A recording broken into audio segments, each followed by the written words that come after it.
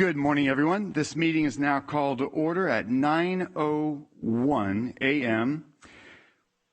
We may now have a moment of silence or silent reflection or silent prayer, please.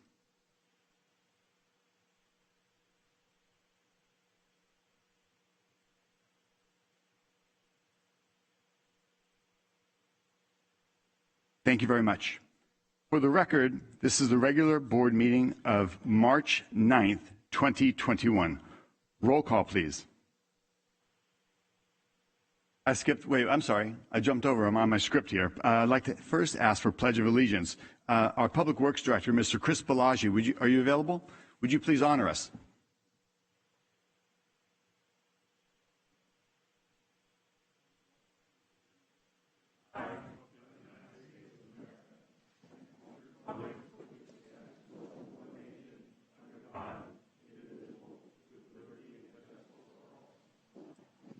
Thank you, Mr. Bellagio.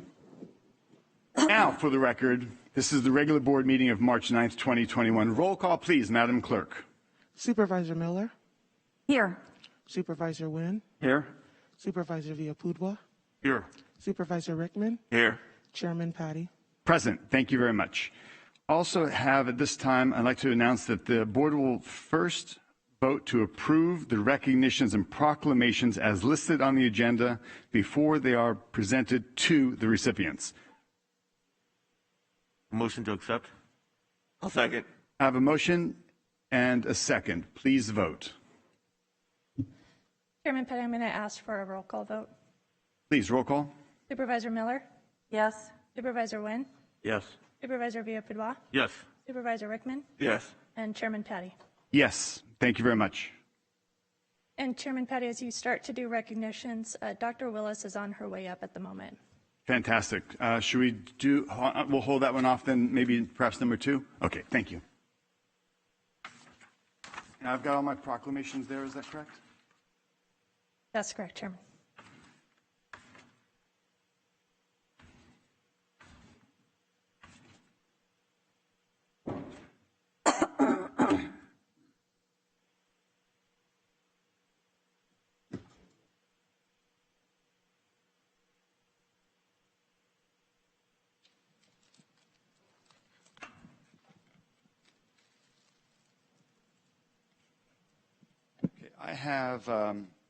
We have somebody here from the Emergency Food Bank here to receive this plaque. Well, thank you. Come on down. Do I have a proclamation script? Okay. Fantastic. Thank you. Well, it gives me great honor, sir, this is San Joaquin Board of Supervisors salutes the Emergency Food Bank for 50 years of service presented on this March 9th of 2021. This is signed, all of the names for all of the supervisors are on here. I'd like to thank you for being here, sir, and of course all the work and the actions that the food bank does on behalf of our county and community. Perhaps you have a few words you could share. I do. Good morning. I'm Dr. Leonard Hansen. I'm the executive director at the food bank. I'm here with my board chair, Steve Morales. And we're very pleased to be recognized for the work we're doing. The work, of course, has been pretty tremendous in the last year or so. We've gone from putting about 15,000 pounds of food a day in the trunk of a car to 32,000 pounds. So that comes out to about 6 million pounds of food that we gave out last year. And we did it all with COVID-19. We've reached out in new ways. For example, we now deliver DoorDash to shut-ins and seniors. We went from 35 as a group to 324 last week who received a DoorDash delivery of food from the food bank. That works with Family Resources and 211. We also do multiple other projects, such as we're working with Abbott Laboratories, in which we're setting up 1,000 diabetes patients through the CMC clinics. And we will be working with them to provide nutrition education and food for them every month. So those are the kind of things we're into, and we're pleased to be recognized. Thank you very much. And thank you. I'd like to turn to some board members, and Supervisor Miller. Thank you. I know this last year has been incredible for the food bank. The need has just been huge in our community, and I want to personally thank you. I know it was difficult. Not only did you have an increase in need, but you were unable to utilize a tremendous number of your best volunteers who are retired folks and were being told to stay home. So thank you for your nimbleness in being able to continue responding to the public. Thank you for all that you've done this last year. It has made a huge impact in a very positive way on folks who never thought they would be in a line at the food bank. And you and your team have treated them all with dignity and respect and really helped a lot of families in San Joaquin. So thank you very, very much. Supervisor Villapudua. Yes, sir. Really want to thank you for everything you've done, especially during the pandemic. You've stepped up and you've helped a lot of people. So thanks for you and your staff, and we really appreciate it. Supervisor Wynn. Thank you, Mr. Chair. Being a weekly volunteer for 2 food banks, I've seen firsthand, as you have, the impact that this COVID has had on our communities. And what is surprising is, especially in delivering food to individuals around the county, is that oftentimes you go into neighborhoods that are very nice with people who have fairly new cars. So it just doesn't affect our disadvantage. It affects everyone. And so what you're doing is fantastic, certainly desperately needed. And I want to thank you and certainly the volunteers, which are really the key to the success of these operations, for their diligence and commitment, because without them, it wouldn't happen. So thank you, and certainly thank all of those on your staff who go out and make things different for people. Supervisor Rickman. Thank you, Chair. Sir, thank you very much, and thank you to your team and to the countless volunteers. It's helped over the last year, and I know I've seen firsthand in South County the great work that you have done, and I can tell you that our community here in San Joaquin County is blessed to have you guys. So again, thank you for all you guys do, and God bless you guys. I would just say that I've had a chance with Supervisor Villapudua to be at a couple of events and help pass out food, and the magnitude, the machinery, the mechanism that you guys have put in place to help so many, whether special events or on a regular basis, it's remarkable, and we have our gratitude to you and the team, the staff, your board, and all of the many volunteers. We thank you very much. And here's a plaque, sir.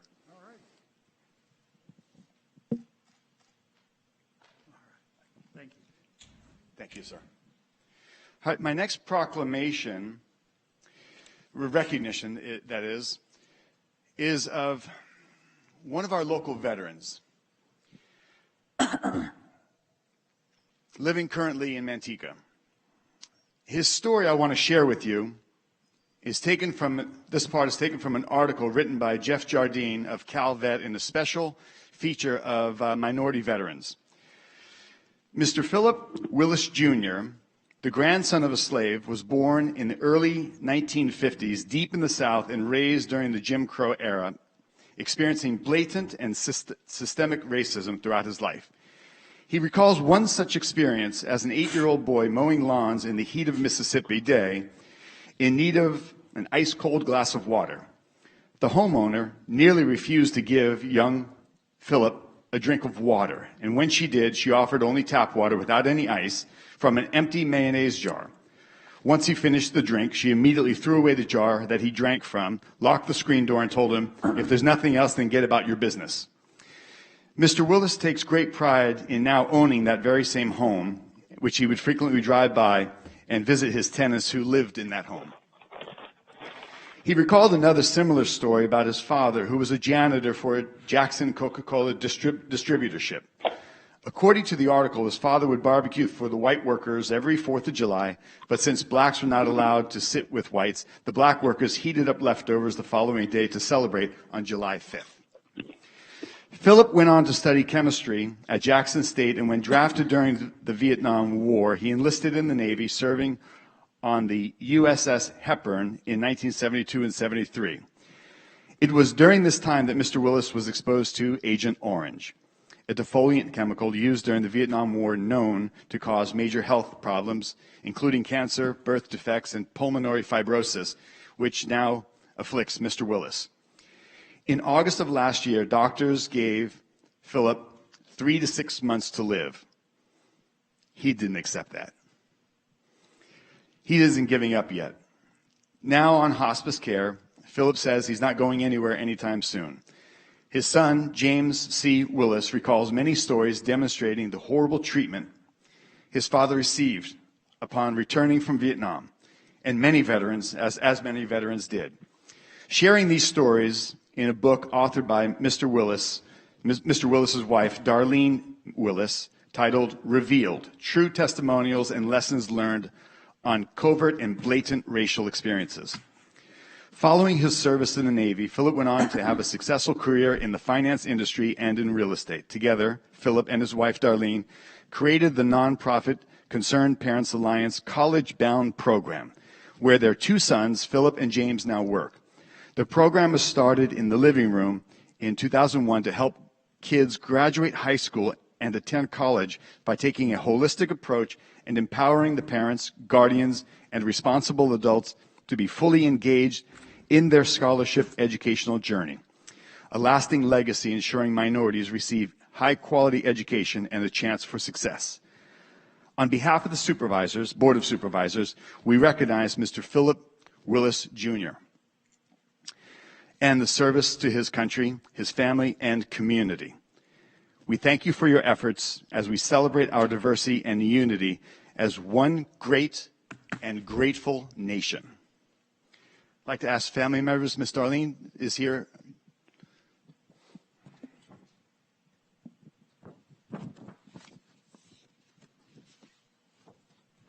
This is a proclamation signed by the board to Mr. Philip Willis, Jr., being a Navy veteran and San Joaquin County community member who successfully overcame challenges while demonstrating compassion and leadership throughout his life. We thank you for your service to your country and your community and encouraging our residents to continue celebrating our diverse history and culture in San Joaquin County.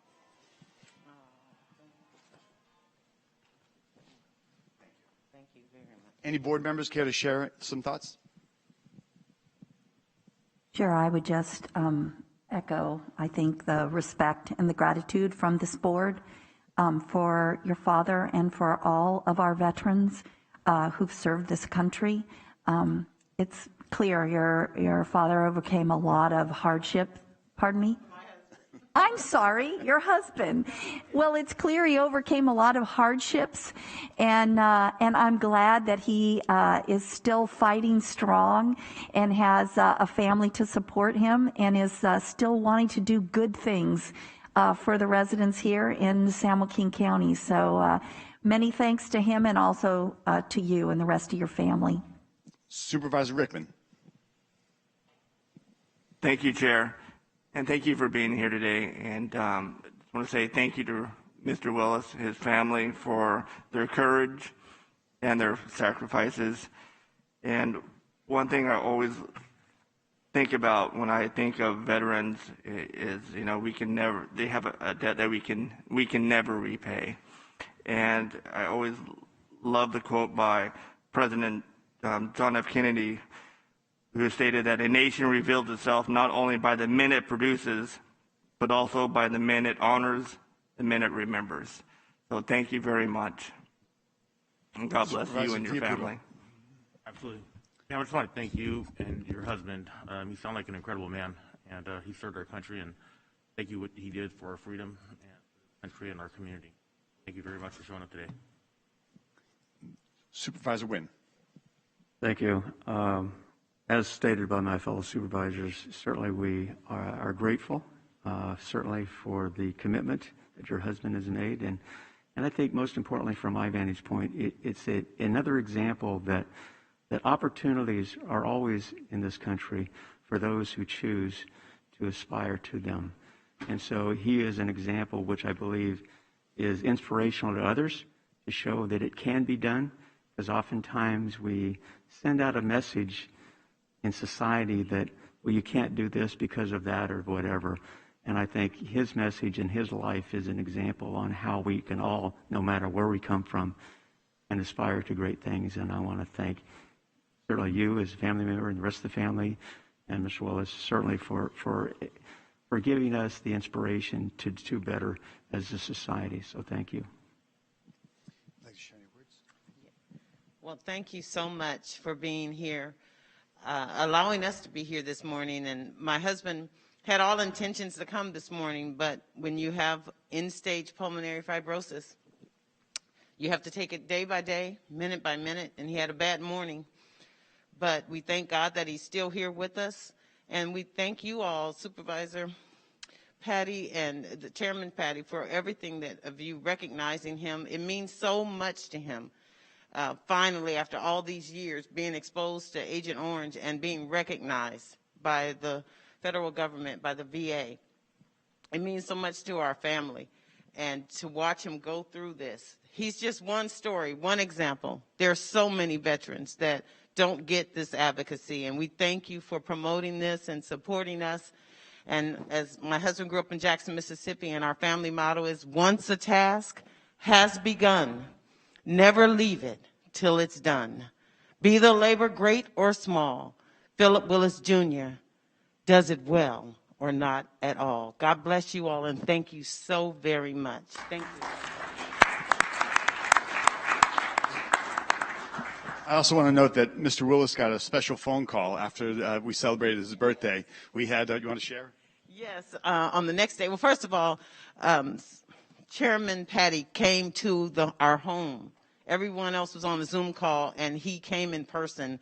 And Philip will never, ever forget that. His day, he just celebrated 71 years of life. And we've been married 35 years, going on 34 years. And it's just amazing to see that he would go over and beyond to support Philip. We appreciate it. And then not only did he come to the home, but the next day, my husband received a phone call from Mike Tyson. And we couldn't believe it. And he was just saying how good God is and how he just went over and beyond to thank my husband for his service, as well as Congressman Josh Harder, and it's just state assembly members. And we just cannot thank you enough. And Colleen and Corey Stewart, thank you all so very much for supporting my husband. We love San Joaquin County. We will continue to be active here, and whatever we can do in return, we will do it. Thank you again. Thank you, Darlene. Thank you so much. I think it's really a testament of how proud we could be in San Joaquin County of how we reach out to our community. Thank you. All right, our next proclamation is a Women's Day proclamation. I'd like to read this. Whereas during International Women's Day, we celebrate the countless women whose courage and resolve have contributed to the character and success of our nation and the entire world. And whereas the equal opportunity of women in every facet of life, daily life, is an essential feature of a free and prosperous society. And whereas throughout our history, women have dedicated their lives to achieving equal rights for all Americans. They envisioned a society where women could pursue a formal education, start a business, serve in the military, or run for an elected office. And whereas we honor women who have fought for equality and against the status quo and who have broken the bonds of discrimination, partiality, and injustice for the benefit of all. These women created a legacy that continues to inspire generations of women to live with confidence, to have positive impact on their communities, and to improve our world every single day. And whereas we celebrate all American women, past and present, who have inspired and empowered today's women to advocate for their beliefs and pursue their dreams without hesitation. And we recognize women who continue to strengthen our families, communities, and workforce. Our future is brighter because of their contributions. Now, therefore, be it resolved that this San Joaquin County Board of Supervisors does hereby proclaim March 8th, 2021 as International Women's Day. in San Joaquin County and encourage our citizens to observe this day and to celebrate with appropriate programs, ceremonies, and activities. This is presented on this 9th day of March 2021. This is a proclamation signed by all of the board. Do we have a recipient here? We have several. Well, come on down. And I believe we have a live mic if you should care to speak. Thank you so much.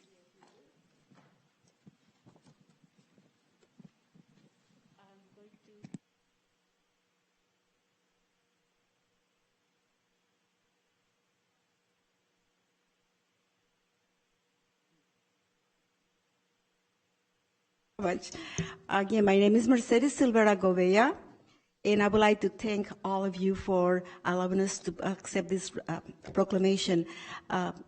Supervisor Rickman, thank you. Supervisor Villapudia, thank you. Chair Patty, thank you so much. And Mr. Wen, thank you. And of course, our dear Kathy Miller, thank you.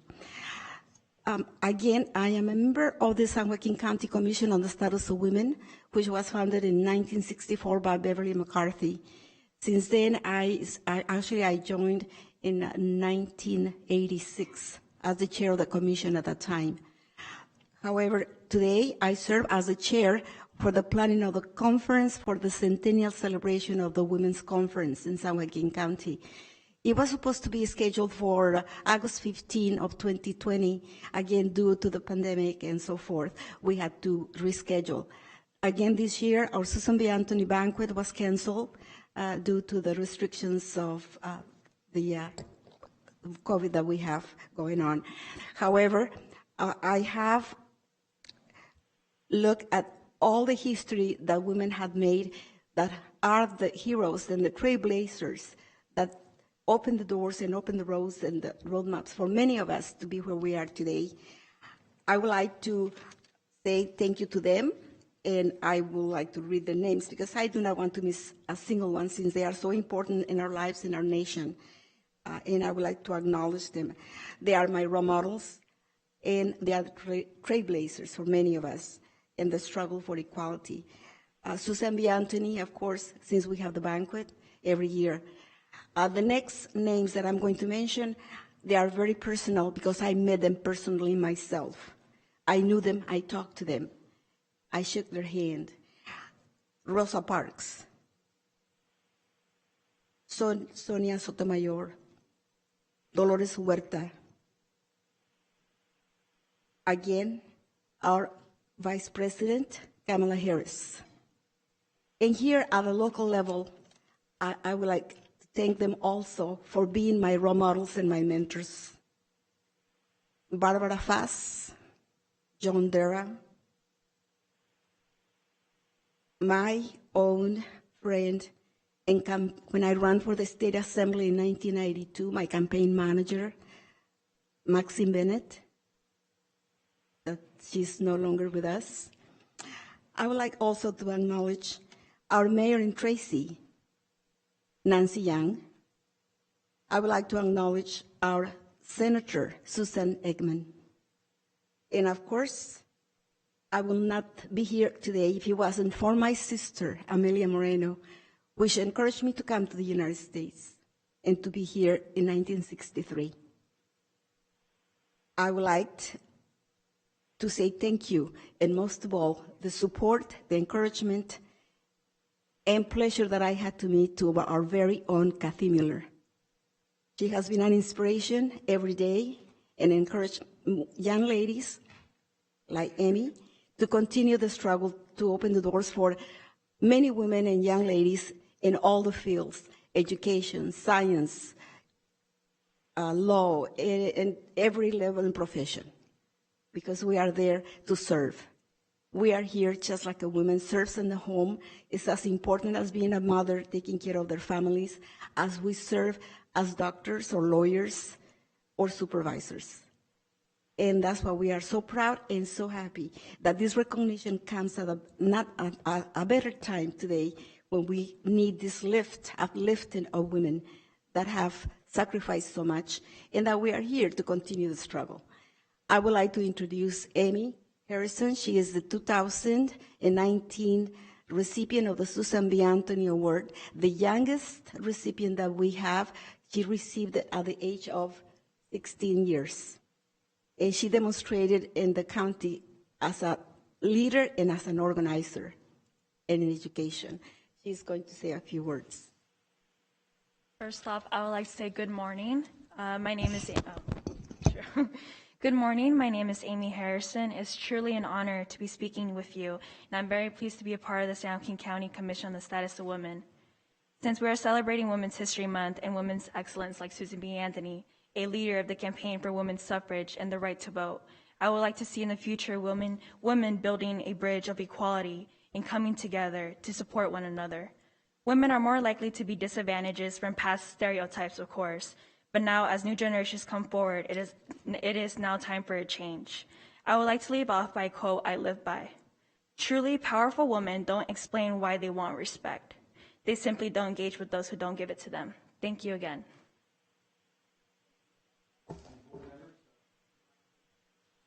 Thank you, Chair. Thank you, Amy. Thank you, Mercedes, for being here today. And I know, Amy, you're awesome. We've worked together on several different functions in Tracy. So keep up the great work. I expect great things from you, and I know I will see it. And I just want to also give a shout out to the Tracy's Women's Club. I know Mercedes mentioned some of the different clubs, and Tracy Women's Club in Tracy will be celebrating their 100th anniversary this year, and I believe you, Chair, are going to be recognizing later on this year. And I'm a proud dad of two strong-willed, compassionate young ladies at home, and I just want to say hello, Alice and Grace, and to my wife, Karen, love you, and just everybody celebrate the women in your life. So thank you, Chair, and thank you both for being here again. Supervisor Villapudua. Thank you, Chair. Well, ladies, I want to thank you so much for showing up today and speaking on behalf of the women in leadership, especially in the history of our great country. You guys are doing amazing work. Really proud of the women we have in San Joaquin County. Recently, Supervisor Miller and I, we started a committee on the behalf of women in San Joaquin County, and I can tell you that I'm very proud that we are working together to acknowledge all the hard work they do and to make sure they have the proper opportunity and to excel in this county and everywhere else. So thank you for everything here today, and thank you, Chair Petty. Supervisor Wynn. Thank you. I've had the opportunity to work for a number of years in different positions with a variety of women in very high-level positions, and I would say that it's always been a pleasure, certainly for their contributions and leadership. I serve with Nancy Young, Mary Young, in regards to a committee in Sacramento, and I've always enjoyed her comments and certainly her leadership in that particular forum, which includes 5 other counties. Also, having worked with Supervisor Miller for the last 6 years, I found it just to be an extreme pleasure to listen to her comments in regards to her leadership and certainly her position. So she is truly a pillar and an anchor for this board, and I always enjoy listening to her in regards to giving us her insights into the issues that we deal with. So thank Amy, thank you. Thank both of you for presenting, and we certainly celebrate women and their future. Thank you. And as an example of leadership, one of our very strong leaders here in San Joaquin County, Supervisor Miller. Thank you. We're making this proclamation, as you mentioned, in the middle of a year-long celebration of the 100th anniversary of the passage of the 19th Amendment, which gave most women, not all women, but most women, the right to vote in this country.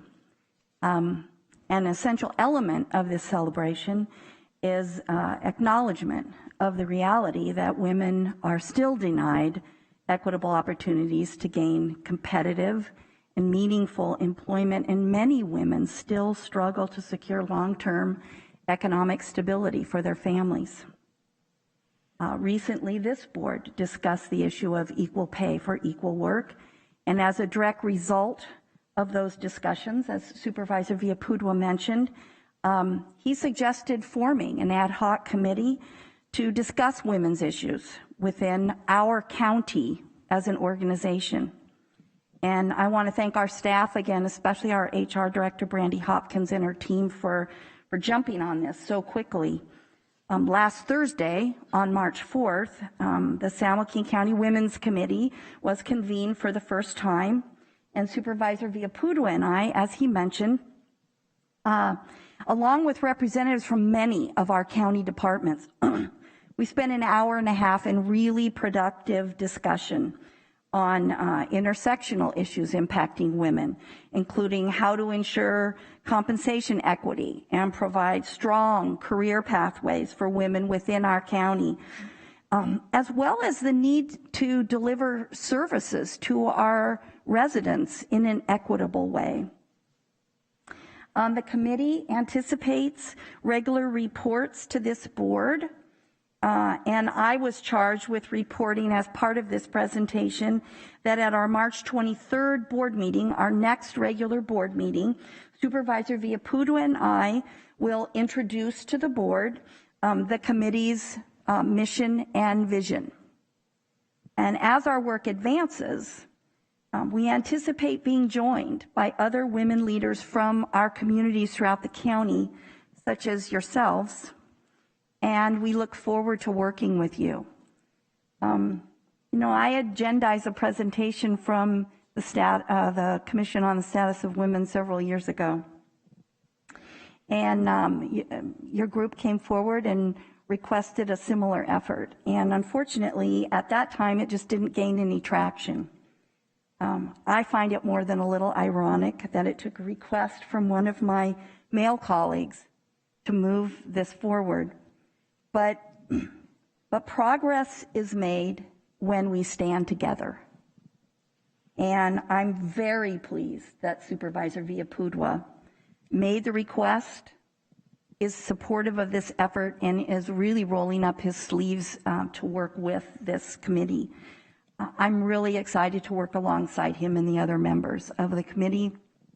I want to thank certainly Mrs. McCarthy. I mean, the decades of commitment she has demonstrated to advancing equitable opportunities for women in this county. Frankly, there is no one else with that's still here today that has that kind of record of service. And she and the members of the commission are really to be commended. People like me and Senator Eggman, we stand on the shoulders of the women who came before us and opened doors. And we take it very personally to continue opening doors for the women who will follow us. So thank you very, very much. We're proud to recognize International Women's Day, and we look forward to continuing the work. In closing, I would just say, as a proud father of a soon-to-be 12-year-old little girl, Mercedes and Amy and the Trailblazers, like Supervisor Miller, and the many of the gals whose names you mentioned, I look forward to her bright future and opportunity, thanks to the work and the community involvement, whether it be on local issues or nationwide and world issues. I'm very grateful. So thank you. Let's take a quick photo of the proclamation, please.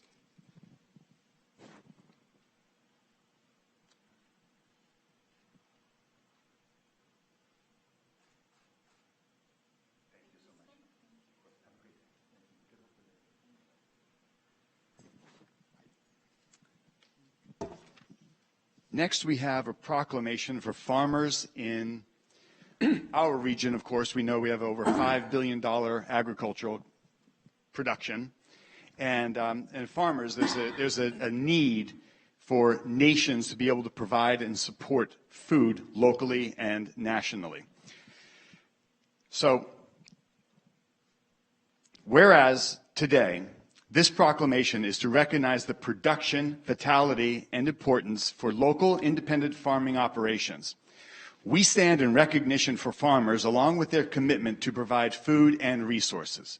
And whereas the agriculture community in India is a main source of livelihood for over 55% of India's population and accounts for approximately 15% of their gross domestic product. And whereas we here in San Joaquin County represent a vibrant and engaged Indian community that cares deeply about a strong relationship between the United States and India based on many shared values. We support the efforts to protect the means of income and nourishment of the communities around the world. And whereas Abraham Lincoln, President, once said that no other human occupation opens so wide a field for the profitable and agreeable combination of labor with cultivated thought as agriculture. Now, therefore, be it resolved, the San Joaquin County Board of Supervisors does hereby proclaim that we are hopeful the government of India will engage productively with the farmers and peaceful demonstrators in favor of agriculture to find common ground and a path forward which all sides can agree to benefit India's agricultural sector. And we stand in unity for farmers locally and globally in regions like Central California, India, and throughout the world. Their voices, our voices, must be heard. I'd like to ask at this time, representing some of the Indian farmers locally and internationally, we've got some guests, Dr. Gasper Gill, Gurmeet Mali, Rex Dutt, Surjit Mali, Atul Kapar, Bikram Dhillon, and Dave Atwal. Come on down, please, and receive this proclamation.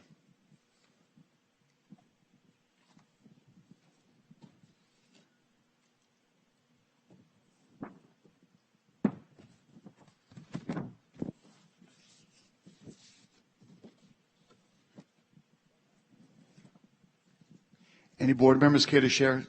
Supervisor Rickman? Thank you, Chair, and thank you all for being here today. And it's our pleasure to stand with you. I know myself and several of my colleagues, wrote letters to the Ambassador Taranjeet Sandhu in support of our farmers. And, I think we all represent a diverse set of farmers, and including, you folks and our Sikh farmers. And we all know the burdens and difficulties California farmers face due to the regulation imposed by our state government. And, we respectfully request, India to listen to the concerns of thousands of farmers in the states of Punjab, Haryana, are heard, and consideration given to the hardships that they may endure as a result of the impacts of, these reforms. So again, thank you very much, and please, we stand with you, and if you need anything, please reach out. God bless you guys. Supervisor Villapudua. Thank you, Chair. Well, gentlemen, I want to thank you for showing up today. Growing up on a farm, my dad was a farmer, and I understand completely what's going on, and it's unfortunate because farmers do so much for their community and the world, that fact. And I support you, and I support India, and if there's anything I can do, please let me know. I'd love to help. Thank you. Supervisor Miller. Thank you. My mother's family still farms over in the Watsonville area, so I grew up with farmers in my family as well. And the entire board is pleased to support this proclamation today, and we encourage you to continue your advocacy on behalf of your community. And I hope you know that this board stands in complete support of our agricultural industry here in San Joaquin County. Thank you. Supervisor Wynn. Thank you, Mr. Chair. As my fellow supervisor said, we are in total agreement in regards to farmers internationally. We know directly, based upon our farming community, that the tremendous benefit they provide, not only with the food, probably our entire nation, and we do export around the world, but more importantly, economically, they are the engine that drives this county. So we support farmers internationally, certainly with what they do, because obviously without them we wouldn't exist. More importantly, we hope that this particular issue can be resolved for the betterment of the entire world, because obviously India doesn't just produce for their own country. So again, thank you for your involvement. Thank you, Supervisor. And I would just last say, if anybody has a word or two to say, please step up to the microphone. We appreciate that. Good morning, County Board, I really appreciate, and especially Chairman Patty and all of you, thank you very much for recognizing the struggle of between 500,000 to 600,000 small farmers camped outside for over 100 days outside India, where the government will not even let them enter New Delhi, the capital of India. This is the law that has been passed by the Indian government is basically going to take away the right of small farmers and hand it over to oligarchs, politicians, and large corporations. They will basically have the right to take away the land of farmers and farm themselves. So thank you very much. We really appreciate your help, and hopefully the outcry overseas will make the Indian government see the folly of its ways. Thank you very much. And thank you. As we all know, without agriculture, we have no sustainable life. So we thank you all for the risk you take as farmers. That is the most problematic and challenging endeavor you never know what the crop or the yield will be and the market values, but yet farmers every single day forge forward to provide nutrition and resources to their community, and we thank you all. Please come up here for a quick photo.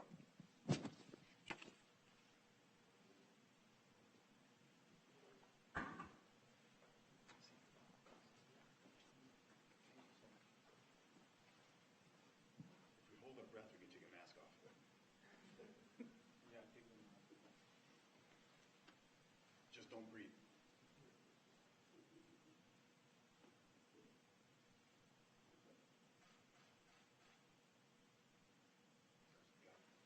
Thank you all.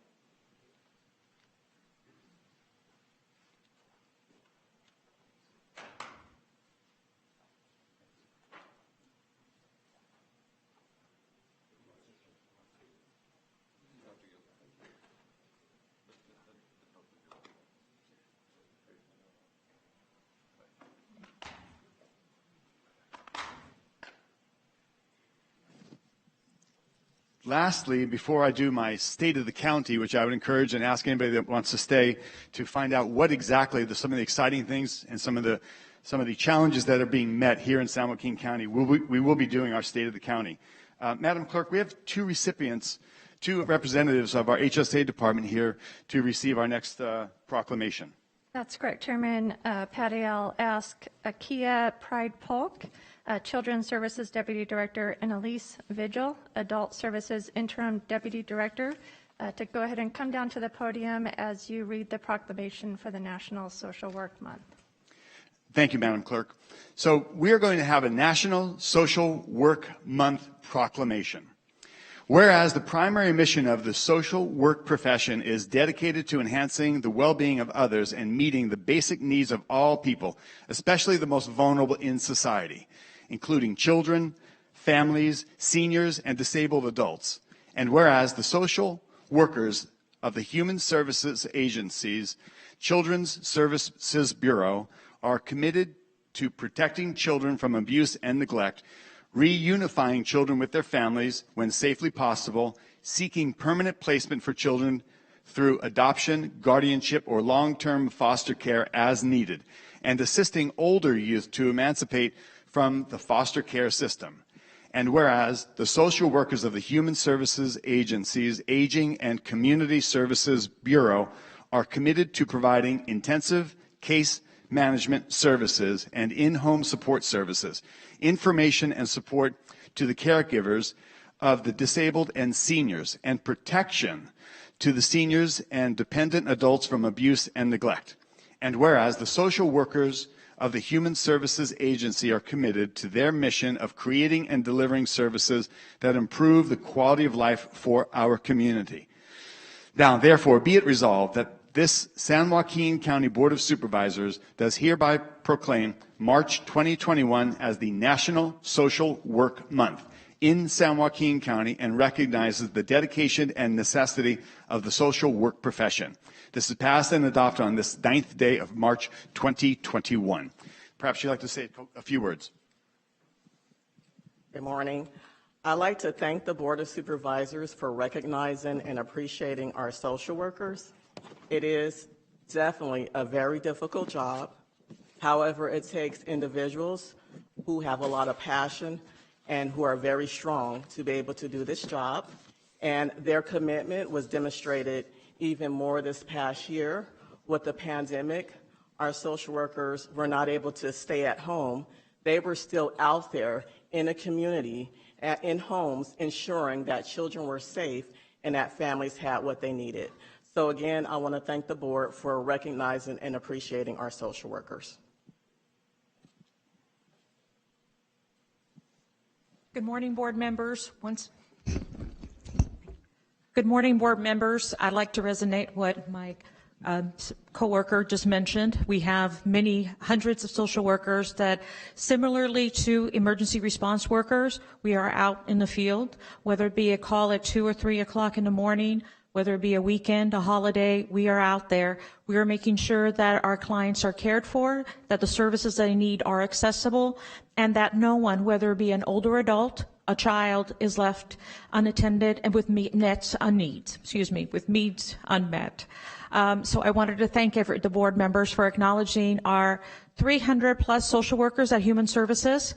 As we stated earlier, there is no pandemic, in the sense that we are continuing to do the work, and we couldn't do that with the dedicated and caring staff that we have. Thank you. And thank you. Supervisor Wynn, care to say a few words? Yes, I would agree that social work is extremely hard and challenging, and certainly appreciate the efforts of going out and making sure that these children and adults are being taken care of. So without your involvement, who knows what would have happened. But more importantly, on a daily basis, even without the pandemic, I know how hard it is for staff to deal with a constant stream of individuals who are desperately in need of our assistance. And certainly what all you do is certainly mitigate that and hopefully change lives by virtue of your actions. So for me, and I'm sure for the rest of the board, thank you for all that you've done and the critical job that you fill in our county. Thank you. Supervisor Miller. Thank you. You know, nobody goes into social work to make a lot of money as a career.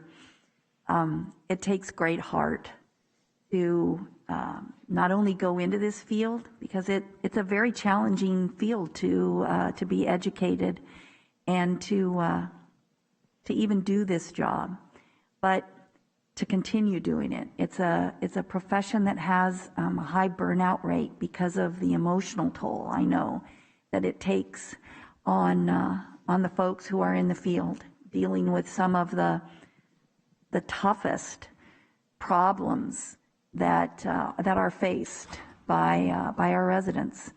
And I personally, I'm in awe of the work that our team continued to do over the last year in the face of COVID. It took a huge amount of courage and dedication to do it, to go out there every day, continue going into the homes, coming home, showering before you came in the house because you were afraid of exposing your own family. The sacrifices were just huge. So it is just a small token of our respect, this proclamation, but it comes from our hearts. So thank you, and please extend those thanks to your whole team for the job they do. Supervisor Rickman. Thank you, Chair, and thank you both for being here today. Thank you to the Human Services Department and our social workers for affecting positive change, change that I have seen firsthand, especially in my other career. And you all are essential to our community's well-being. So again, thank you for protecting our most vulnerable population, especially our children and our seniors. So thank you, and God bless you all. Supervisor Villapudua. Thank you, Chair. I'd just like to thank you for coming today, and thank you, Chair, for acknowledging what wonderful work you guys do. Director Woods and your team, your staff, the 300 workers, it's amazing what you do for people in need, seniors, children, families who are in need of healthcare workers. It's a tough, tough job, and you guys handled it very well. Thank you for everything you do for our community. I know you stand here representing the hundreds in your department that you work and serve. We serve and represent the hundreds of thousands here in San Joaquin County, and we're grateful for you and all that you give. Director Woods. Good morning, Chair Patty, members of the board. I'd be remiss if I didn't come up here and one, thank the board for recognizing social workers in San Joaquin County and proclaiming March 2021 as National Social Work Month. But also I want to thank the HSA team. We have fantastic staff at HSA who work very hard and work diligently throughout the pandemic. And really I wanted to thank my representatives here of the social work profession. Both Akia and Elise started their careers as social workers. They hold advanced degrees in social work and now are a part of my leadership team at HSA and are excellent ambassadors and representatives of the social work profession. So just wanted to thank them and thank this board. Thank you. Please come forward for the proclamation.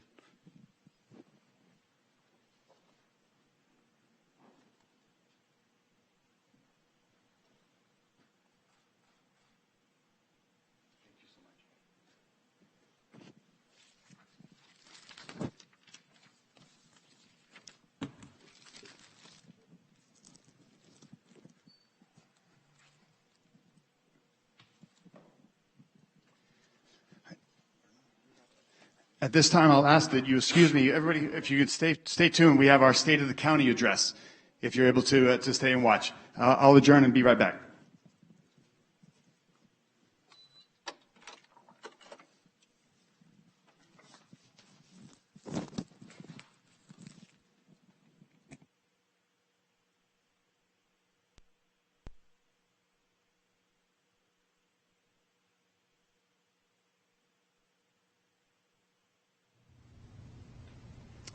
Welcome. I'm Tom Patty, current chairman at the San Joaquin County Board of Supervisors. As I was preparing this year's State of the County address, I was struck by the enormity of the challenges we faced in the past 12 months. Just a year ago, we could never have anticipated that the greatest collective challenge of our generation was just around the corner, or that it would upend each of our lives in so many different ways. But most of all, I was struck and incredibly humbled by how we, as a community, have come together with fortitude to find new ways to work together towards a common goal and to pursue the best actions possible on behalf of the public that we serve. Today, I share the state of the county in the spirit of gratitude and hope.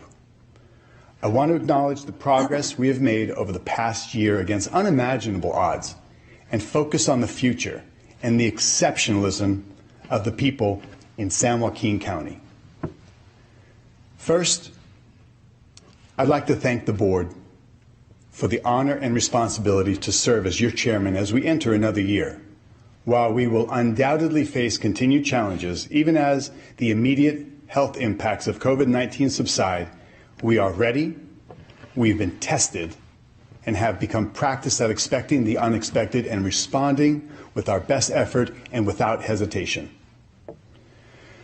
Throughout the county, our employees are dedicated to addressing the COVID pandemic-related issues while remaining focused on running a local government and its myriad of services. It's a serious responsibility to remain relentlessly focused on our priorities: fiscal responsibility, good governance, public safety, economic growth, and protecting our water resources. And it's even harder due to remote work, caring for family members, and educating children at home. But we've risen to the occasion. As we move forward, we are resolved to continue working hard to deliver on our priorities while also facing head-on the impacts of this pandemic. The small businesses and the associated jobs that were hit hard by shutdowns, providing services for isolated seniors and those with disabilities. Let's finding dignified housing for our homeless veterans, vaccinating essential workers, educators, and vulnerable populations, and soon enough, everyone else. Getting our kids back to school, playing sports, dance, and theater. This is a particular concern, as statistically, for every year of school missed, 10% of future earnings are lost. This is not something we can accept for our children or for our grandchildren. I know we will prevail because of what we've already shown we can do. Today, I want to touch on a few highlights in San Joaquin County's COVID response. We were the first county in the state to receive funding from the California Department of Food and Agriculture to participate in the Housing for the Harvest, a new program to provide temporary housing for agricultural workers and food processing employees to self-isolate safely and comfortably if they were COVID positive or if they had been exposed. We launched 2 grant programs for small businesses and family assistance. And by the way, we are looking at how we can do more. Currently, we have small business grants, a $10 million program to provide financial assistance to small businesses to address the expenses for rents and lease and mortgages, utilities, and PPE. Last year, we distributed approximately $7.7 million to businesses through this program alone. Family COVID grants, a $5 million program providing financial assistance to individuals and families who were financially harmed by the pandemic and are struggling to make rent or pay their mortgage, and even to cover their utility costs. In this county, our fiscal responsibility. Even during a year of economic uncertainty and hardship, we maintained a sharp focus on principle of fiscal health. While many counties passed through prior year budgets, we completed our 2021 budget process with the same commitment and focus as we always have. While there will be continued fiscal impacts from COVID, we did our best to maintain a solid foundation in a transparent and accountable manner. I am happy to report that we also have 90% of our labor agreements in contract over the next 24 months. And we're working on taking care of our nurses so that our frontline healthcare providers, whom are dedicated to the county, stay at our county medical center. Public safety. Strengthening public safety has always been a priority in San Joaquin County and remained paramount during this crisis. The Family Justice Center, created by District Attorney Tori Verber-Salazar and Suzanne Schultz, is a unique one-stop location for victims of family crimes to access the outstanding service providers within our community. A deputy DA from the Family Crimes Unit is available Monday through Friday to assist victims and witnesses with their cases and to assist law enforcement and other DA staff with issues that arise. Just in the past year, 2,787 victims found hope and healing through this vital program, which includes partnerships with Child Abuse Prevention Council, Women and Children's Services, Human Trafficking Recovery, a Comeback Kids program, and also health and nutrition classes. At the San Joaquin County Jail, Sheriff Withrow and his team are beginning to reinstitute educational, rehabilitative, and vocational programs provided by independent vendors, county employees, San Joaquin County Office of Education, community-based organizations, and over 150 volunteers. Plans are also underway to implement programs that certify individuals in fiber optic and other wiring skills and train them in landscaping and small engine repair. The Sheriff's Office purchased a forklift simulator to teach incarcerated individuals the skills to acquire certification for forklift warehouse work, and they identified funding to purchase a truck driving simulator, as well as partnering with local truck driving schools to help with licensing requirements and job placement. Our probation department continues to do groundbreaking work. Probation Chief Steve Jackson and his team, along with predecessor Stephanie James, advanced collaborative courts, an evidence-based approach which establishes a court team that works probation, parole, community-based organizations, service agencies, and other county agencies. This community collaborative creates access to substance abuse and mental health treatment, along with a myriad of additional agencies that provide academic and vocational programming, social services for offenders and their families, housing resources, and other resources needed for a successful reentry into our community. Let's cut recidivism. How about economic development? We are focusing on economic growth that may seem counterintuitive when we are reeling from job loss and economic fallout, but we must stay focused on our working class jobs. Growth requires constant attention, and our economic development department hasn't missed a beat. Even while facing the economic challenges of 2020, economic development secured more than $2.6 million to accomplish the following: operating a summer training and employment program for students with disabilities, administer a workforce accelerator fund to assist 50 homeless individuals with education, training, workshops, and supportive services, addressing multiple barriers that English language learners may experience as they increase their English language proficiency and move towards creating a career pathway, completing the National Dislocated Worker, Trade, and Economic Transition Program that provided services to 150 participants affected by trade changes, serving 35 participants through prison to employment training.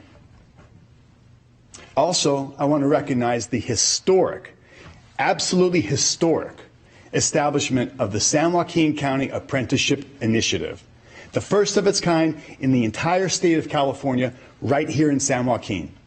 Between the State Labor and Workforce Development Agency, San Joaquin County's Workforce Development Board, and the Board of Supervisors, we all focused on development of talent in difficult-to-recruit classifications. The county's high school apprentice program, also the first in California's history. This is underway and is making great strides. I'd like to note that San Joaquin County is a fair and equitable employer. Approximately 66% of our employees are female and 33% male. Our workforce embraces ethnic diversity with 63% indicating ethnic minority and 37% as Caucasian. On top of that, we assure fair and equal pay to all. Let's talk about our county airport. In the past year, Stockton Airport procured over $7.1 million in airport improvement program grant funds from the FAA. These grants were 100% funded with no local match for airport improvement and rehabilitation. The airport also received an FAA CARES grant for $20 million to be used for operations, maintenance, and project improvements. Additionally, the county signed a lease with Amazon for the construction of a new facility located on the airport that can add additional aircraft operations at the airport and much-needed jobs for this region. Airport 599. We're also proud to report that in 2021 is the year this long-planned Airport 599 project comes to fruition, which was approved by the board this last October. Phase 1 of this project will include construction of a new infrastructure and approximately 2.4 million square feet of industrial space. Ultimately, when complete, the project will construct approximately 3.5 million square feet of light industrial and warehouse building space. Catellus is currently developing infrastructure plans to submit for permits in the second quarter of 2021. Construction is anticipated to be underway later this summer. The public-private partnership is projected to generate 2,000 to 5,000 jobs and millions in project revenue to the county general fund. Another concern for all of us, homelessness. This year, San Joaquin County received critical financing from the State Veterans Housing and Homeless Prevention Funds and Low-Income Housing Tax Credits to begin the construction of Victory Gardens, a set and established for homeless veterans. This is a 7-acre community that will offer 49 units of exceptionally affordable housing. Homeless emergency aid program will provide one-time state funding, $7.1 million awarded to San Joaquin County Continuum of Care. As a result, we at the county, in partnership with our cities, will make sure that we are properly addressing our homeless population and the quality of life for those in need of help and those affected by these public health and safety issues. Project Roomkey is an emergency housing program for individuals at higher risk of contracting COVID. We used approximately $3 million in CARES Act funding. The project provides safe isolation housing in 2 motels for approximately 100 elderly and vulnerable individuals. Homeless housing, assistance, and prevention is the largest single source of homelessness funding ever allocated to our region at over $12 million. San Joaquin County and the City of Stockton each receive separate allocations and are collaborating on a local process to determine projects for funding. Successful projects and programs will spread across our county, and plans include shelters, navigation centers, rental assistance, and how to prevent homelessness, and programs to address youth homelessness. We have a VA hospital, and plans are being built as we speak, right here in San Joaquin County at the Veterans Administration community-based outpatient clinic. It's right now underway.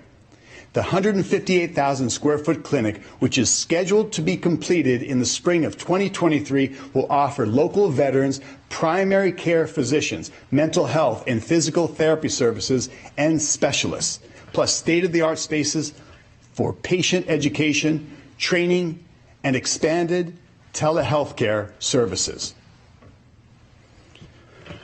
Water. As a caretaker of our magnificent San Joaquin Delta and our robust agricultural production, we are responsible for sustainable water solutions that will protect now and into the future. That means advocating for our share of over $75 million in state budgeted money to improve system-wide levees and flood protection, and another $60 million for sustainable groundwater projects in critically overdrafted water basins. It also means working with our partners in the Delta Counties Coalition and our statewide allies to oppose any proposed tunnel plan that will create irreversible harm to our cities and counties within this Delta region. And instead, we will concentrate on alternatives that will reduce reliance on the Delta, protect the Delta's fragile ecosystem, and produce more water for California and secure water supply safely and reliably. I want to thank our Public Works Department for their participation in the adoption of the Integrated Regional Water Management Plan, updated, which will provide a roadmap for future water resource management decisions and allow the region to receive $6.5 million in state grant funding to support water management projects, including those that will benefit disadvantaged communities. I want to wrap up again by saying thank you to each and every one of you and our entire community.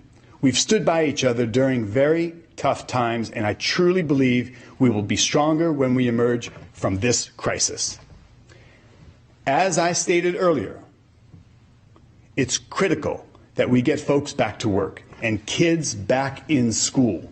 A key step in that process is to stop the transmission of this virus and the vulnerable populations, and to protect essential workers, including our teachers. To date, over 140,000 vaccinations have been administered to San Joaquin County residents. Soon, when we see businesses reopening, jobs making a comeback, kids getting permanently back in the classroom and playing sports, having social events, local fundraisers, and worship activities, plus family and friend gatherings, we will all have a reason to celebrate. Please continue with your COVID testing, wearing a mask as needed, getting signed up for a vaccine as desired, and practice good health and safety protocols. Together, we will prevail because we are resilient, we are hardworking, and a community of support and opportunity. We are San Joaquin County strong.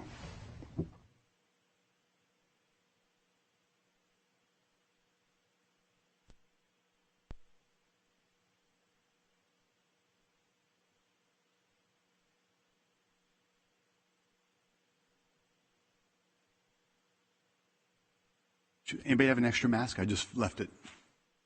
I like it.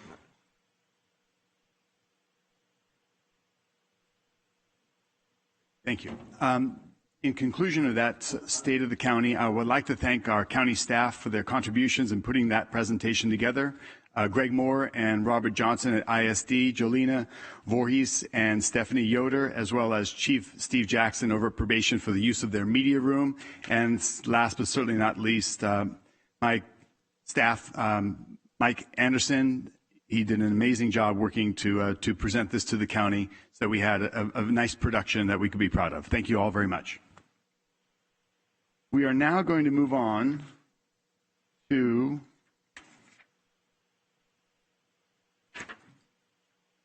our public comments. Now is the time for public comments on matters within the jurisdiction of the Board of Supervisors that are not listed on the agenda, and any matters listed on the minutes, appointments, consent agenda, or closed session. Public comments are limited to 250 words or less. They may be submitted by sending an email to the sjpubliccomments@sjgov.org. With regard to public comment, the law strictly limits the ability of board members to discuss matters not on the agenda, so this is not an appropriate time to have a discussion with the board regarding your comments. We ask that you refrain from personal attacks during your comments. Comments from the public may not reflect the viewpoint of the Board of Supervisors. Madam Clerk, do we have comments to read today? Thank you, Chairman Patty. Yes, we do have several comments to read today. These also include comments related to the In-Home Supportive Services Public Authority meeting, which we will be calling later this morning, and I'll go ahead and read those now as well. The first comment is submitted by Vanessa Mays, an RN, a San Joaquin General Hospital employee for 18 years, who writes, "Myself and my coworkers have worked tirelessly through this pandemic, working short-staffed, trying to keep our patients safe in an environment where there are too many patients, not enough of our own staff, too many travelers, and not enough leadership. The trauma we have endured while working through this pandemic has no doubt affected each of us mentally and emotionally. We will not heal from what we have experienced for years to come. I urge this board to stop allowing San Joaquin General Hospital to spend millions of taxpayer dollars on traveler nurses and strike replacement nurses and put that money back into the hardworking nurses of San Joaquin County. Let's make our wages competitive with surrounding hospitals so we can retain the nurses that we work so hard to train, and so our patients can benefit from the care of experienced nurses instead of nurses who only work for 6 to 12 months or travelers. Let's make 2021 the year that we stop the hemorrhaging of nurses from the county. You have the power to stop the fighting against our nurses and work with them to recognize the hard work they do and show them they are an asset to the health of our patients and community.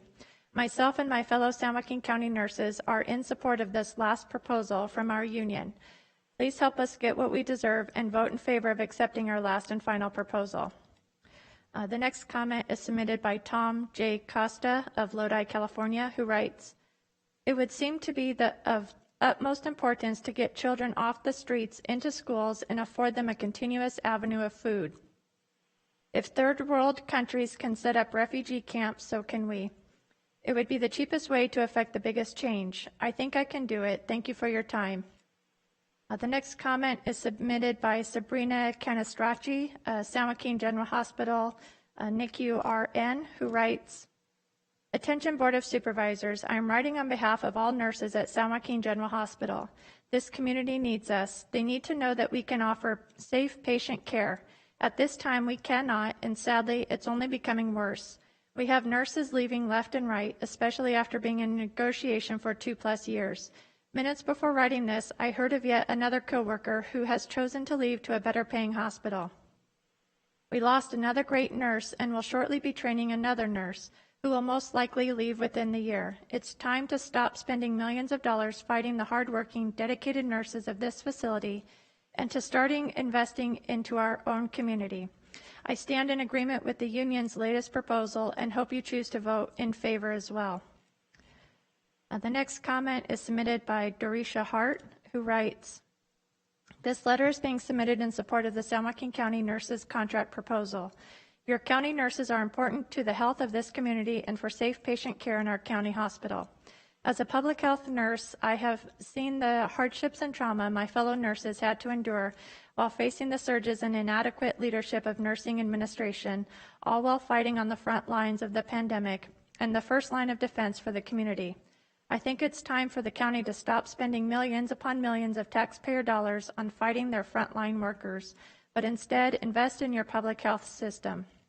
The county has lost 151 dedicated and strong nurses in 2020 alone. I have faith in you that you will do the right thing. You have the power to stop this bleeding of nurses and the power to end this fight against your nurses. Myself and my coworkers are in support of the union's last proposal, and we ask the board to vote in favor of this proposal as well. The next comment is by Surjeet, who writes, I have worked 34 years with San Joaquin County. It's so hard to train new nurses and see them leave within 6 months. It's truly draining. I hope San Joaquin County administrators will consider our contract. All we are asking for a competitive contract to the area hospitals, so hospital can keep the trained nurses for our patients. Then hospital will not need travel nurses. The next comment is submitted by Vanessa Simons, an RN ready for a resolution, who writes, I urge you with a heart and mind wide open to settle our contract. It has been a long 2 years without a contract, lots of highs and lows, lots of feeling underappreciated and overwhelmed. COVID has come and flipped our world upside down. Day in and day out, we fight and claw to provide safe, compassionate, and exceptional care to our patients. We want to be able to keep good, strong, invested nurses in our community. Our core staff is dwindling, and I fear without a strong economic package, our last remaining experienced nurses will also leave. When I started in our ICU 8 years ago, all the nurses had 20 to 30 years of experience. Now, on average, we have 2 to 3, with a handful between 8 to 15 years. We need that experience back, which only comes with better contracts. Please come to the table and settle our contract. The next comment is submitted by Cynthia, who writes, I am an ER nurse at San Joaquin General Hospital. The nurses of San Joaquin County deserve a fair contract. We are losing nurses faster than we can train them. Nurses don't want to stay where travel nurses are more valued than they are. We are tired of working with strangers that don't care about our community. We need to be competitive, and we need a contract now. Step up, BOS, and make it happen, because we don't want to strike again. We deserve your help and a fair contract. The next comment is submitted by Fazia Richmond, an RN, who writes, we nurses have been without a contract on 2.5 years. During these tireless times, we nurses have given all we have to take care of our patients, working long hours and doing our best with limited resources. Today, we are again asking that you give us a fair contract. This is something that we have been asking for the past 2 years. As a reminder, we have lost so many great nurses. There were nurses that stayed with us between 1 to 3 years. I don't need to talk about the number of nurses we have lost. If you don't have the data, then I suggest you ask Human Resources. What I can tell you is that the nurses we lost were passionate, loved what they did, but simply refused to jeopardize their licenses working under unsafe conditions. These were nurses that the county hired and we trained, and we continue to train. As I write this, we again have a new bunch of new nurses that were hired and are going through orientation. The reason I bring this up is hiring new nurses, travelers, and registry nurses is not the solution to the problem. The solution is to appreciate the ones that have been there for decades and give the new ones an incentive to stay with us. Being a part of the negotiating team and speaking on behalf of my fellow nurses, we are furious and beyond disgusted with how long this is taking. The county nurses ask that we come to a resolution soon. I think collectively we can come to an agreement and put an end to the issue. I will tell you what we want. We want a fair contract. Being part of the union, I support my union. If it wasn't for the union, I wouldn't be here speaking on behalf of my coworkers. All I ask is that you accept the union's proposal. The next comment is submitted by Suma, who writes, I have been working for San Joaquin General Hospital for 18 years and I love to work in this institution as I love what I do for the community. During these years, I have noticed that many young nurses come and leave in a few months due to low wages. It is very sad when I hear the reason from the nurses who leave, as they love to work in San Joaquin General Hospital, but due to low wages, they leave where they are being paid very well. Because of this same reason, it is forcing me to think to work where I will be paid well for what I deserve. We are in the front line working hard, and at least you should consider that we are risking our lives to take care of the community. One day we might be taking care of you, then you might appreciate our value, hoping to get a good contract that we deserve. The next comment is submitted by Gus Landa, who writes, I am writing in support of the county nurses obtaining a fair and competitive new contract. We taxpayers can't afford to continue with the current situation, losing nurses to other better paying hospitals in the region and having the need to constantly relying on temporarily expensive nurse travelers. We owe it to our dedicated nurses who have and continue to take care of our community as equitable contract. The next comment is anonymous, who writes, I finally feel like someone on the board has listened to our concerns as nurses, and so thankful to have the contract came to the board for approval. I am really hoping that board approves this contract so we can retain our nurses at county and not to waste the taxpayer dollars on travelers. Now the board has the power to approve it. Please listen to the citizens. I have been working as a RN at county for 7 years and really value the work I do. I also have a second job where I make almost double the money I make here per hour. We are really behind on wages here compared to the competitors, so it's really sad to see nurses coming and leave for better benefits. Please, please, thanks. The next comment is submitted by Karen Campbell, an RN, BSN, and PHN, who writes, I am writing today to address my concerns over the contract for RNs at San Joaquin General Hospital and urge the board to do what is in the best interest of the people of our San Joaquin County community. It has been a year since COVID-19 took over our lives and jobs, and another year before that our nurses have been pleading for a fair contract. The lack of resources, uncertainty, and turnover have tested the endurance of all of our nurses, and we are tired. Not tired of taking care of our patients, we show up for them day after day, short-staffed because nurses are leaving county in record numbers, but tired of battling the front lines of a pandemic while also battling our own administration. We do not feel that we are being heard. We see our administrators telling us what they can't do for us, and then we see them throwing away millions on short-term fixes instead of investing in long-term solutions. We are the front line. We are here 24 hours a day, 365 days a year. We don't hide in offices Monday through Friday from 9 to 5. When 80% of our nurses vote no confidence in their nurse leader, this has to be addressed. We know that we need and how to fix it. We need a fair contract and one that allows us to recruit and retain nurses who will be working the front lines for years to come.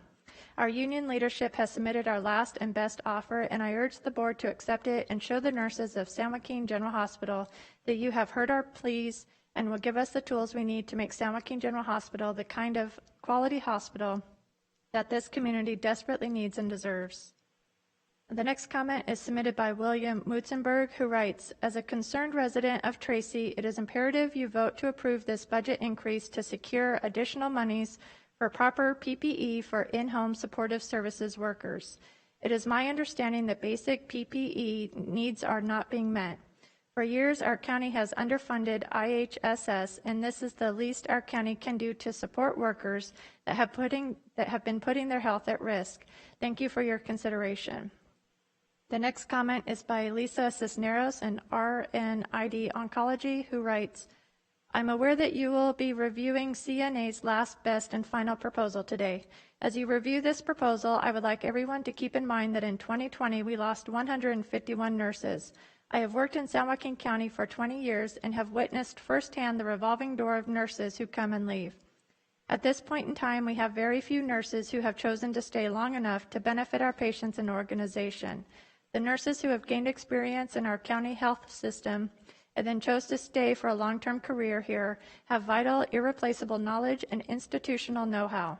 I urge you all to invest our tax dollars in our public health system and keep the knowledge and experience in our institutions so our patients, community, and taxpayers will benefit. You have the power and ability to stop the bleeding of taxpayer dollars on replacement nursing staff. My coworkers and myself support CNA's last, best, and final. I urge the board to vote in favor of accepting our union's proposal. The next comment is submitted by Sophia Chiang, RN, ID Oncology, who writes, I have been working in San Joaquin County's infusion clinic for a little over 1.5 years. I am writing this public comment to make it known that even in ambulatory care, we have been directly affected by the staffing crisis as a result of COVID and lack of competitive compensation. We administer high-risk medications that have a high chance of hypersensitivity reactions, which require vigilant observation and the ability to identify and act immediately when a reaction occurs, while ratios do not apply to us. For days, I was left alone as the only nurse to care for infusion patients in 2 different clinics on 2 separate floors. My colleagues are actively looking for better working conditions and fair compensation. We need to attract and retain quality employees. The struggle is real for all nurses of San Joaquin County, and our patients and communities suffer the consequences. Today, you will be reviewing CNA's last, best, and final proposal for approval. And as our elected representatives, I urge you all to approve this proposal in its entirety. Your leadership has never been needed more than now. My coworkers and I are in support of our union's proposal. The next comment is submitted by Renee Elliott, a concerned and voting citizen of Stockton, who writes, it is imperative that you vote to approve a budget increase to secure additional monies for PPE for in-home supportive workers. It is my understanding that basic PPE needs are not being met. For years, our county has underfunded IHSS, and this is the least our county can do to support workers that have been putting their health at risk. Thank you for your consideration. The next comment is submitted by Larissa Lozano, RN, ID Oncology, who writes, today you have the ability and power to demonstrate your leadership and make a positive difference in the lives of over 700 nurses, county workers, all of San Joaquin County community members, and the passersby who find their way into our healthcare services as consumers. Our nurses have been working without a contract for the past 2 years. As a result of not having a strong contract, our organization bleeds out nurses. The working conditions continue to dwindle, and this creates a cyclical reoccurrence of hiring new nurses who stay for the training and then leave for a competitive wage and ideal working conditions somewhere else. Historically, our taxpayer dollars have been allocated in the wrong direction by paying for temporary replacement nurses. Now is the time to invest our taxpayer dollars into our community by keeping our nurses, their knowledge, experience, and organizational know-how. Their experience is invaluable. Their experience cannot be replaced by hiring new staff. Their experience takes years to groom. I have enjoyed the past 6 years of caring for our community as a nurse in San Joaquin County. Caring for our community and witnessing the positive outcomes have kept me engaged and dedicated. I am hopeful our county representatives will demonstrate the same loyalty to its employees as many of us employees have shown through the years. My colleagues and I support CNA's proposal, and we urge you to vote in favor of this proposal. The next comment is submitted by Stephen Campbell, RN, BSN, and PHN, who writes, I am writing today to address my concerns over the contract for RNs at San Joaquin General Hospital and urge the board to do what is the best interest of the people of our San Joaquin County community. We need a fair contract, one that allows us to recruit and retain nurses who will be working the front lines for years to come. We can't continue on this path of training new people for them to leave for better working environments. The next generation of nurses will not put up with the conditions we are working under now. Most of those that have stayed here are only until they can retire. As the older, more experienced nurses retire, the new nurses use San Joaquin General Hospital as their training ground and springboard for employers with better pay and working conditions. What will be left? There is a reason other hospitals are eager to hire our employees, because they know if we can work in the conditions at San Joaquin General Hospital, we can work anywhere. The board itself set a precedent of hiring staff in administrative positions at a higher rate in order to recruit and retain quality applicants, and nurses on the front lines, not behind desks, deserve the same. I urge the board to do what is in the best interest of our community and accept our contract proposal. The next comment is anonymous and writes, we beg you to please approve the nurses' contract before you. We, the nurses, support the union's proposal. Nobody wants any more strikes. We just want to do our jobs and care for our community. Thank you, Mr. Chair Tom Patty, for the words you said at the February 18th special meeting in support of county nurses. Now is the board's chance to put our support into action. Let's pass this contract. The next comment is submitted by Linda Brett, RNC, who writes, I have been an RN with behavioral health for 22 years this April. I support the most recent proposal offered by CNA. This has been the most rewarding career, and I am grateful that I have had the opportunity to serve our community. However, I have chosen to retire early due to the extremely stressful environment I work in. I am the only RN here and have no nursing support or supervision. It has become impossible to perform my duties with the focus and attention to detail that is required for safe practice. Please pass this proposal. The next comment is submitted by Wayne Adler, who writes, please vote to approve this budget increase to secure additional monies for proper PPE for in-home support workers. Basic PPE needs are not being met. For years, our county has underfunded IHSS, and this is the least that our county can do to support our workers. The next comment is submitted by Summer Escobar, who writes, I strongly recommend your support to approve the budget increase to secure the additional finances needed for proper PPE for our in-home support workers. Recognizing that yesterday was International Women's Day, let's support our in-home workers who mostly consist of women. Let's show them that we see that they give blood, sweat, and tears for a job that is definitely not given enough credit. This is the very least that our county can do to support our workers that have been putting their health at risk during this pandemic. The next comment is submitted by Mana Shustari, who writes, as the daughter of a former IHSS employee, I am grateful to see this item on the agenda. Ensuring IHSS workers have access to proper PPE is crucial, especially given that they care for some of our most vulnerable community members. This additional funding will help make our community safer as we continue to combat this pandemic. I strongly encourage the board to vote to approve the additional funding to support our county's IHSS workers. Thank you for your time and consideration. The next comment is anonymous and writes, I am writing to ask you to please approve the nurses union's current proposal for a fair and competitive wage contract so the county can hire and retain nurses, instead of training new nurses and having them move on to higher paying hospitals in our area, as in the last year alone proves. I hope you will agree to stop spending taxpayers' money on fighting our hardworking nurses who deserve fair and competitive wages. The next comment is submitted by Joseph Kozina, who writes, nurses are an important part of our healthcare system. Let's be honest, without them, the whole system would fall apart. They are the ones who deal with the patients the most, the ones who have to see the most pain and suffering when things go bad, the ones who have to be a shoulder to lean on during times of worry and uncertainty. They are there for us when we need them, so we need to be there for them when they need us. It is only fair to give them what they are owed. As a community, we need to do just that. Give them what they deserve. I support the union's last proposal, and I hope the board will vote in favor of accepting the union's proposal.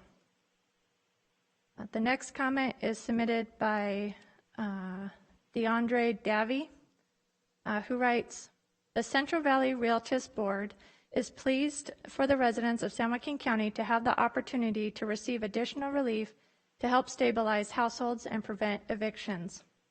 It is important for the county to improve tenant accessibility to the emergency rental assistance upcoming availability. With the Family COVID Assistance Grant created by San Joaquin County, it was reported that 3,709 residents applied and 1,300 residents will receive rental assistance funding. The need for rental assistance surpasses the amount of funding available, restricting the number of eligible applicants who can receive aid.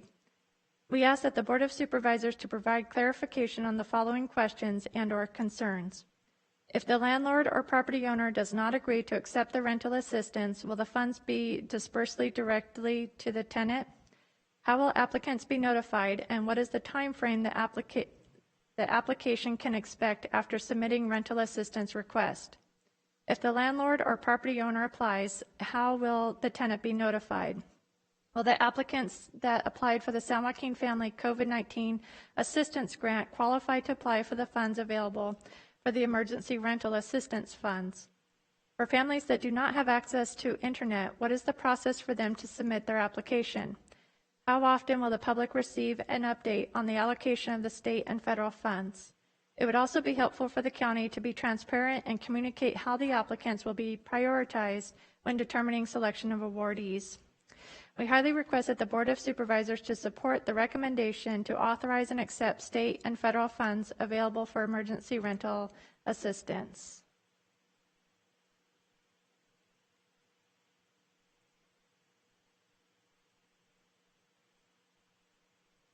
The next comment is submitted by Nathan Tran, a proud citizen of Tracy, who writes, "Our IHSS caregivers are vital for the well-being of our county's most valuable residents. The fact that IHSS is underfunded to the point at which caregivers lack the PPE to keep themselves and their patients safe is outrageous. I implore the board to approve the budget increase and put our frontline public servants first. Thank you for your consideration." And our last comment is submitted by Gina Castellano, who writes, "I am asking that in-home healthcare providers be provided with Cal OSHA approved high-quality mask and for additional funding for the mask.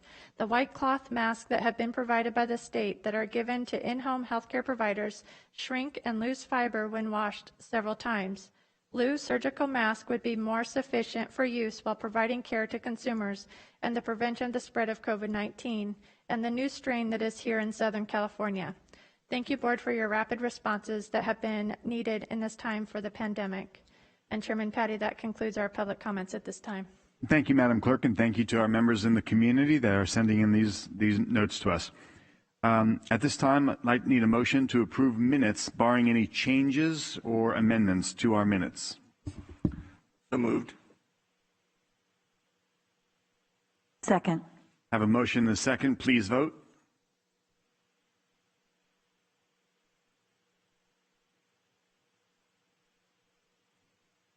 Good afternoon. Welcome back, Supervisor Villapudua.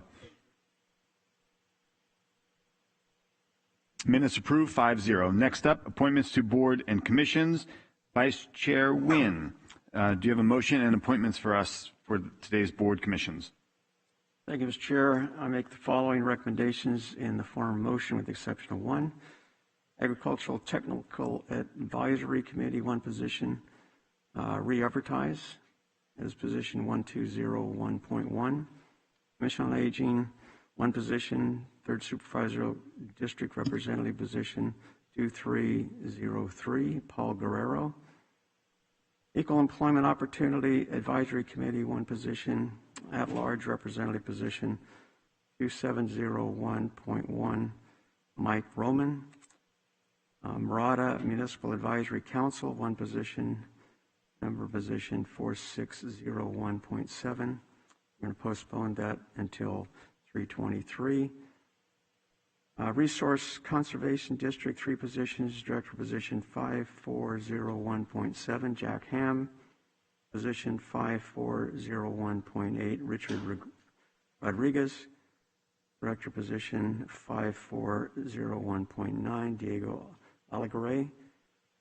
And then Workforce Development Board, two positions, at-large business representative position 7208.4, Jose Hernandez. Labor Organization representative position 7212.4, Timothy Robertson.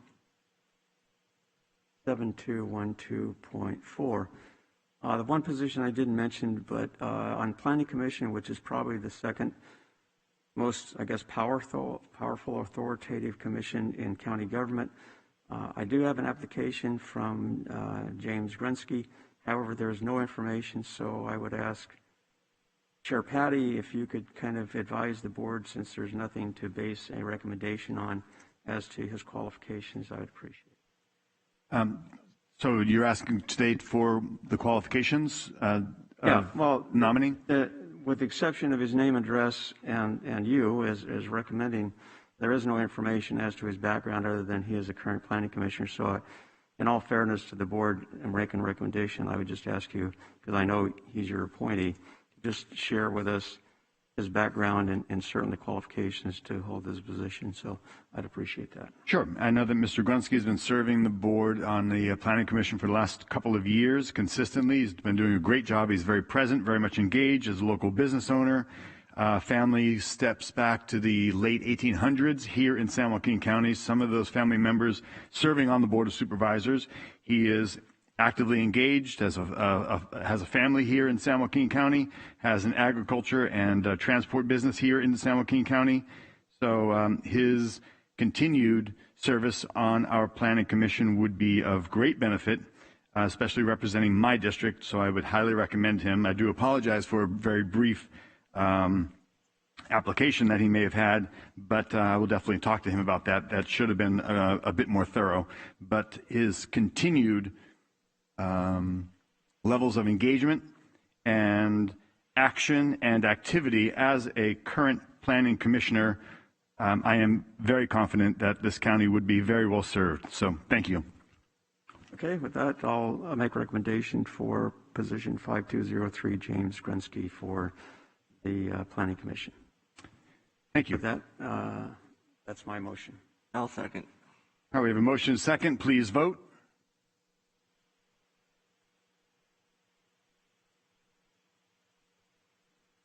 Those motions are adopted 5-0. We are now moving on to our COVID discussion. I believe Dr. Park should be here, or someone else to give us an update on where we are. I think I'd like to focus on our tier status and news and information coming from the state on what is happening, so we kind of get up to speed, and I'm certain that many members of the board will have some questions.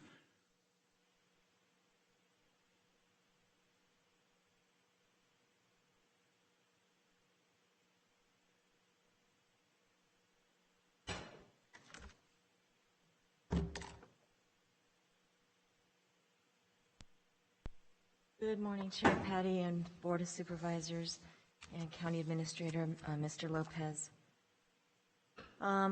Here to give my usual COVID-19 update, and I don't have the EPI curve or the curve showing hospitalizations because it's largely continuing to look good and not very different. I will tell you there are 67,657 positive confirmed cases to date and 1,199 deaths. And I just wish that that number of deaths would sink in for just a moment, as we have now reached a year going into this pandemic, and this month marks a year since the state and the county claimed this to be an emergency. And looking back a year ago, I do remember dreading our first death, and to now say that we have 1,199 really makes me think of all the lives affected by those losses. So the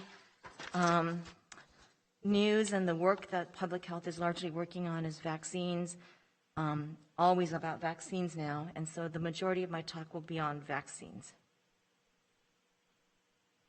And so good news is that there's a third vaccine, the Johnson & Johnson, which is largely called Janssen in medical circles. The Janssen vaccine is going to be of great assistance to helping us end this pandemic because it is a one-dose vaccine, easier to transport and store. Much like Pfizer and Moderna, it is safe and highly effective. It has gone through the same rigorous trials to get the FDA EUA approval. It is very strongly protective against severe illness and death. And this is something that I don't think many people understand when they look at numbers in the press and they look at the vaccine efficacy rates and compare them to Pfizer and Moderna. You really cannot compare this vaccine to the two mRNA vaccines head to head, because this vaccine came about during a time when there were more variants circulating. It was studied during a time that was different by calendar and different geographically in different regions. If you actually look at its efficacy against hospitalizations, that's 93%, and it has an efficacy of 100% against deaths. In other words, no one in the trial who had received the vaccine died of COVID.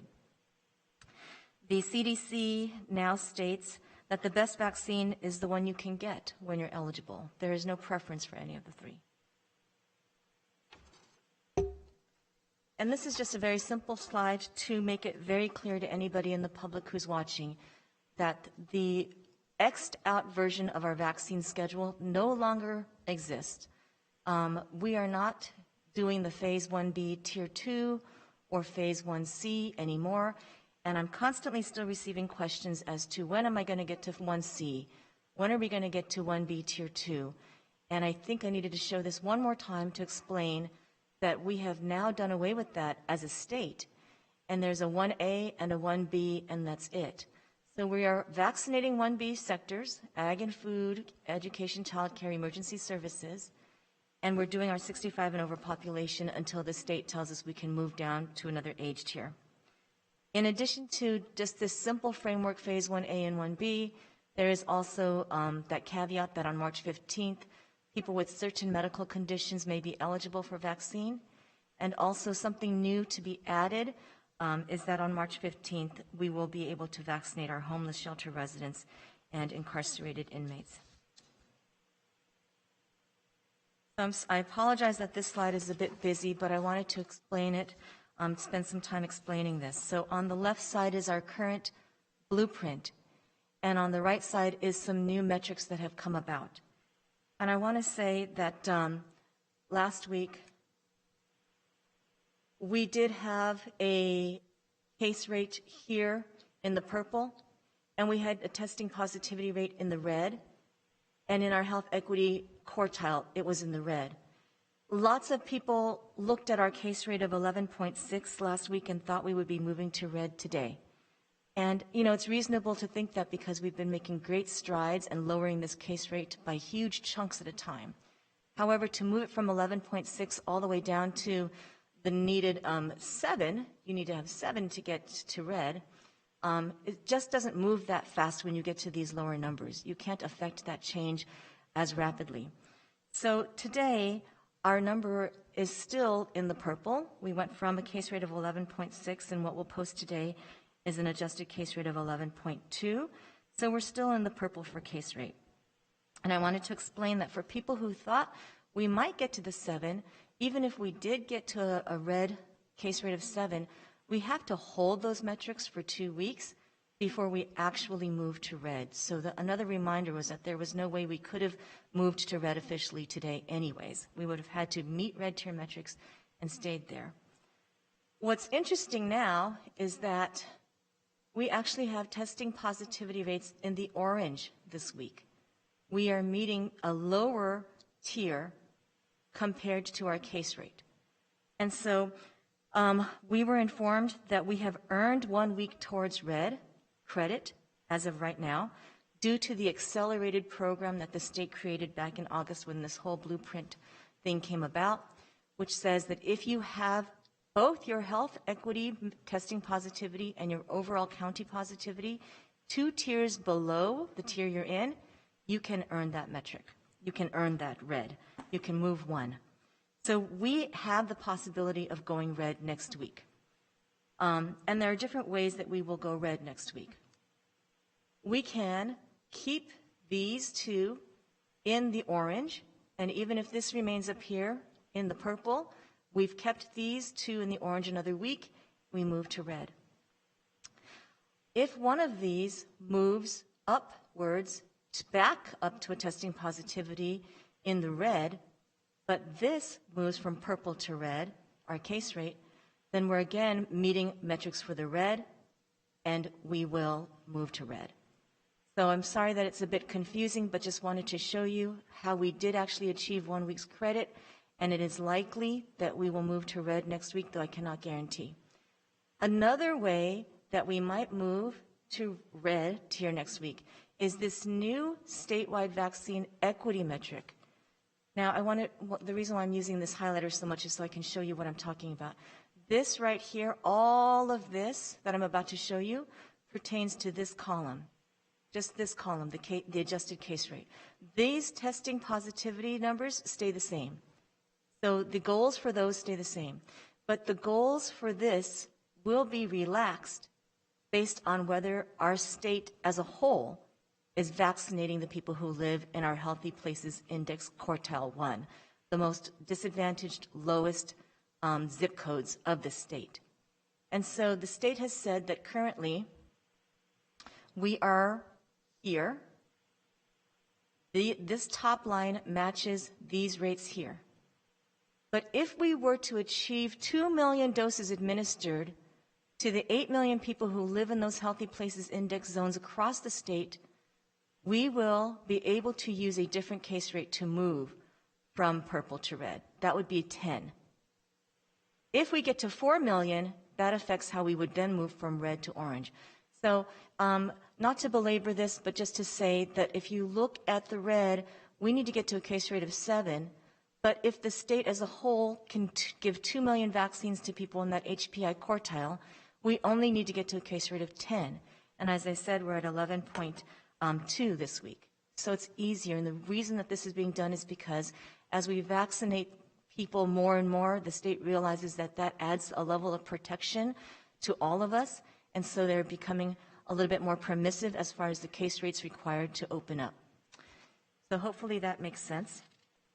And I will then move on to show you exactly where we are. So that 2 million goal is the first goal, and then the 4 million doses goal then changes the numbers for orange and yellow. And this is where we are. When that announcement was made last week that the goal would be to vaccinate 2 million people, we were at 1.6 million already. But as you can see here, and maybe I will use this highlighter again, this is quartile 1. This is the most disadvantaged people in the state, and supposedly there's 8 million people. We're actually at 1.87. So we're actually almost there. So another way that we might be able to move from purple to red is when that gets to 2 million, we only need a case rate of 10. So you can see here that the richer areas with more access to care, more access to transportation, medicine, higher education levels are obviously getting vaccinated more. So the quartile 4 is the most vaccinated. What we're trying to do is make vaccines equitable as a state and get that quartile 1 up to 2 million. So in our county, who is in that quartile? And I took a snippet of this again, and I've shown you months ago when they used this to explain to us how we have to meet a testing positivity rate for people who live in our lowest quartile. Here's that same map, and those darker blue areas for us are the people who live in that lowest quartile of the state. For us, that's 10 zip codes. So we need to do our part to get to 2 million for the state by vaccinating people in those darker blue areas, as you see on our map. Not only do we have to vaccinate them more to help the state get to 2 million, but the state's going to award us more vaccines because we have some of the dark blue. So there is a distribution pattern they are using now where they're saying that every quartile, quartile 1, 2, 3, and 4 get 20% of vaccines. But quartile 1 gets another 20% on top of that. So you get a total of a 40% allocation for those zip codes, and you need to use it in those zip codes. And that's what they're calling the double allotment of vaccines for that lowest HPI. There are a total of 400 zip codes like that in the state. The reason why it's so important that we vaccinate these folks is because 40% of our cases and deaths in the state have been in those dark blue areas. And yet they are the most under-vaccinated group. I want to show you some things that we have found after vaccinating our 65 and over population. We have vaccinated about half of our seniors now with at least 1 dose, and I'm sure many are on their way to getting their 2nd dose. So this is great news that we've done a good job with our 65 and over, and we're seeing a difference in the way that affects some of our skilled nursing facilities and long-term care facilities. As for the last year, we have been working with these facilities through outbreak after outbreak after outbreak, and we're finally seeing some of those close and not come back. So it's great news, and I know that our skilled nursing facilities were so thrilled to see that light at the end of the tunnel for them. Who's getting vaccinated? You will see here that much like the last time I showed you data by race and ethnicity, we're still under-vaccinating our Blacks and Latino population compared to the population portion that they take up in our county. So still some work to be done there. And this is new guidance that came out from the state just last week as well. So lots of new things came out from the state, but this one was about masking, and there's a whole 2 pages on this and could be searched on the state websites. But basically a reminder that wearing a mask is essential, that in our state we're not giving up on masking. We know it's important, especially with the fact that there's more variants on the rise. And this was necessary for them to put out because there were so many questions about the double masking and what's better and what's best. So with double masking, the thought is that, as you see in that picture, you would get a better fit around the edges of your mask if you were to have another layer. I want to draw attention to the fact that masking is considered to be still essential because we know variants are in California, and I wanted to let you know that in San Joaquin County, we just learned over the weekend that we now have a confirmed case of the UK variant B117. And lastly, this is also very busy but taken directly from the state. As you can see on March 5th, some of these things were updated. The two biggest things that were updated on this blueprint is the outdoor live events and amusement parks. I didn't clip the amusement parks, but outdoor live events with fixed assigned seating pertains to ballparks and sporting arenas. And effective April 1, there are parameters under which they may open. And you'll see here that it also says that indoor guidance is forthcoming. In addition to indoor guidance forthcoming, there's going to be outdoor guidance for outdoor live events that don't have fixed seating. So this, what you see here, is just our guidance for places where you can buy a ticket in advance and you have a number to your seat, and that's where you stay and you sit. And anyone can find this on the website, which is why I didn't clip everything, but there's another section for amusement parks. Thank you, Dr. Park. Appreciate the update. It's all very informative and very challenging. Any members of the board have any questions for Dr. Park? Supervisor Miller. Thank you. I have a question. In terms of getting this larger allotment and really wanting to push into this first quartile, what are our plans to affect that? Because I know you said the more we use, the more we get. So do we have any vax events in place, or are we using a different strategy to get to this health quartile?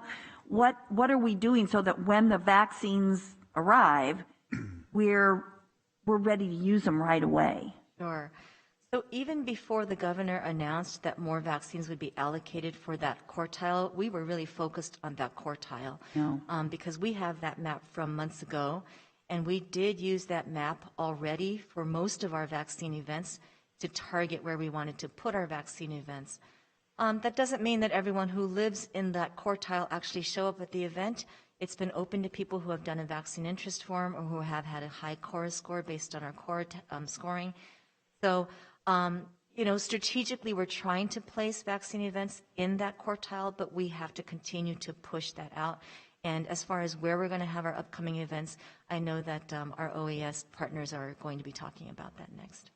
Okay, great. Let us know, especially if there's going to be events in our districts.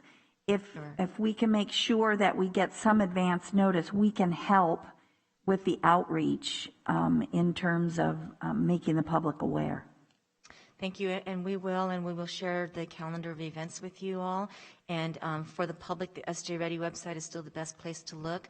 But we have been doing a very big push for food and ag this last week or so because we pretty much have completed law enforcement, and our teachers are waiting on their second doses, but we know they're going to be complete. So hopefully by hitting a lot of the food and ag, we're also hitting people who happen to live in those in that quartile. That's what we believe. Great, thank you. Dr. Park, on that note, I know that you and all of us as supervisors have been called upon for the seasonal workers that are coming through, and it's about to ramp up for harvest. Can you give us an update on the efforts, the call? It's passed through me that there was the need for up to 3,000 vaccinations for this concentrated necessity.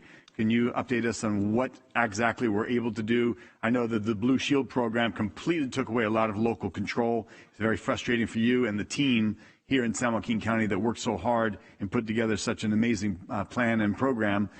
So please give us an update where we are with those seasonal workers. Sure. Despite the news about Blue Shield, we continue to receive vaccines from the state, and we did in fact receive a larger allotment this week based on the new plan. Starting on February 22nd, we did start vaccinating food and ag, and we've had, an event either every day or every other day for the most part.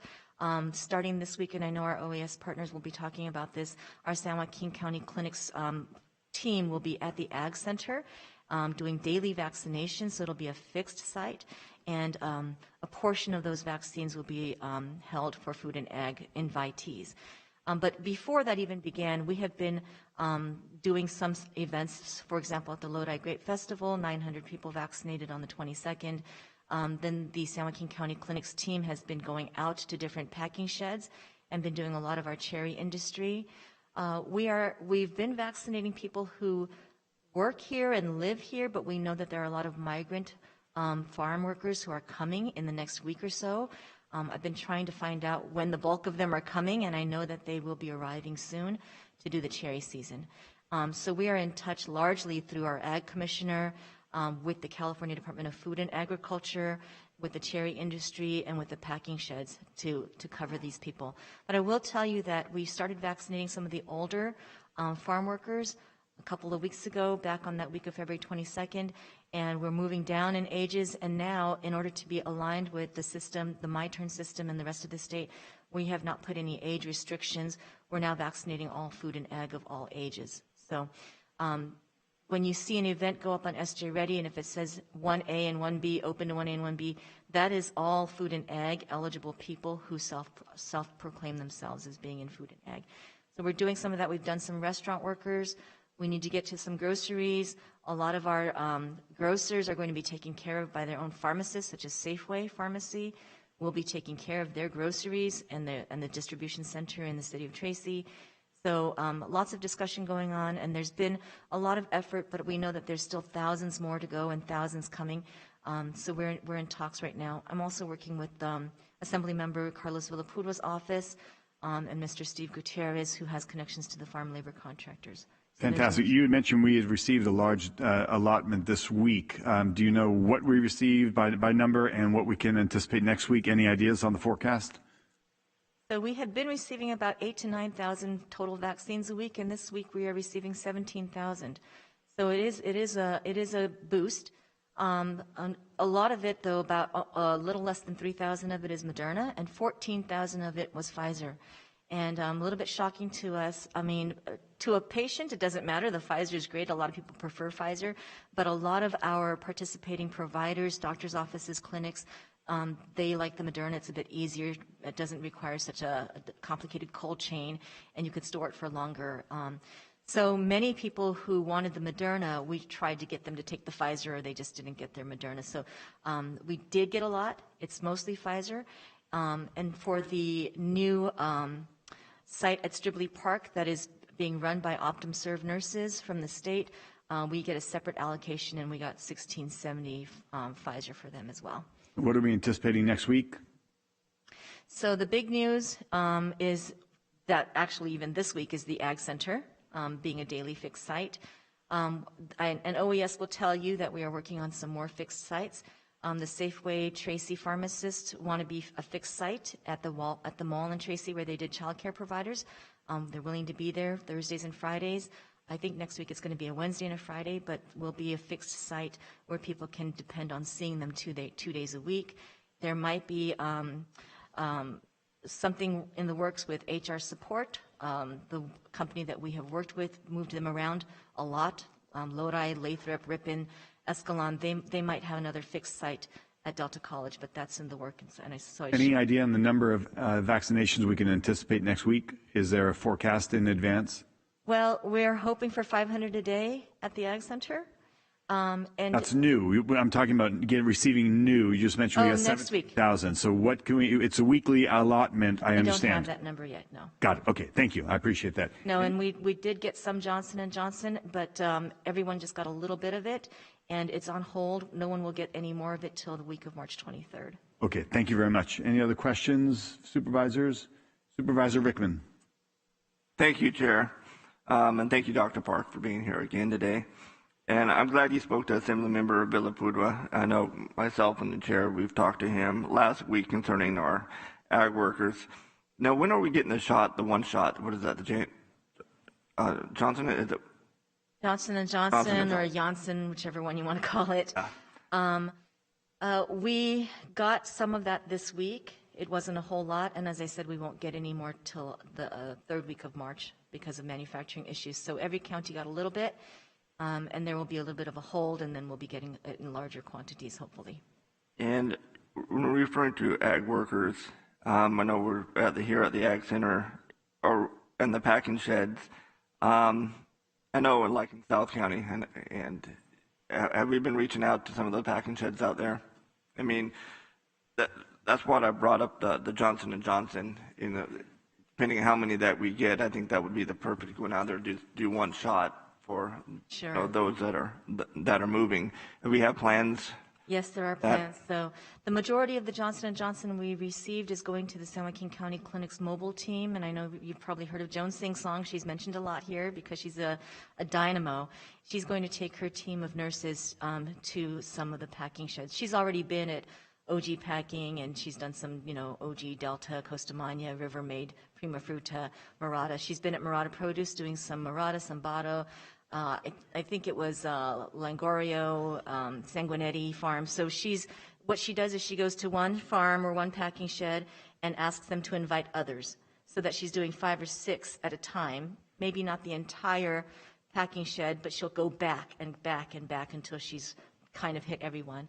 So there is that going on, and she will have the Johnson & Johnson, and a lot of the people she's hitting are migrant farm workers, so they will be getting the Johnson & Johnson. Okay, thank you very much for your attention to detail on that. We appreciate it. I just want to give a shout out to our OES, Chris Miller, and I've been in contact with me for helping out getting some of these vaccines into South County. And I just attended a vaccine site on Sunday with Premier Care Physicians, and South County firefighters, paramedic, EMTs were helping administer the vaccine. So Mr. Diedrich, I see you back there. Thank you very much for facilitating that and getting that put forward.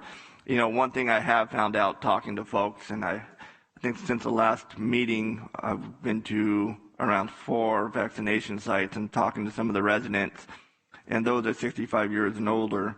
And that's one thing I push so hard to make sure that it's just not focused in Stockton, that it goes to, South County, North County, and, like, for example, Supervisor Wynn has a very widespread area, in that a lot of the folks that are 65 years and older, and what they relayed to me was, thank you for, the county for bringing this here, because we don't have the transportation to go to Stockton.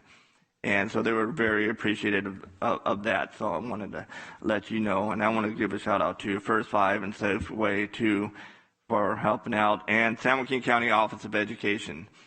And I think they deserve to get some praise, and that they have just been doing an outstanding job. Everybody that I've talked to, and the software that they have, the system that they have in place is just fabulous. They've administered, over 10,000 vaccines?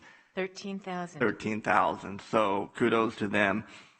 To our counselor, Mr. Miles, I know we talked about, sports, and the outdoor sports are opened up. And there is a possible litigation about getting indoor sports. Have we heard anything on that yet? I know there was supposed to be possibly some with the AG. I've not received anything further on any further confirmation on that settlement agreement from the Gardner suit.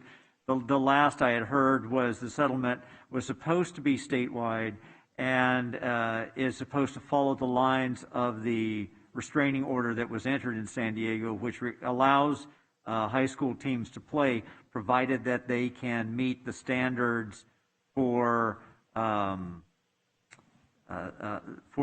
the collegiate and professional teams are held to, as far as testings and isolation and things like that.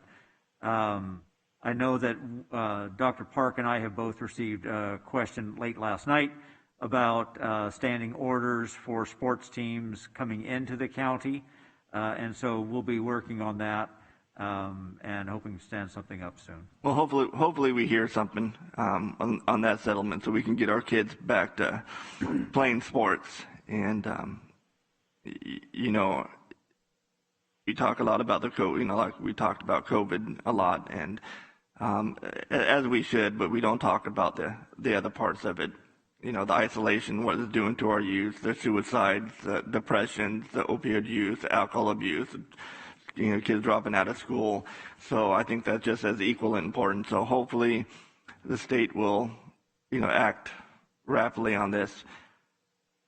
The state did update the youth sports guidance after that lawsuit and after Right. an consideration of the let them play movement, so that before there was some allowances for outdoor contact sports, and now it has been updated to reflect allowances for the indoor sports in the other tiers as well. And that guidance is out already? Is it on our SJ ready?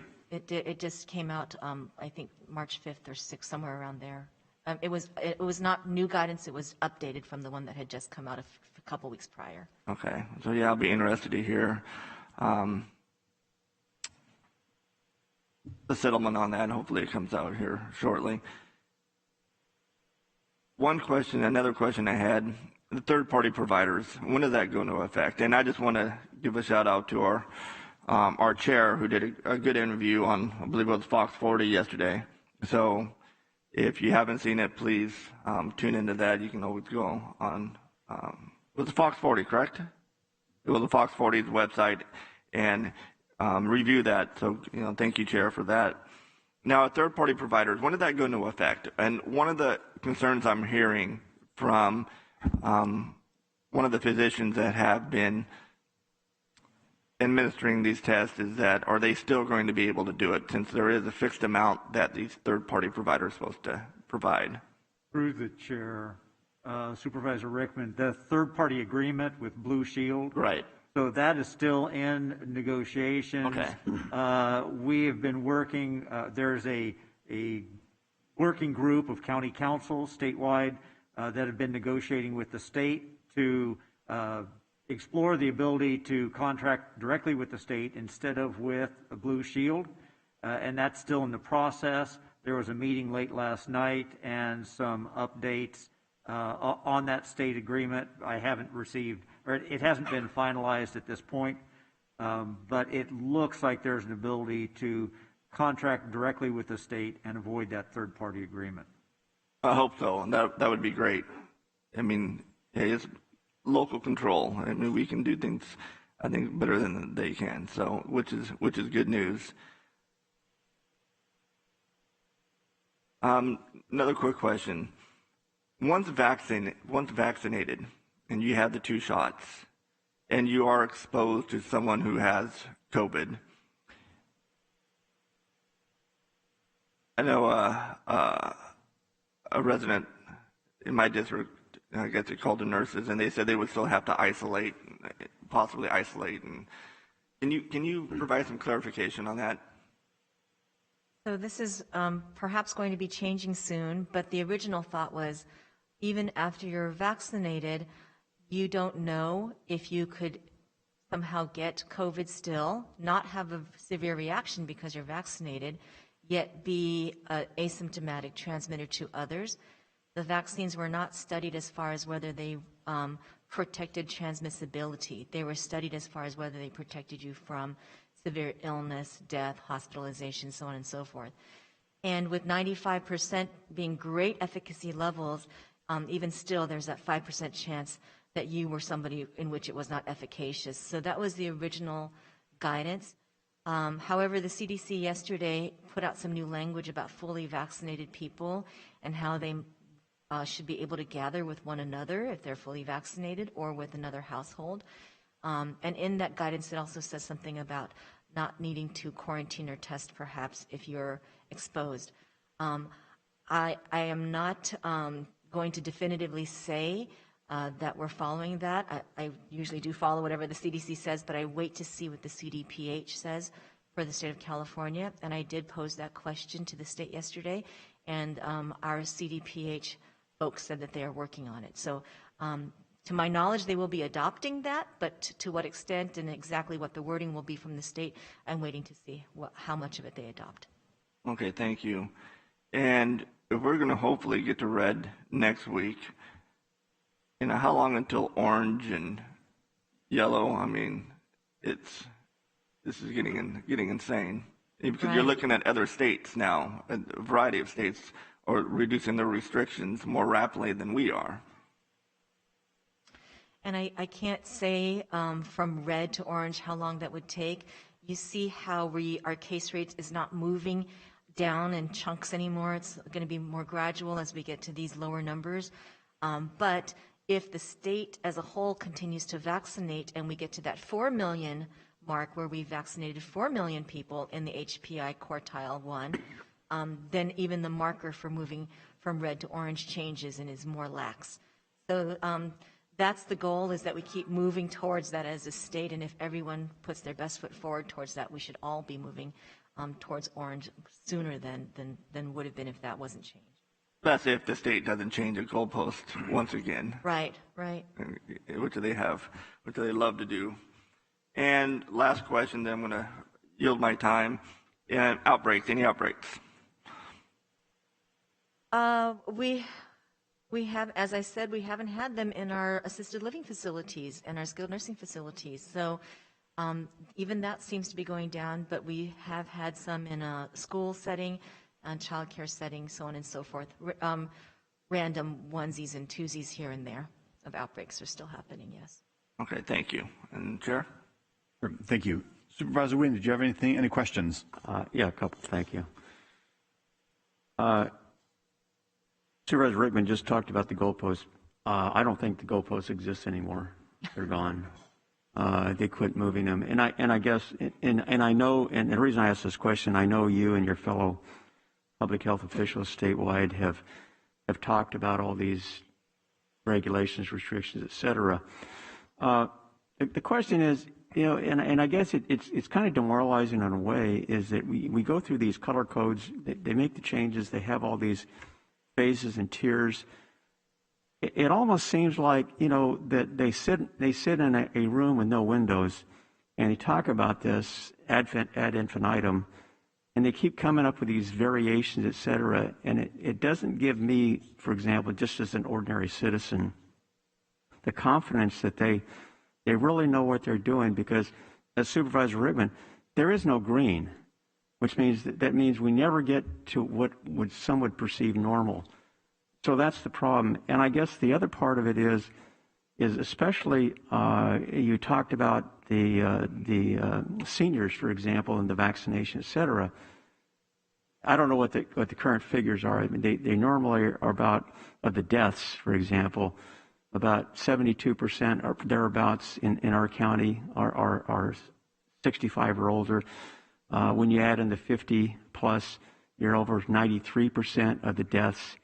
And it seems that would be our most important focus in regards to preventing people from dying, because that is a permanent issue as opposed to getting sick, even dependent on the variation. So my question is, I understand the health equity, I understand all these things, and I also understand the lack of vaccinations, especially in our communities of color. However, there's a history in regards to their relationships with the medical community. Also, there was a lot of talk over the past few months before November about the question about the risks involved, the vaccinations that were being created so quickly. But we can do everything we can to target those particular areas, but what are we doing in regards to explaining to the state that, sometimes people just won't want to get vaccinated, and we can't control that, at least right now. And I guess my concern is, at some point in time, I suspect this state, for example, based upon their track record, will make some kind of demands that, for example, you can't travel, you can't do this, you can't do that without some type of vaccination card or stamp or whatever you want to call it. So what are you and the health professionals discussing about the future? Because we're headed down that path based upon our last 12 months in California. So first of all, I will say that when these new goalposts came about for hitting 2 million and 4 million, I was involved in that discussion, I will admit. I was one of a few health officers called into a meeting with the state to give my opinion on it. And I was for it, only because although it's moving the goalposts, it's moving the goalposts in a good way. It was making it easier to get from purple to red than red to orange. And I was for moving that from a case rate of 7 to a case rate of 10 because it made sense to me that as we vaccinate more, there should be some more permissive guidelines. So there was that discussion had with the state, and I actually was involved in that one. But I understand that it seems to be that the rules are always changing, and we do constantly tell the state the goalposts are confusing people, and you just need to hold onto one thing at a time. So instead of saying what could open in purple and what could open in red and what could open in orange, they decided to change the rates at which you could achieve to get there. Thought that was a little bit less confusing, but a reward for vaccination efforts. As far as travel advisories, that still is maintained even with people being vaccinated. The CDC hasn't changed their guidelines on travel, and neither has the state. But will there be some sort of a vaccine card to allow you to travel in the future? I just don't know what's coming. That's still a ways off, and I don't think the state is quite yet working on anything like that yet. Oh, I appreciate that. I also appreciate the comments in regards to the Johnson & Johnson single shot, especially for farm workers, because we do have a transitory population in our county, obviously throughout the valley. That's another issue. I guess I was on a state call yesterday, and they always give all these statistics and numbers, and they were talking about that state departments like ABC and Department of Health and all these other agencies are out checking on businesses to making sure they're following the rules, et cetera, and they've done 1.5 million checks, et cetera. However, I don't know, but in my travels, for example, occasionally, and talking to others who've been, for example, to some malls, not in this county, but I assume they may be the same, but nobody's following the percentages. I mean, everything is pretty much the way it's been. And the reason I bring that up is, there's this my feeling is that the governor or the state are looking at, everything is working perfectly the way they have laid it out. And therefore, they can attribute whatever occurs based upon these very strict guidelines. When the fact of the matter is, it isn't that way, period. And so, in fact, we are probably realistically somewhere down the road as far as colors, but they don't see it, they don't know it, maybe they want to ignore it, and if they didn't, they would be, making more contacts. My point is that, we're dealing with reality, and we're dealing with theory, so to speak, and they don't combine. And I guess my concern is, certainly you as our county health officer, is I don't think they understand current events as they're really happening, which means that we have a lot more contacts going on than they think are going on. And for them to even think that, I think is naive. So my point is that are we understanding that the real issue here is preventing deaths, should be the number one priority, and we're focusing on that. But the second part of it is in this health equity. For example, our program, our county program that we put together, I signed up for it. I filled out the thing, et cetera. Guess what? I got a call. And I got a call for what? I got a call to get vaccinated in Ripon, where I live. Excuse me, Great. Supervisor Wynn, quick question. No, just go on. Well, do we have a question, or you have a comment? I have a question. Supervisors' comments and questions. We do need to move the schedule along, please. I understand. Thank you. We're paid by the month. Okay. So anyway, my point is that in that particular instance, our system worked perfectly, and on the other side of it, my turn is, for example, you talked about elderly traveling. A couple in Lodi in their 80s were going to be sent to Modesto, and their travel distance maximum is Stockton. which my chief of staff arranged ultimately with CVS. My point is My Turn working the way we had projected our own system to work to identify individuals in their locale when these events crop up, that we can send them to a location that's convenient for them? No, My Turn doesn't work as robustly as the system that we developed, for sure. And we knew that when we transitioned, but we didn't really, we weren't given a choice per se. So unfortunately, that's not the way My Turn works. You don't do an interest form, and then because you live in Ripon and there's an event in Ripon, and because you're a certain age or a sector that you get an invitation, you have to be more proactive. You have to get on My Turn and search for those events, find it, and sign up. So it is unfortunate, but yeah, we'll see. There are some who are not wanting to onboard with My Turn, just as some are not wanting to onboard with the TPA, and I'm watching carefully to see what happens in other counties. Okay. And real quick, in regards to Supervisor Patty or Chair Patty's Fox 40, I was contacted, or my office was contacted, and I deferred to the chair since he's the spokesperson for the county. More importantly, though, I think probably as a board, we, based upon at least what I thought, and I didn't see your video, so forgive me, but when the question is asked in regards to our negotiations with the state, do we have a position as a board in regards to what we're planning on doing in regards to our negotiations, or has that been discussed? I didn't see your video, so I don't. Yes, thank you, Supervisor Wynn. That was discussed with County Council, and they advised, and I shared that information accordingly. Okay. So County Council can answer that question. In fact, if you will, since the question's raised. And by the way, Supervisor Wynn, great question and a great answer from Dr. Park. I know it takes a little while to get there, but I like the question. Through the chair, Supervisor Wynn. So as I said, it came up at the last meeting about whether there was an ability for the county to opt out of the TPA with Blue Shield. And we committed to looking at that to determine if there was an ability to opt out, and if it would have negative impacts on the county because of opting out. So the County Councils Association has been working statewide, both in the negotiations with Blue Shield on the third-party agreement, and through that received assurances that there would not be any limitations or chokeholds put on the amount of vaccine that we were going to receive.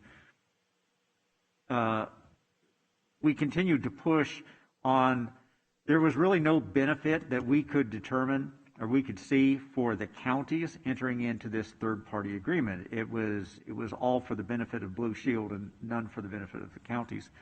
And so we posed that question collectively to the state and said, why aren't we just doing an MOU with you? We already have mechanisms set up in our own counties to be able to manage the vaccines, to deliver the vaccines. We don't really need this third-party Blue Shield in the midst of the agreement. That is making some progress. We're not there yet. One of the big sticking points is the use of My Turn and how that information is going to interface with Cerner, and whether or not you're going to have to do double data entry in order to get the information into My Turn. And so we're still working on those issues.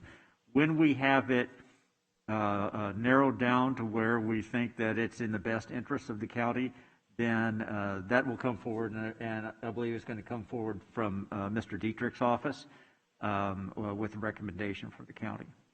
Okay. Well, I appreciate that, because I would say, especially with Bayesian and certainly our targeting of neighborhoods and individuals, I think I found ours, at least in the short time that My Turn's been up and we've been using it, I found our system to be much more laser focused and beneficial to our residents. So again, and by the way, I got an email from a city council member in regards to why certain things were happening, and I explained as far as why we were doing something, because the people who registered, as I did in our system, we were trying to go through them, which I think we're doing, which I really appreciate, reaching out to our residents. So thank you. Supervisor Villapudua, you have a question. Thank you, Chair. Good morning, Dr. Park. Thank you for that presentation. Dr. Park, I attended the event at Stripley Park with the governor, and I thought we set a good example. Everything was well done. And just curious, how long will Stripley Park continue to do vaccinations? I'm sorry. Good question, and I don't know the answer. They didn't give us an end date. I'm assuming through August. Oh, that's great. Is Stripley Park, is it on the SJ Ready website? So it is the one site that we now have that's accessible through the My Turn system. Okay. So if you go to SJ Ready and you do your vaccine interest form, it takes you to My Turn, and you would see that the Stripley Park site is there. The vaccines are there Tuesday through Saturday, and the site refreshes new appointments every week. Wonderful. How about what's your estimation? How many think people would we've given shots to? So that site just opened up a couple of weeks ago, and it was 100 on the first day, but it's been about 210 every day after that. We will now start to give that site this exact same amount of vaccines that we're getting from the state to host that site. So this week we got 1,670 vaccines. We then, give it to them, and they decide how to divvy it up. The My Turn system that was created by the state then opens up maybe 210 slots a day, 230 a day for those 5 days, and people can get on that system to try to make an appointment. It's been very glitchy, so we tell people to get to My Turn to get an appointment at Stripley. It is now open to all 1A and 1B. At first it wasn't, but it is now. But it seems to us that sometimes unpredictable as to when it's available. The best understanding I have is that they do appointments 1 week at a time, and I'm thinking that probably around Monday is when the new appointments open up for Tuesday through Saturday, but I haven't yet been able to figure out exactly what time and when that all happens. So it's upon people to keep checking. No, it's fine. I just thank you for having it there. It's heart of my district, so thank you. Yeah, you're welcome. Thank you. I'd like to turn now to our CAO Lopez, and we have a second phase to our report on COVID. Thank you. We're going on to the next item, Mr. Yes, Chairman? we are moving on to the next item. Okay, I apologize. I'm going to ask Mr. Here he is, Matt Pollan to make that presentation. And I apologize, he caught me a little bit off guard, but I had to look around to see he was here. Thank you, Mr. Chairman.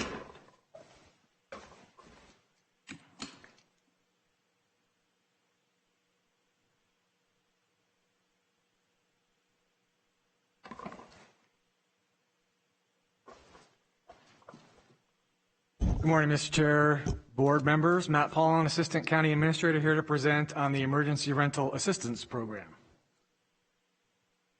So as you're all aware, in December, you authorized the County Administrator's Office allocated $5 million for Family COVID Assistance Grant Program. And you can see some of the vital statistics up here on your screen. That's going towards, of course, addressing people's rental and utility arrears, a great need out there in the community. Human Services Agency is actually managing that program on our behalf.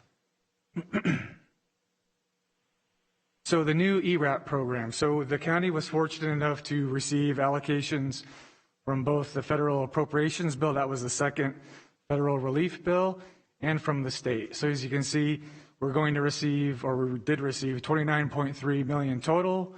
And we do have an administrative, the ability to draw administrative funds from those pots, but we're going to try to limit that as much as we can so we can get more money out to the community. You can see that we have timeframes to get that money out to the community. And again, HSA has dedicated a team of 24 positions to get that money out. The applicant and tenant criteria of the state program is that it's a little different from our program. Our program was for citizens at 100% of area median income. The state and federal programs are targeted towards folks at preferably 50% of area median income, or at the most 80% of area median income. And while our program was giving money directly to the applicant, the state and federal programs are more focused on giving money to the landlord and or the utility who is owed, PG&E, Lodi, City of Stockton utility providers. And you can see too that definitely the focus of the state program is to trying to avoid evictions. So landlords really have to accept 80 cents on the dollar if they're going to participate in this program. We're going to be doing quite a bit of outreach. I think there was a comment during a question during the public comment about how these funds were going to be allocated and outreach and whatnot. And we're going to be doing quite a bit of that to make sure that people understand what the rules of engagement are. We're going to be using 211 as a call center, and we're going to have a dedicated email to reach out to folks. We're going to have website portals for our program and for the City of Stockton. So the City of Stockton received about $20 million of these funds as well that they're going to be administering the same way that we are. So it's going to be really nice is that if you put in your address beginning when you're registering, if you're on the wrong site, then it's going to point you to the correct site because it's misleading because someone with a Stockton address could be in the county rather than the city. So our websites are going to point to one another and get you in the right place. It's going to be really nice. And the portal should really help with the application processing too, because one of the issues that we've encountered with the current program is that it was just administered through a central email address. So someone could submit an incomplete application. And it's taken Director Woods and his program staff a lot of time to make sure that the applicant is submitting a complete application. This portal is going to prevent that. You're going to have to submit all of the required documentation before you can hit submit. So we think it's going to be really good for the applicant and for the folks working it on the back end. And we're going to reach out to all of the folks in our program who have gotten an award or are still pending to get an award. And we're reaching out to all of our extensive nonprofit contact list too to make sure that they reach out to their constituents so everyone is aware of this program. And we're also going to, I believe we were talking to that El Concilio, at least for one or some other nonprofit organizations, are going to be sitting down with landlords as well so they understand the rules of engagement on this program. I think that's what the public commenter was really talking about, was having questions from the landlord's point of view too. So a lot of outreach is going to go into the program. So our recommendation is you authorize us to accept the state money and to spend both pots of money to help out the community. Excellent. Thank you, Mr. Paulin. Appreciate that. I know you had a lot of information to share, but it's exciting news of how we can be helping some of our citizens. I know that we are open. This is something we're going to take a vote on, but Madam Clerk, do we have any comments from the public? There are no additional comments other than the ones that I've already read regarding this item. Thank you. Any questions from the board? Supervisor Miller. Thank you. So do we have any feedback yet on landlords' willingness to take that 20% haircut? Through the chair, Supervisor Miller, I haven't heard anything about willingness one way or the other to participate in the program. I think that's going to be a really key part of the outreach. I believe the state associations have been reaching out to their members to make them understand what the rules of this new program are, engage willingness to participate, but I haven't heard anything particular in our office yet, but that'll be part of our outreach. And so our program is basically out of funds. It soon will be it's oversubscribed for sure. We are going to have leftover applications, and we're working through those as we speak, so we know we have to clear the decks for this much larger tranche of money. So would we have the option as a county, if our initial feedback is that landlords are saying, I can't afford to take this 20% haircut and write it off forever, do we have the ability to refund our initial program to specifically provide gap rental assistance? That program is more flexible. I think it's going to come down to the timing, because how the timing is going to work is we're going to have fully allocated those funds, the majority of the funds, I'd probably want to say, by the time the ERAP program starts. So I think it may end up just be a matter of timing. I mean, if we get feedback, because we're going to be coming to the board at your next meeting to talk about more COVID relief in general, as we were instructed to about a month or so ago. And if we get the sense that there's still a significant gap there, that could certainly be part of our recommendations to you and your fellow board members. Okay, great. I'm just a little concerned because I know that a lot of smaller landlords are retirees, and this is their retirement income. So they're, you know, they aren't large corporations or anything like that. They depend on this income, and they may not be in a position, if they're not getting mortgage forgiveness and the same sort of 20% discount, and they owe money on their rental properties. This is a tough decision for them to make, because it may not provide them with enough relief to still hang on to their property. And that's really the goal, so that landlords are able to hang on to the property, renters are able to stay in their housing, so that we can put some safety nets in place to help fend off this coming tsunami. These eviction protections are going to expire at a certain point, and a whole lot of landlords are not going to be in a position to waive off, because they're going to be looking then at mortgages in arrears. So I just wanted to kind of get a handle on, do we still have some flexibility that if we need to, we could bolster this program if it comes down to that. And I'm assuming it would be from that CARES Act transfer into the general fund. It would be county general fund, but we would have the ability perhaps. Correct, with the board's concurrence, of course, absolutely. Okay, thank you. That answers my questions. Supervisor Wynn. Quick question along those lines. Do we have any idea what the new $1.9 trillion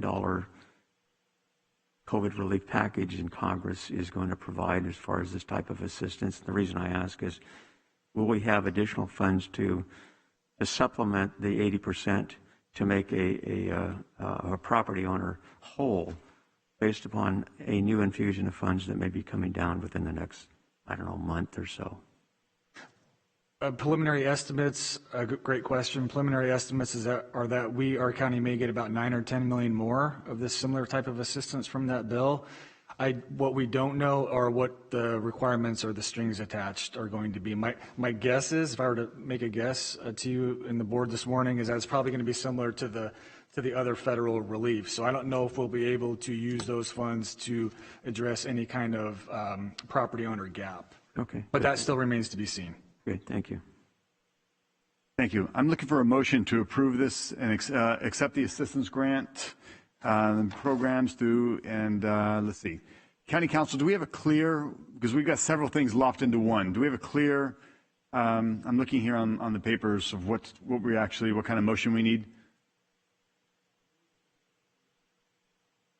Apologies, I believe it is stated there, Supervisor. Let me turn to that item. The 1, 2, 3, 4 items. So we need a motion to accept a status report on the Family COVID-19 Assistance Grant Program. Number 2, approve appropriation and offsetting revenue in the amount of $13,362,959 in the Community Services budget.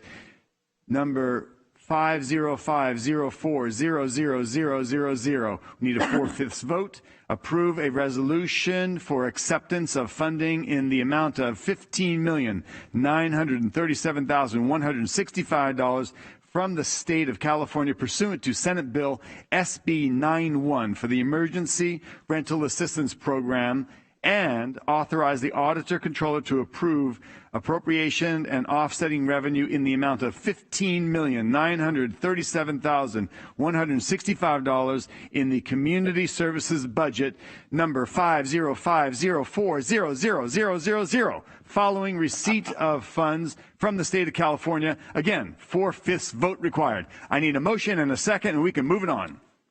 Move to approve. Can you repeat that, Chair? Second. Hit the replay. We have a motion and a second. Please vote.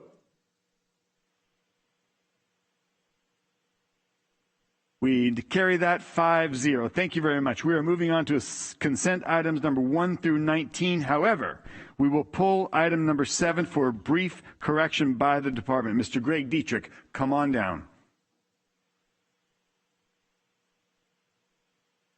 In the meantime, any board members want to pull anything else from the consent items? Number 18. Number 18, Supervisor Wynn. Supervisor Miller. Clear? Good. Supervisor Rickman. Okay, thank you. Mr. Dietrich, how are you, sir?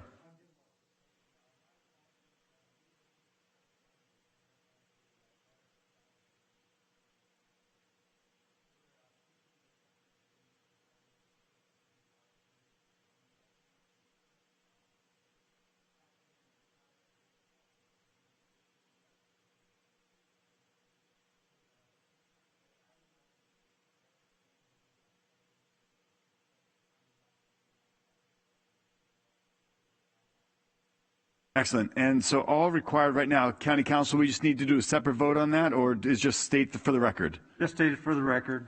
Okay, so moving on then, thank you very much, Mr. Dietrich. Any questions from the board? Seeing none, we'll be moving on to number 18. We have a request from Supervisor Wynn, adoption of the Eastern San Joaquin Integrated Regional Water Management Plan 2020, addendum, all districts. Mr. Director, come on down. Thank you, Chairman Patty. Thank you for your acknowledgement in your State of the County address towards this great document as well. And thank you, Supervisor Wynn, for pulling this item to acknowledge someone who actually worked on this particular document who's no longer with us, actually. Mr. Mark Williamson worked in the San Joaquin County for over 25 years, not as our employee. It's rather unusual for the county to acknowledge a consultant who had worked that long towards water infrastructure projects for a county, and it is the greatness of this board to give that opportunity to acknowledge that individual.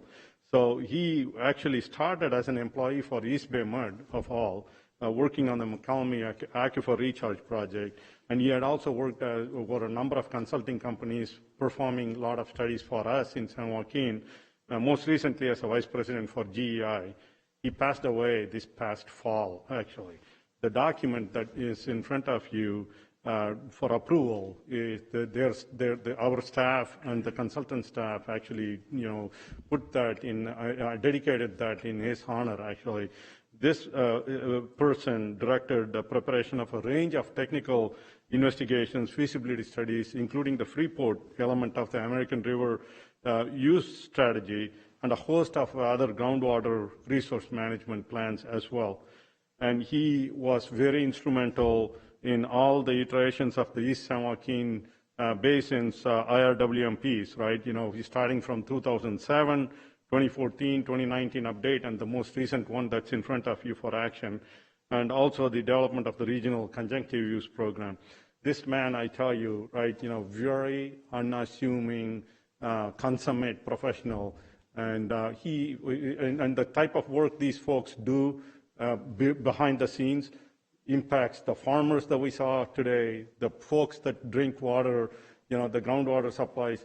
It's amazing, and I thank you, Supervisor. When he knows, he has worked with Mark Williamson for a number of years, and Mr. Williamson will be fondly remembered, and it's a tribute for him that this board gave me this time and opportunity to, bring his memory to us. Thank you. Thank you, Mr. Bellagio. I'd like to also recognize Supervisor Wynn, the hard work that you and Supervisor Wynn and others did to do what was monumental when it came to water and the agreements and the groundwater challenge. I think our county, thanks to the very hard work you did and to a tribute to Mr. Williams, as you're recognizing, and the incredible accomplishments. Thank you, Chairman. Supervisor Wynn. That's all I have, really. I think the document speaks for itself, so I just want to recognize. Well, you can't compliment yourself too often, so I want to recognize the hard work you guys did on that, so thank you, sir. I would just add this. It is really staff's work that makes this happen, so thank you. Job well done. Thank you. We are now done with consent. I need a motion to approve. I would move to approve consent with item number 7 as corrected. Thank you. A motion to approve and second, please. Second. Thank you. Please vote.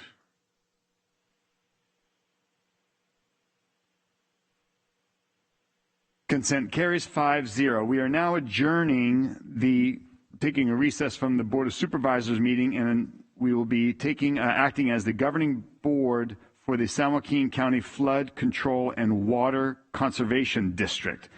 We have the correction to the consent item 2 regarding Upper Mormon Slough Erosion Repair Project. The location of this item is listed on the agenda as the 5th district. The correct location is in the 4th district. There is no necessary discussion. This is just a fix. Looking for a motion and a vote. So moved. Second. Please vote.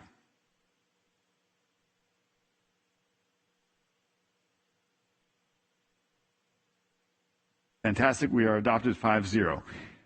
We now have a Public Works temporary construction easement agreement for the Upper Mormon Slough Erosion Control Project. Excuse me, Chairman Patty. Actually, we will go ahead and adjourn the IHS or the flood district and convene the IHSS. Those are items listed under the consent items, which were just approved. Okay, thank you. So we have adjourned and we are commencing as noted. So we've got item number 1 is approval of temporary construction easement agreements for the Upper Mormon Slough Erosion Control Project in the 4th District.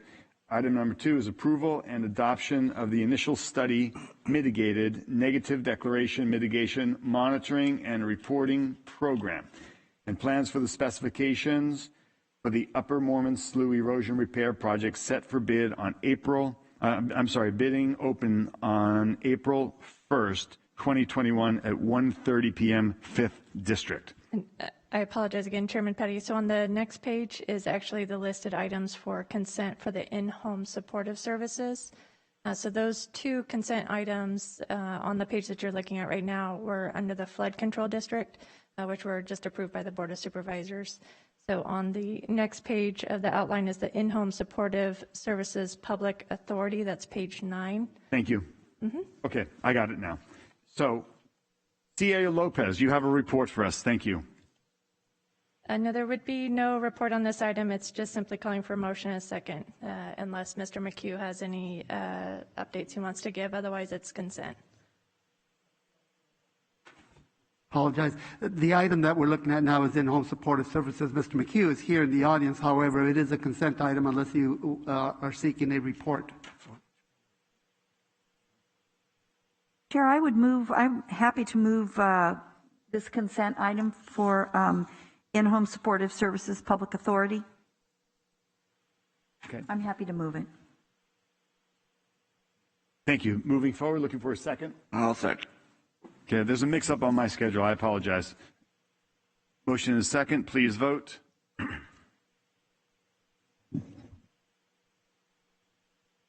We have passed 5-0. Thank you very much. All right. Now, I believe we have a report. That would be, I'm sorry, Supervisor Chair Patty, reconvene the meeting of the Board of Supervisors and then on to the first discussion item. Okay, we are reconvening the Board of Supervisors meeting and on to Chairman, CAO Lopez. Good morning, Mr. Chairman, members of the board. The item now before you is our presentation of the mid-year budget report regarding the fiscal year 2020-2021 county budget that was approved by your board on June 24th of last year of 2020. We have requested and received from all the county departments a comprehensive mid-year review of their expenditures and revenues and provided our office with their year-end projections. This morning's presentation will highlight those areas where the variations of the adopted budget are projected to occur prior to the end of this fiscal year. The presentation will also provide your board with our preliminary budget outlook of the county budget for fiscal year 2021-2022. At the conclusion of our presentation, which will be done by Ms. Sandy Regalo, we will ask your board to take various actions to address some of the budget variations. We all know that the CARES Act funding that has been received by the county has significantly and positively impacted the general fund. On March 23rd of this year, our office, at the request of the board, will give an oral presentation that includes information collected from community-based organizations regarding the community impacts being experienced related to the COVID-19 pandemic. The report will also include COVID-related state and federal funding that departments have directly received, which is unique to their departments and programs. As I mentioned, the upcoming meeting of March 23rd, because federal and state funding related to COVID have made a major impact on the county's budget, generally positive, but today our presentation really relates to the countywide budget for 2021. At the conclusion of the oral report, staff will make recommendations to your board for consideration and hopefully for action. At this time, Mr. Chairman, board members, I will ask Ms. Sandy Regalo to make the presentation with respect to the numbers of the budget. Thank you. Ms. Regalo. Thank you, CAO Lopez. Good morning, Mr. Chairman, members of the board. To continue, this table provides a summary of overall county budget for the 2021 budget. The summary includes the 2021 adjusted budget, plus encumbrances carried forward from 2019-20 and board-approved budget adjustments through December 31st. The overall adjusted budget totals $2 billion in total appropriations. Approximately 82.5% of funding, or $1.7 billion, comes from departmental revenues. $310 million comes from general purpose revenue, while the remaining sources come from fund balance, which accounts for $42.6 million. The largest expense in the county budget is salary and benefits costs. This table provides a snapshot of the total full-time and part-time positions. As of December 31st, there were 6,675 full-time allocated positions, of which 760, or 11.4, were vacant, remaining consistent with the percentage of vacancies reported in the first quarter. Approximately 83% of vacant positions are in the following departments: Healthcare Services Agency with 197, Human Services Agency with 124, the Sheriff with 101, San Joaquin General Hospital with 82, Probation with 75, and Public Works with 51. Federal and/or state programs or service fees primarily fund 59.7% of these vacant positions. The net county cost is computed by subtracting program revenues from expenditures for general fund supported activities. This table shows the projected net county cost by functional area based on the first 6 months' experience. Overall, it is projected that there will be a net county cost savings of approximately $83.5 million by year end, primarily due to the CARES Act reimbursement. I will now go over some issues that have been identified in the mid-year review. In general government, Purchasing and Support Services is requesting to increase appropriations by $500,000. In response to the COVID-19 pandemic, the CAO's office requested that purchasing procure PPE for county employees, which was reimbursed by CARES Act funding. The cost was not included in the department's adopted budget, and as a result, it is recommended to increase appropriations by $500,000, offset by a cost reimbursement of CARES Act funding. It should be noted that many county departments have been involved in the response to COVID-19 this fiscal year and have utilized existing appropriations to fund costs related to the response. The County Administrator's Office will closely monitor budgets through the remainder of the fiscal year to ensure sufficient appropriations are available to provide core services. The Law and Justice Departments are projecting an overall net county cost savings of $70.1 million, primarily due to CARES Act reimbursement in the Sheriff's Department. Salary savings from vacant positions also contributed to the savings. As of December 31st, the Sheriff had 101 vacancies, Probation had 75, and the District Attorney had 33. Partially contributing to the high number of vacancies continues to be the comprehensive hiring process, including an extensive background check. The salary savings are partially offset by overtime costs for the Sheriff Patrol and Custody divisions, which are projected to exceed budget by $1.9 million and $4.8 million, respectively. The Custody Division is also projecting a savings of $726,000 in food and clothing costs due to a lower than anticipated average daily inmate population of 1,388 compared to the budgeted level of 1,550. The population includes temporary housing of state prisoners. For July through December 2020, the average daily population of state prisoners was 224. The California Department of Corrections and Rehabilitation is in the process of reimbursing counties for housing state prisoners. Revenue due to the sheriff's custody budget is estimated at $3.9 million. The Probation Department is requesting to increase the Juvenile Justice AB 109 budget by $5.1 million. The Youth Offender Block Grant, or the YOBG, was not included in the original estimate in the AB 109 fund, as it is a pass-through to the Probation YOBG Trust Fund and incurs no other activity in AB 109. To reflect total activity, it is recommended to increase the Juvenile Justice AB 109 budget by $5.1 million, offset with the YOBG portion of revenue from the state AB 118 Juvenile Justice Reentry Allocation. In Public Works, Development Services is requesting to increase appropriations by $112,000 funded by the Road Fund to offset the cost of an Engineer 5 to cover as the interim engineering services manager for 3 months, additional consultant services for plan checking and/or district formations, and additional software costs. Please note, the board letter states that additional appropriations would offset the costs for an interim deputy director to cover as the interim engineering services manager. However, it was an Engineer 5 covering as the interim engineering services manager. The Public Guardian Conservator is requesting to increase appropriations by $80,000, funded by conservatorship fees collected by the department.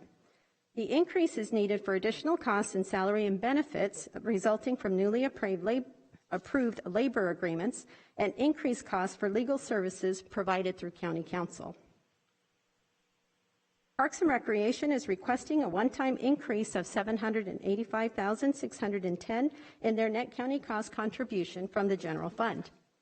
The department is projecting a decrease in revenues of $1.3 million due to the aggressive public health response to COVID-19, resulting in prolonged parks facility closures. The projected savings in expenditures of $510,453 offsets the revenue decrease. As reported in first quarter, Parks and Recreation does not anticipate meeting their net county cost target and requests a one-time increase in their net county cost contribution from the general fund. The net county cost of the budget is funded by general purpose revenue. The mid-year estimate reflects an overall increase in revenue of approximately $24.1 million. The increase is primarily due to $9.4 million from anticipated tax growth and $14 million in higher than anticipated sales tax revenue, largely due to a one-time allocation correction in sales in the local economy showing improvement over the prior year. For 2021, the board set the reserve for contingencies level at $95.5 million, which represents approximately 5% of the 2021 county budget, meeting the board established goal of 5% by 2021. In December 2020, your board approved $15 million from the reserve for contingencies to fund $10 million for round 3 of the small business grant program and $5 million for the new family COVID assistance grant program. In 21-22, $15 million will need to be included to replenish the reserve to remain at the board established goal of 5%. In the San Joaquin General Hospital, $28.9 million in CARES Act reimbursement is included in the hospital's operating expenses.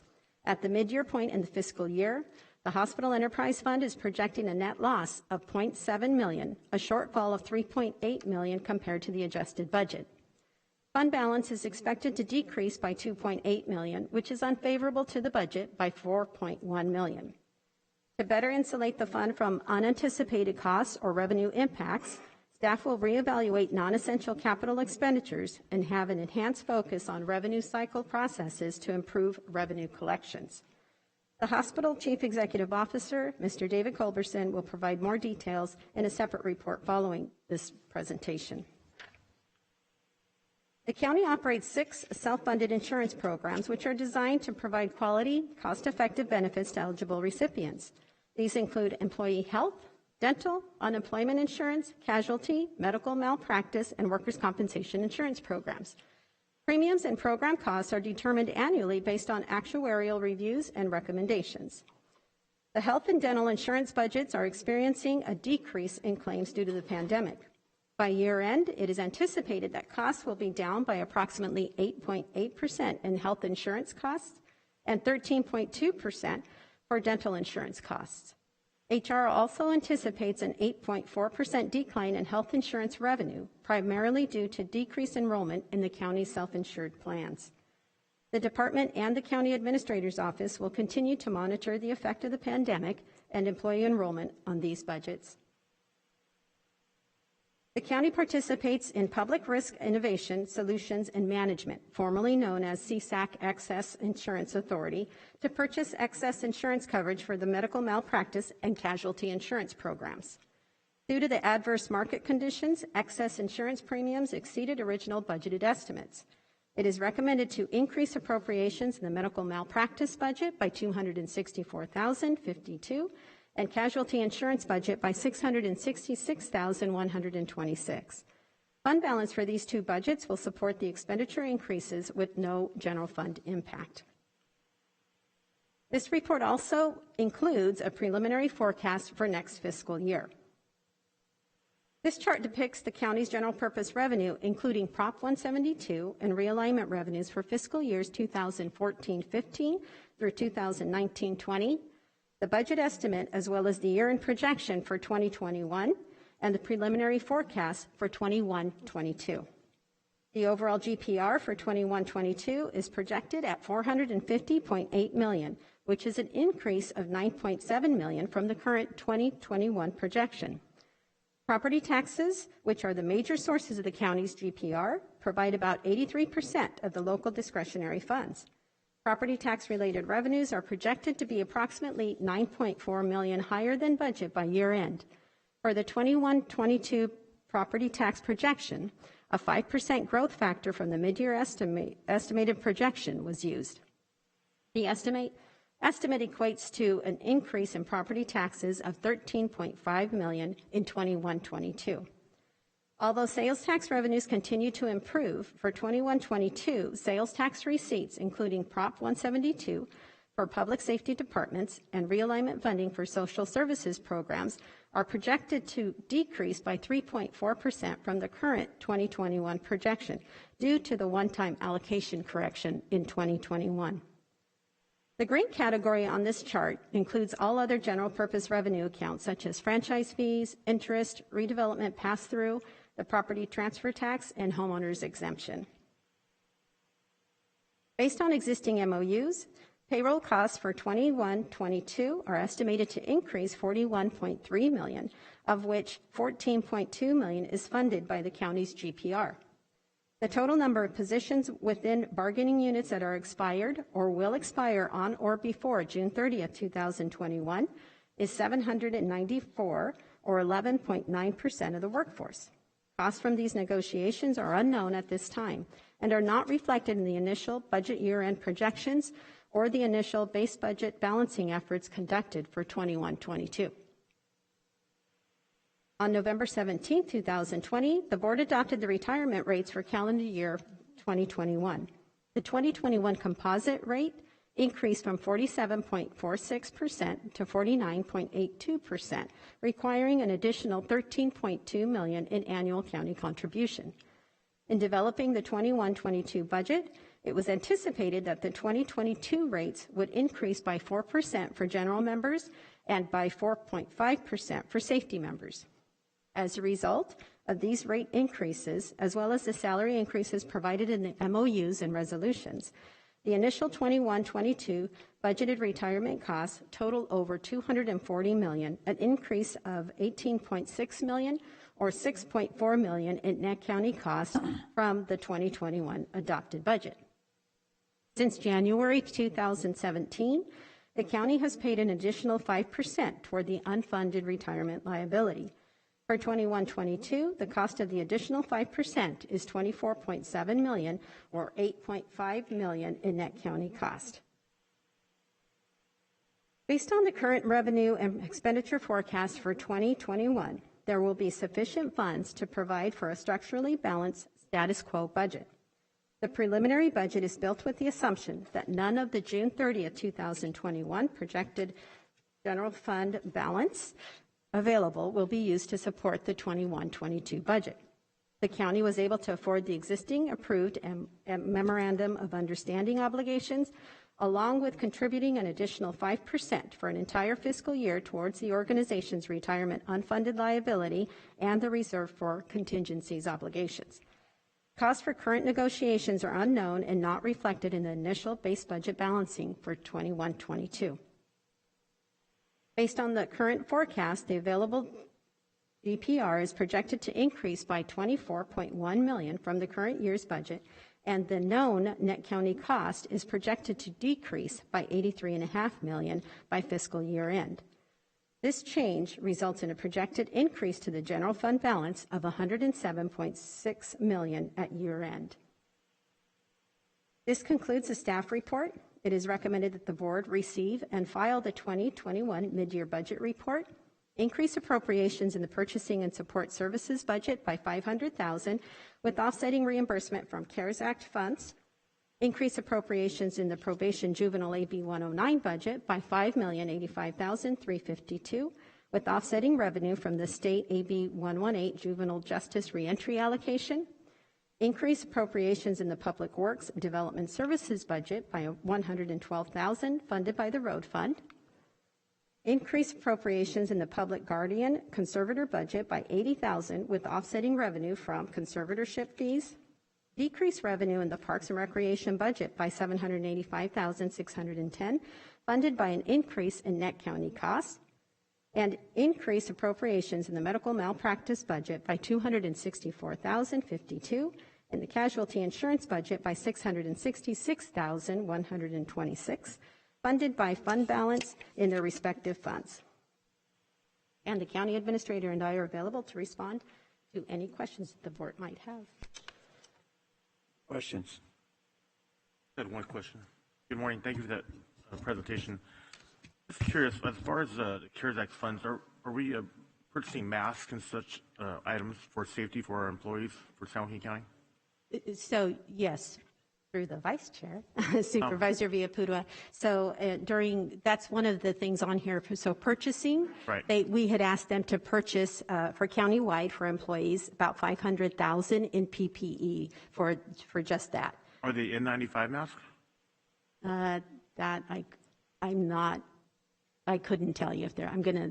Okay. Mr. Vice Chair, Supervisor Villaputua, I believe they're not. I think it's the ones that you and I think most of the board members are wearing is what's being purchased. I'm basing that conclusion on a discussion that I had with the purchasing agent saying the cost for those types of masks are somewhere in the 2 or 3 penny per each.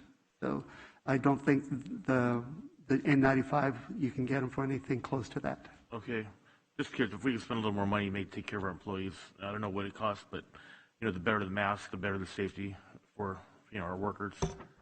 We can look into it, maybe. Certainly. Some comparisons. We'll certainly look into that. I do know that they follow certain guidelines, but there is a significant difference between the two. But yes, we'll certainly bring something back to you so you're aware of what the actual costs and what we're getting for them. That'd be great. Thank you very much. Welcome. Yeah, Supervisor Rickman. Thank you, Vice Chair. Just real quick on recommendation number 6, Parks and Rec.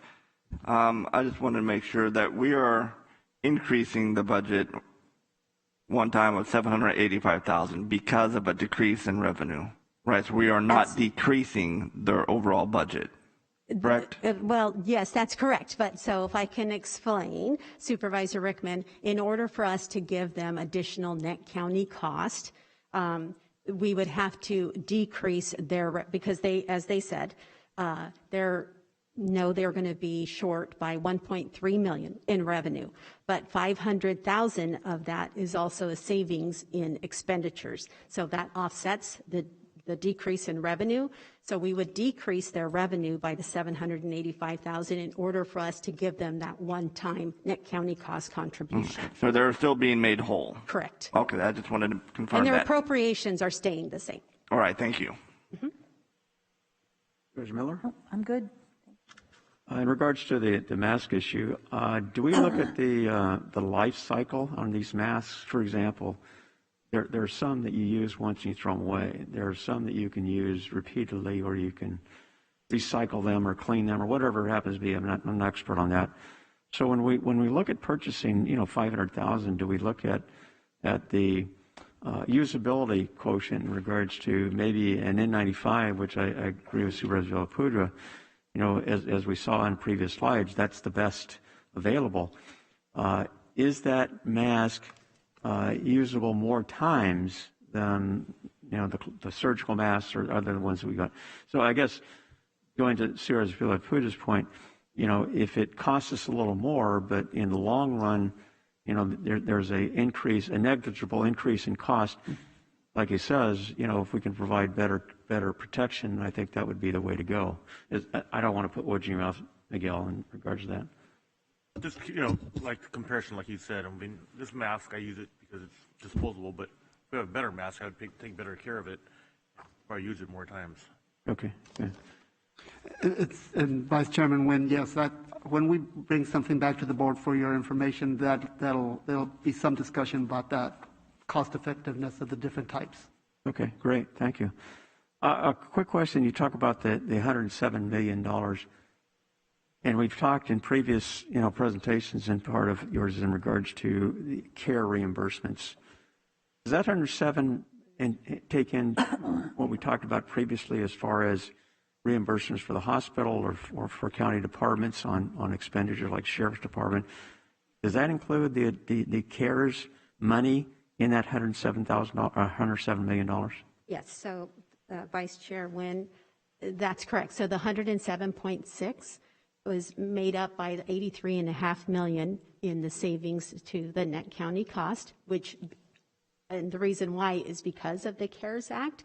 So that's for the general fund portion. So the stuff that's given, I shouldn't say the stuff, I'm sorry, the funds that were given to the hospital or any outside agencies, those are outside of the general fund. So the savings to the general fund, because of CARES Act, is 83.5 million, most of it, and some of it was vacancies as well. Right. And then the additional 24.1 million was the additional general purpose revenue that we received. So those two added make up the 107.6. Okay, good. Thank you.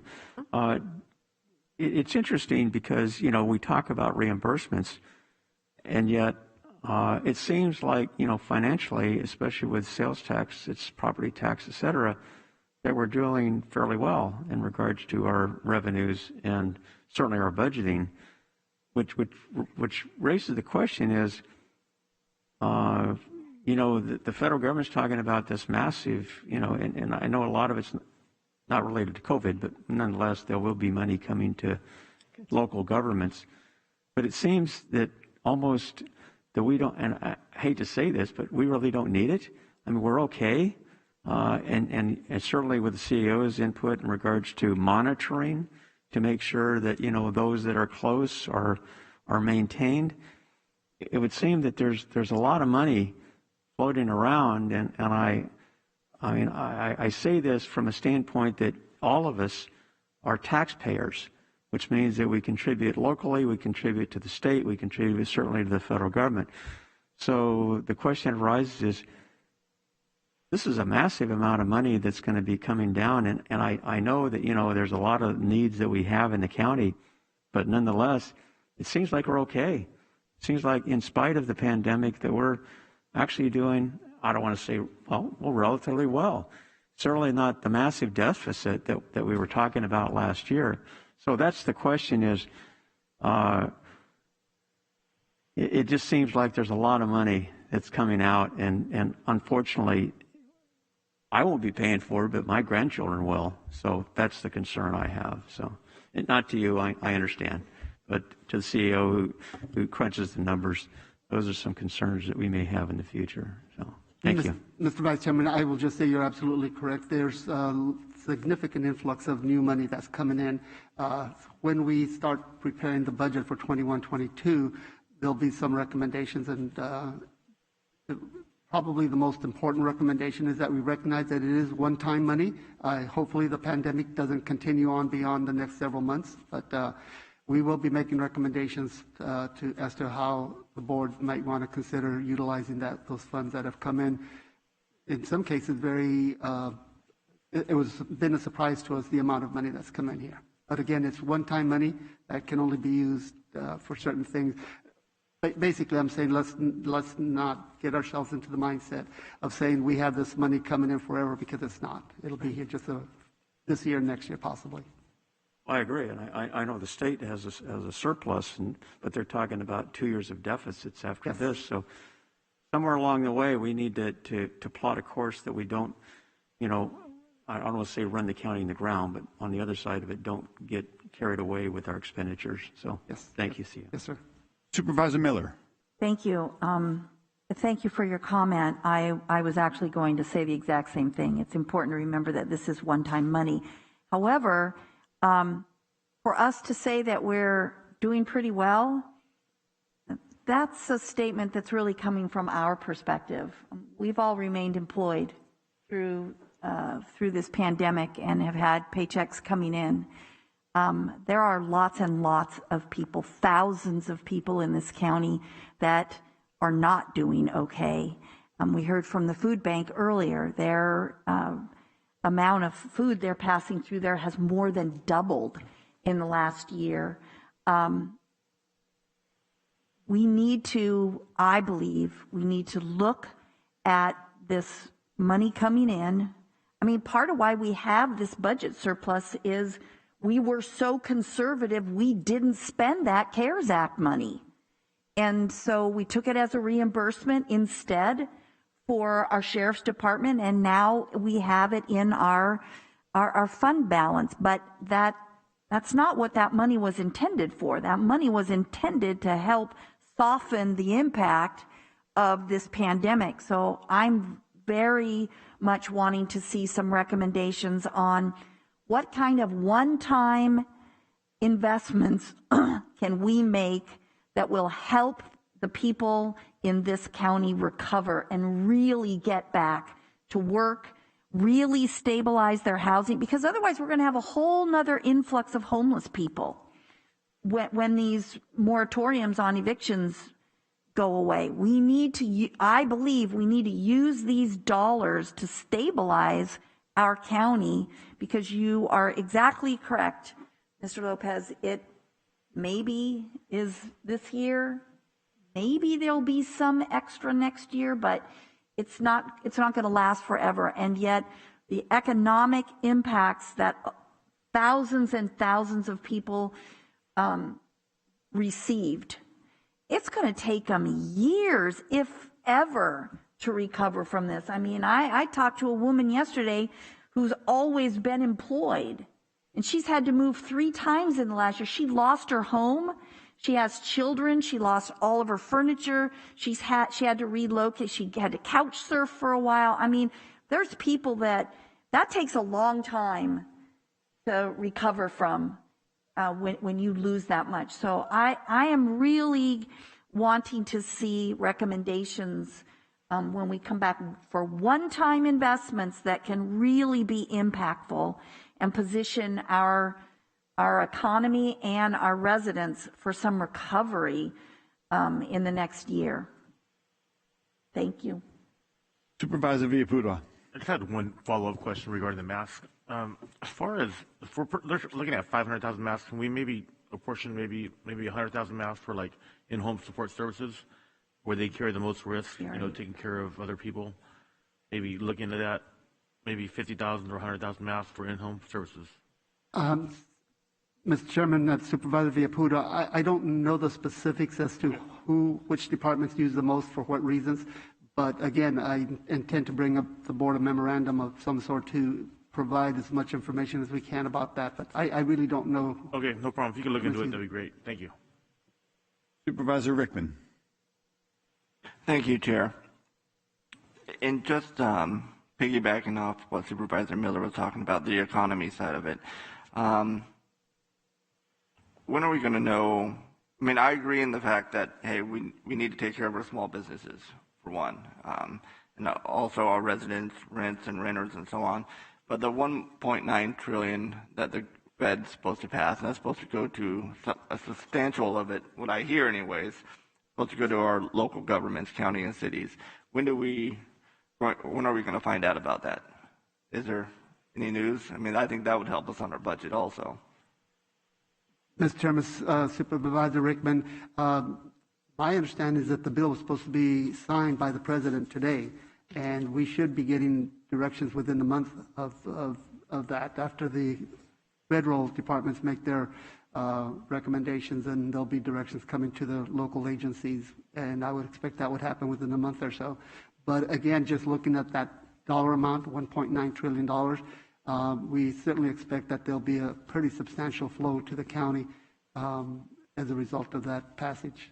And that's some of the money that we can push to our small businesses or residents, rental assistance and stuff. At the end of the day, you want to help the economy and you want to get people back to work, you want to get business back to work, you have to open up the economy. I mean, if the other states can't lift their restrictions and without showing the data and science, I mean, we can't close the economy forever. So hopefully, the state realizes this and lets people have their natural fundamental right of getting back to work. So that being said, I'll yield my time. Thank you. And I believe we have CEO Culberson next up. Yes, as part of this presentation. Thank you. Thank you, Mr. Gallo.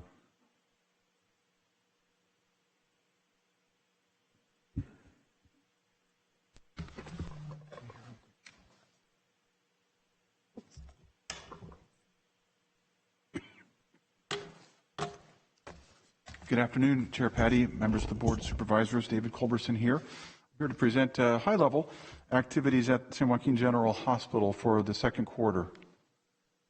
As Ms. Regallo pointed out here, overall here, the net income for the hospital is anticipated to be about $700,000 loss. That's the item, looks like it'd be the fourth from the bottom. Right in the middle here. That's a $3.8 million unfavorable balance to what we had projected. Our adjusted budget. Our adjusted budget was $3.1 million, anticipating around a $700,000 annual loss for the year. Again, difference of $3.8 million. You can see some of the things that we do know. Quite honestly, at the very top here, our net patient revenue is down. An awful lot of that had to do with lower volume for the first quarter of the year, but then we have additional supplemental funding, and most of this is coming through the CARES Act that has helped really generate overall total operating revenue. That's the total revenue we receive at the hospital to be about $4.5 million, just slightly over 10% slightly over 1% of what we had budgeted here. We have also then our expenses here are going to be somewhat greater than what we had seen when we planned our budget a little bit more than a year ago. Predominantly, that's going to be in higher cost for labor, and a lot of that is related to supplemental staffing, and then also supplies. A good amount of the supplies, particularly as they're related to COVID, will also be available to be offset from revenue for the CARES Act as well. We have just to generally give you a census here. We had a very, very different quarter, I guess is the easy way to describe. We came out of really the first July through August, September, slightly above budget here. And again, October, right in our budgeted range of around 130 patients. But with COVID, that really began right around Halloween and continued really through the end of the year, a substantial increase in census. You are probably aware that the hospital's licensed capacity is 152 patients. So in November, we were at essentially full capacity and then over capacity in December. The state has allowed us to move back into the old Towers building as part of the process to handle the surge capacities. Clinic visits actually have come back in line here, but nearly all, well, about more than half of the clinic visits, particularly at the primary level, are going to be telehealth and some phone calls, but we're really trying to do as much as possible over some type of video device.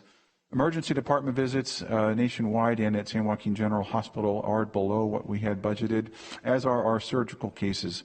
I've got the next slide. We can give you quantify that. Deliveries really right about in line. I do think what we're hearing nationwide is we are having an upcoming decline in deliveries nationwide as the COVID economy has collapsed and folks have been a little more planning and we're not having as many children. And we've seen that nationwide, and I think we're beginning to see that at San Joaquin General.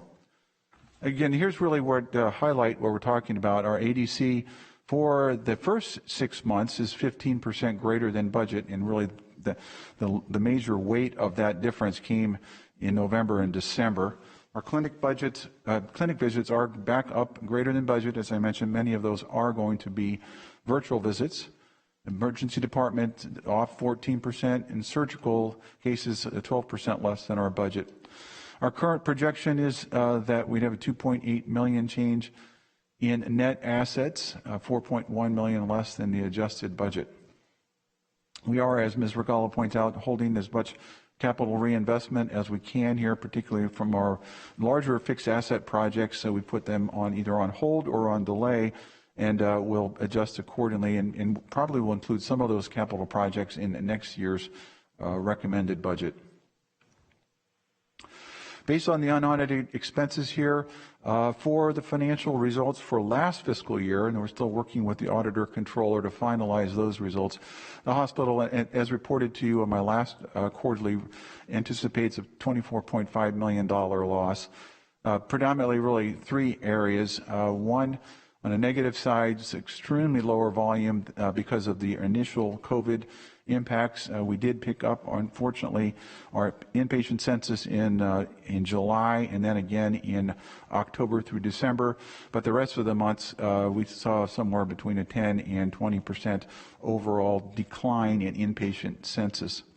We do have a substantial year-end pension and other post-employment benefits adjustments that came as a result of looking closely at the financials with Chris Roberts, our Chief Financial Officer, and then Jay Wolverding, our Auditor Controller, and then also with S.J. Sarah, making sure that we are accurately reflecting the full value of the pension obligation.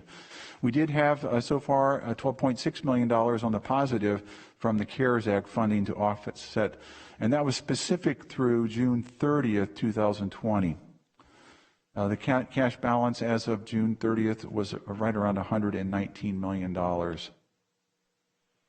Just a little bit more about what's going on at the hospital here. In addition to COVID, which of course is a heavy emphasis on respiratory problems, we also have non-COVID acute hypoxic respiratory failure as well. A tremendous number of ventilators, of nasal cannulas providing oxygen, a need for respiratory therapists. Really, it was very, very unique, and I'm happy to say that it's come down quite a bit since January. Some of the patients have been difficult to discharge, so they may be ready to go home from a medical perspective, but we're unable to place them. Some of the things were complications getting back to long-term care facilities or to home care. CDCR at all the facilities had a very prescriptive plan that resulted in a little bit longer length of stays, returning the state to the state prison system. We did have a number of the folks that are COVID positive that are on long-term mechanical ventilation. They're also on very high-tech roto beds. They actually prone you and then return you back to your back here in an effort to increase your likelihood of survival of ventilation processes here, but that means there's an extended length of stay for them. We do see continued through the trauma program, traumatic brain injuries. We've had some difficulty placing the behavioral health patients and also some conservatorships here with the courts being closed. I'm happy to be closed, or at least being closed and slowing down the number of cases. I'm happy to say that really with Greg Dieterich's help and his entire team and then my team, we've really been able to concentrate and work closely, particularly on the behavioral health and the conservatorship over the last almost 6 weeks now here, and we're getting some movement. It's going to take a team effort on my staff as well as other county departments, but we're moving forward on these. Trauma program here, very busy here. If you go down to the next to last line here, the total. Typically, we have been running around 300 patients, but again, we've seen some very distinct volume increases as a result of, or in conjunction with, or maybe just coexisting with the COVID crisis here. 350 for October, November, and this around that average for December here. So you can see we're up almost, 400 cases, 350 cases from prior year. The tier zeros are also up. Those are the most severely injured patients. And you can see jumping to 272 from 195 last year. The tier ones are pretty severely injured. And then the tier twos are ones that in many cases do get to go home, but we want to make a solid look at them through the board certified surgeons in the trauma program. Of note here, I think this next slide again shows the mechanism of injury. And if we take a look at a couple of things here, you can see it, I know, from talking to Dr. Kennedy and then hearing about it in the lay press anyway.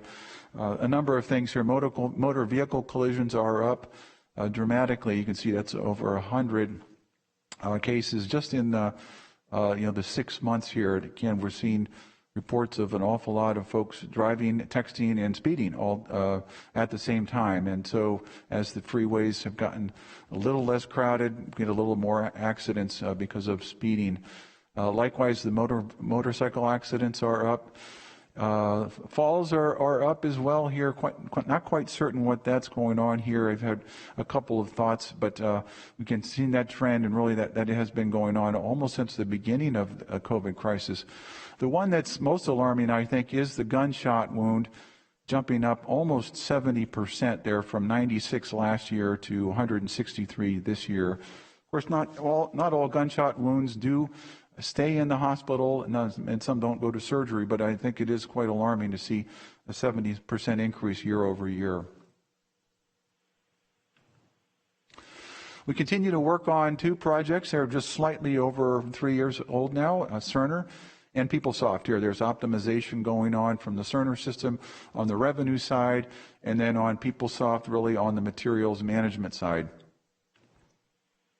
I did want to share with you where we are. This is kind of a periodic snapshot of COVID here. We started out in May, very, very little volume in our hospital and countywide. We did have a surge, as you probably are aware, in the summertime. It started right around, I think, gatherings for Mother's Day and then Memorial Day. That was, I think, July 27th was about our high last July for the first surge. Dropped off quite a bit here through October, but then picked up again, as I mentioned, with the growth of gatherings around, certainly around Halloween. We saw a spike, and then around Thanksgiving it continued on. I think our all-time high in San Joaquin General was December 28th, and I think that's nearly the county high as well, so 64 positives. There's probably another 12 to 15 persons under investigation, so essentially 80 patients at San Joaquin General Hospital around the end of the year were being treated for COVID-like symptoms or COVID itself. Now we're back down, quite thankfully here, countywide here. I think the number this morning might even be 88. As of the 4th of March, that we were at 92 with 14 positives at San Joaquin General. We have expanded our emergency or our ICU capacity. We're in the towers building in 3 of the floors now. the fourth floor, third floor, and second floor. We did get out of the second floor last Friday or Saturday and are currently operating in that building on the third and the fourth floor. You know, our ability to work in the Towers building, that's the 1929 building, 1932 building, will be allowed as long as the pandemic is declared by the governor. We do look at our PPE very closely. We've seen a significant decline in the number of drive-through testing, and we do offer them continue on 5 days per week, but probably at least a 50% decline in testing. It may be greater than that.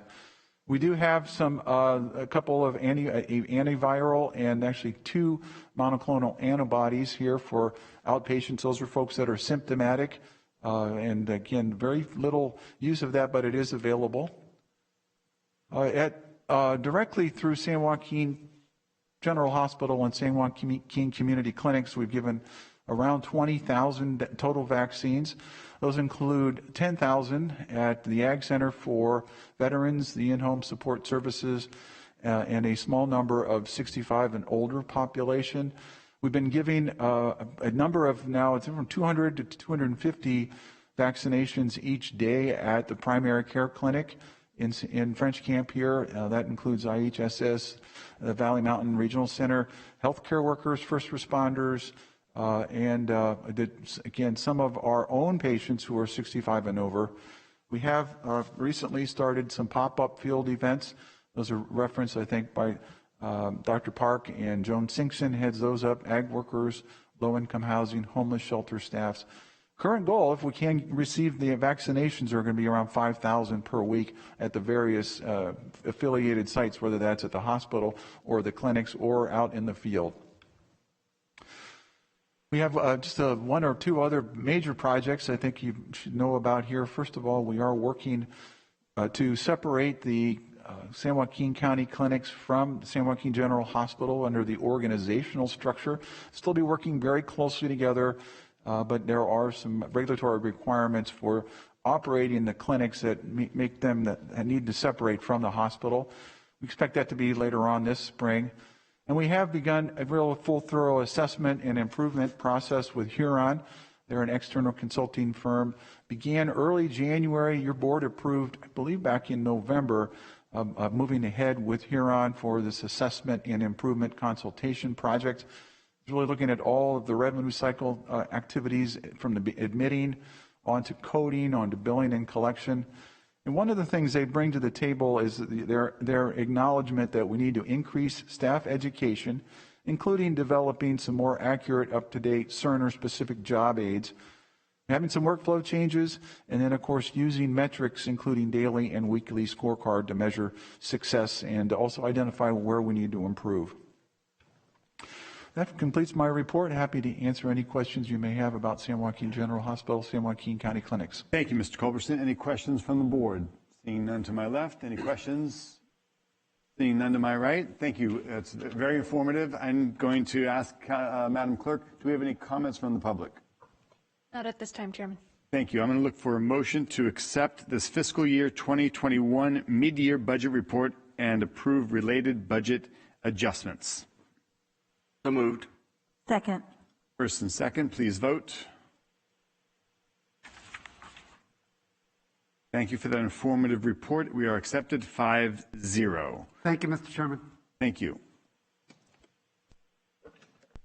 I believe we also have another report from CAO. Mr. Lopez, would you now take over the next item?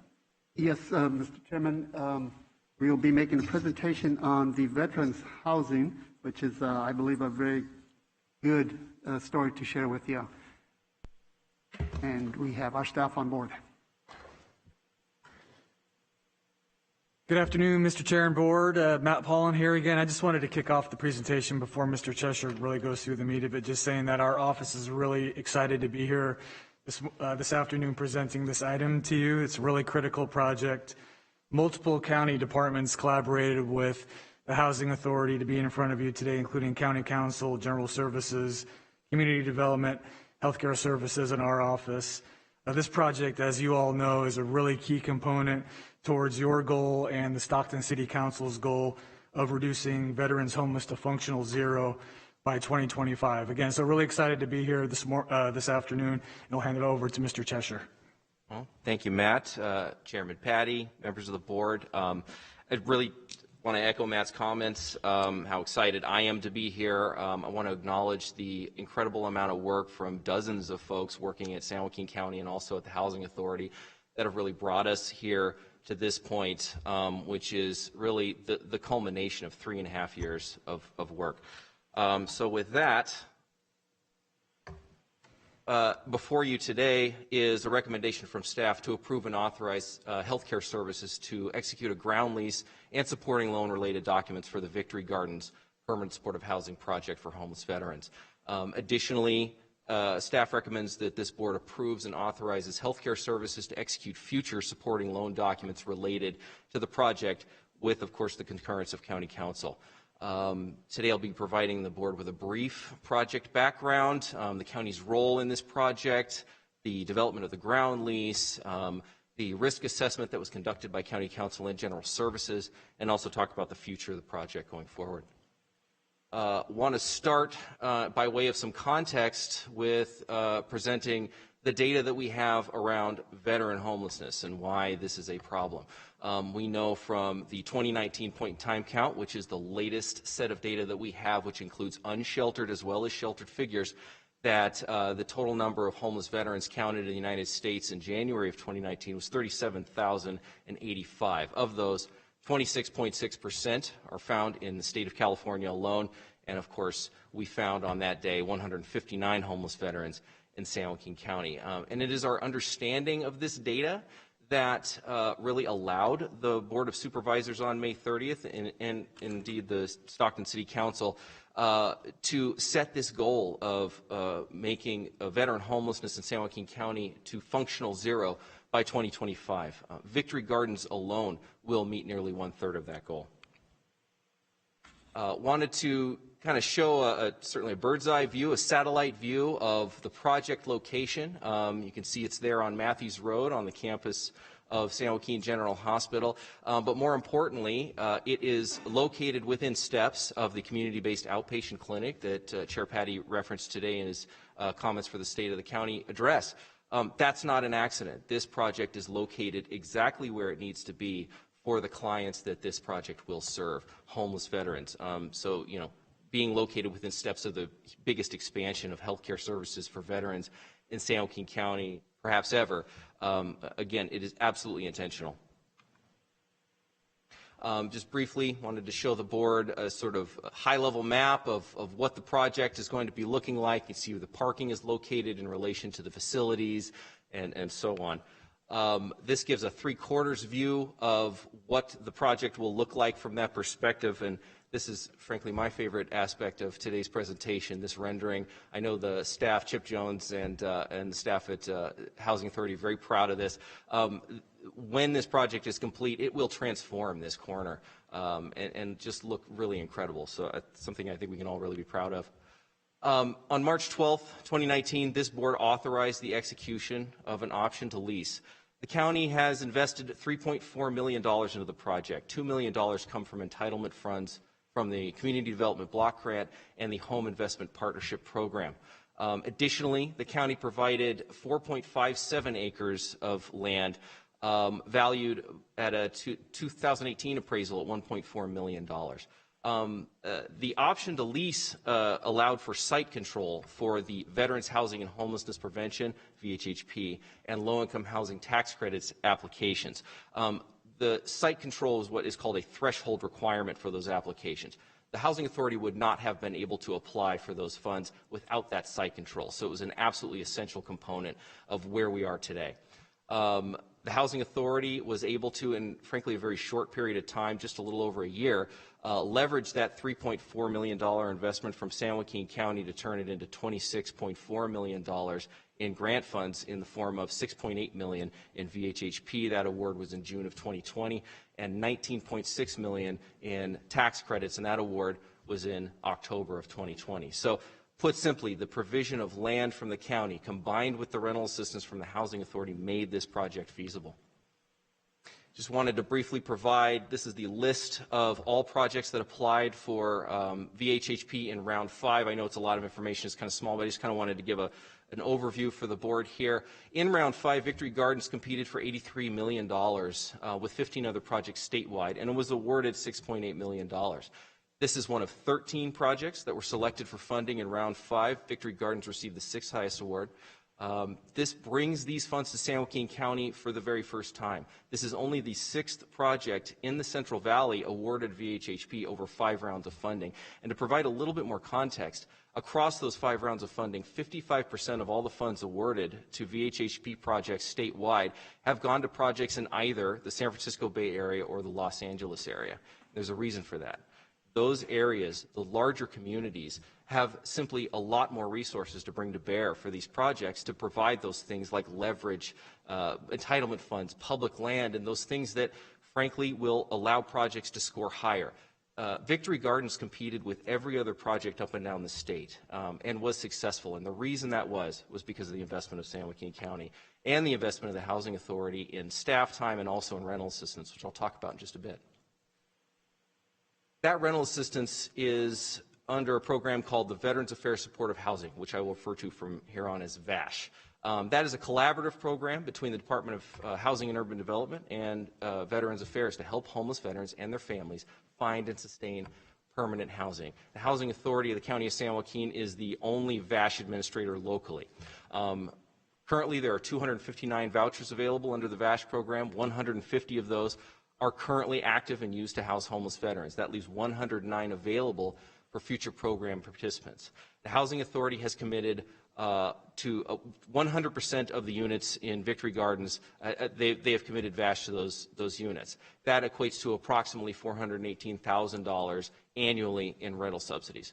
Additionally, I want to point out that just in December of 2020, Congress expanded eligibility for VASH from only those with an honorable discharge to those with other than honorable. That removes a major barrier to accessing rental assistance for these folks, and the VA estimates that approximately 10% more folks will be eligible for VASH as a result. So the timing of completing Victory Gardens, or certainly of beginning the process of building Victory Gardens with this decision by Congress, could not be better. To execute the option to lease, the Housing Authority had to meet certain conditions, of which the most challenging was securing those highly competitive funds, as I mentioned. Following a reservation of tax credits on October 14th of last year, the Housing Authority, by statute, had to close within 180 days or lose the grant and significantly curtail their future ability to receive tax credits because their future applications for tax credits would be penalized for losing those tax credits. That is really very much the deadline that we've all been working on for the last few months, and why there's been such a sense of urgency recently around the project. In addition to the ground lease, there are several other documents that need to be executed as part of the financing for this project. Those are included in your board packet.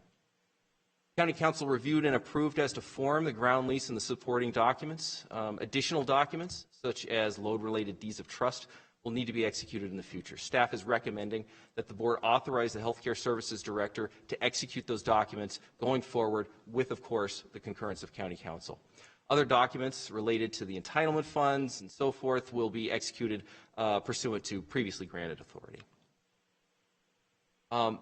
As part of this process, County Council and General Services assess the risk involved in this process. None of these kinds of projects are without risk, and so the question is, what is the level of that risk and what is the county entering into? So there are a couple of points that I want to make sure are clear for the board today. This ground lease will limit the county's ability to sell or otherwise use this 4.6 acre parcel. The property will remain in service to the purpose of addressing veteran homelessness, which is in accordance with state law and also this board's priorities. Additionally, the parcel will be used to secure construction and loan financing. That could potentially result in some significant financial obligation to the county and, perhaps more importantly, the loss of the property should Victory Gardens LP or its successors default. After examination and due to the investments that are involved from not just the county but also the state, also the Housing Authority, also their partners, the VA, the federal government, a lot of entities have invested in this project over the course of the last 3.5 years. County Council and General Services determined that the risk of default was highly unlikely under those circumstances. So for the future of Victory Gardens, assuming board approval today, it's anticipated to break ground middle of next month. The staff worked with and through the planning process to grant an easement for an access road that was included in one of the images I showed you earlier. That is essential to project construction, and staff will continue to work to finalize those documents going forward. Construction is anticipated for 18 months. Clients are anticipated to begin occupying units starting in the fall of 2022. At full occupancy, approximately 1/3 of all homeless veterans in San Joaquin County will be housed permanently in Victory Gardens. There is a possibility for a second project phase. 2.07 acres remain on the site, and that could be used, just as we did this time, for leverage for a future VHHP application, tax credits, or so forth. And so to the extent that the county and the housing authority are amenable to something like that, we can certainly do more for this population, these homeless veterans. So with that, I am happy to answer any questions you may have. I want to also note that Executive Director Peter Ragsdale of the Housing Authority is here today on hand to answer any questions you may have. Thank you for that information, Mr. Cheshire. Any questions from the board? Supervisor Rickman. No, I just have just a quick statement. Thank you, Chair, by the way. Appreciate it. Great project.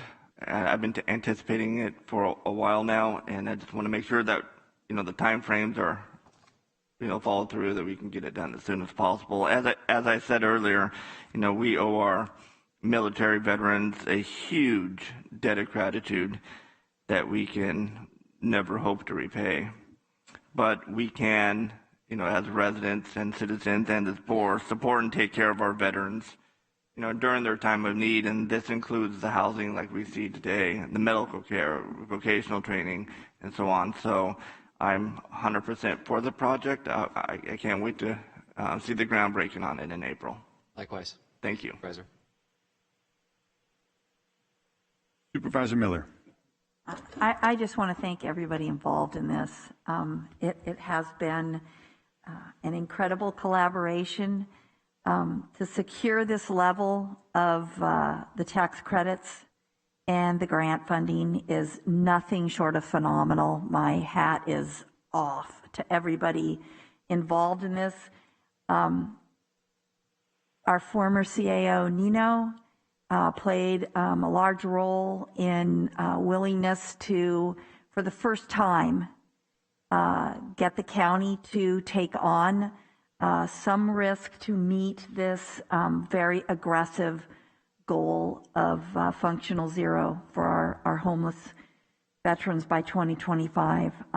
Obviously, we set those policy goals, but nothing happens unless you're willing to, in a very clear-eyed way, assess the risks, build those kind of partnerships. This is a public-private, just about everybody you could involve in this one. And services are going to be provided. They're project-based vouchers, so the units are going to stay affordable, and this project will continue serving our veterans. I couldn't be more proud of this project, and this is it's just everything you hope to see in terms of addressing, in a permanent way, addressing the issue of homelessness. And as Supervisor Rickman said, this has been a targeted population of ours for the board for a long time.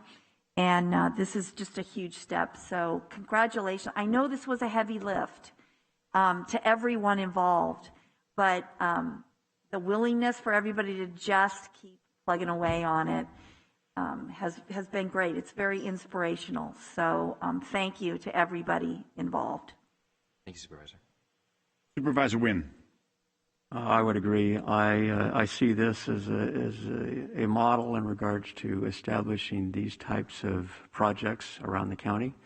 I see, more importantly, the collaboration that's taken place, as Supervisor Miller talks about, which, had we not come together as a homeless provider, services, community, government, private sector, et cetera, projects like these wouldn't occur. So I'm not only looking forward to the completion of the project, I'm also looking at the results, which always are the thing is that sometimes we have high expectations. So I think this is a step forward, certainly something we can replicate around the county. So thank you. I would just also add that this is something that the board prioritized, making sure that our veterans are going to be housed. I'm curious, it was mentioned in your presentation, there was another 2-point-something acres adjacent. What would it take to activate and expand the scope of this project? You know, that's a good question. You know, assuming that all parties are willing, I think it would take less than it took now, and that is because we have done a lot of, forgive the pun, groundwork on, you know, creating this existing project. So to do a phase 2, I don't want to say it will be easy under any circumstances, but certainly there's been a lot of work that's already gone into it. It would certainly require the acquisition of additional funding, you know, to the extent that more rental subsidies exist, and we believe that they do, you know, but that's certainly a conversation that we would need to have with the Housing Authority. Great. So on that note, perhaps Mr. Ragsdale could come on down and maybe address that. You know, we at this board look to be very proactive. We know that we're not getting quite to the numbers with these units that are being created. We're not getting to the numbers, and we do have that target and goal to house our veterans. We do, and to the chair, and thank you. You know, the thing that I want to say is sometimes this challenge is being first. So all of the dance to get to the closing table, which we're hoping for the end of March, you know, we can't thank all the participation from all the county departments to get us to the closing table. It's interesting as and you have discussions around state and federal monies, the amount of sources that it takes to get everybody in line and an agreement of turn of documents around construction lending and state of California and HUD and the VA. It's amazing. So we couldn't be more appreciative, and thank you. To your point, there is unmet need. And we have aggressively pursued every opportunity we can to raise funding specifically for this population. I would like to say that the City of Stockton has also awarded us, as part of their HAP funds, $225,000 to offer leasing incentives to veterans. We're reviewing those contracts right now. Remember, this is both a tenant and a project-based subsidy. So the VA issues a voucher with the Housing Authority, and covering security deposit, covering a little above baseboard, you know, rent incentive to landlords that have units to rent. We're thinking this combined strategy of that $225,000 as well as the construction for Victory Gardens will get a number that we can all be proud of. And to Supervisor Rickman's point, we have a deserving population who needs our help. So we're working on it. So the question for you, the 2 acres, the 2.04 acres, or whatever it was, is that part of the land that has been identified as available? And through, perhaps this is a question for County Council, following up on a conversation we had earlier of making county land available for projects like this.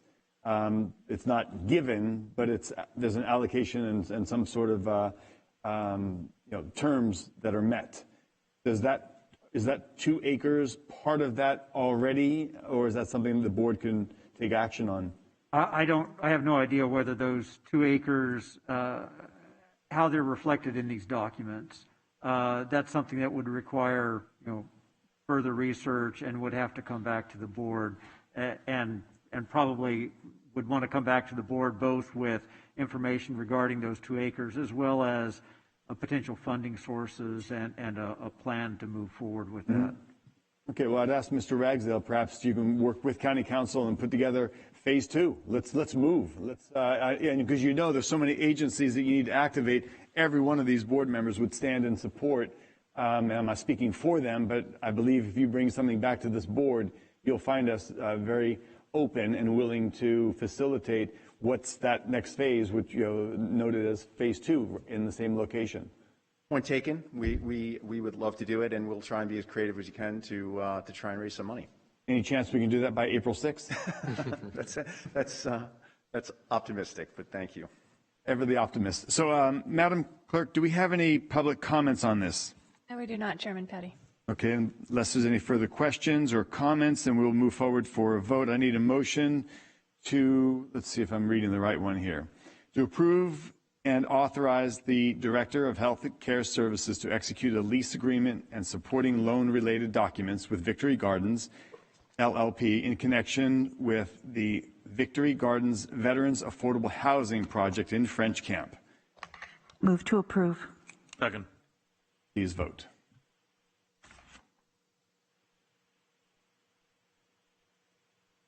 We are proud to say that carries 5-0. Thank you all very much. Next up, we have a discussion. I believe we appreciate the patience of everyone. We have a discussion on Health and Human Services. On the phone, I believe we have Mr. Larry Gage and Mr. Culberson. Welcome back down. You want to go ahead and take over, please?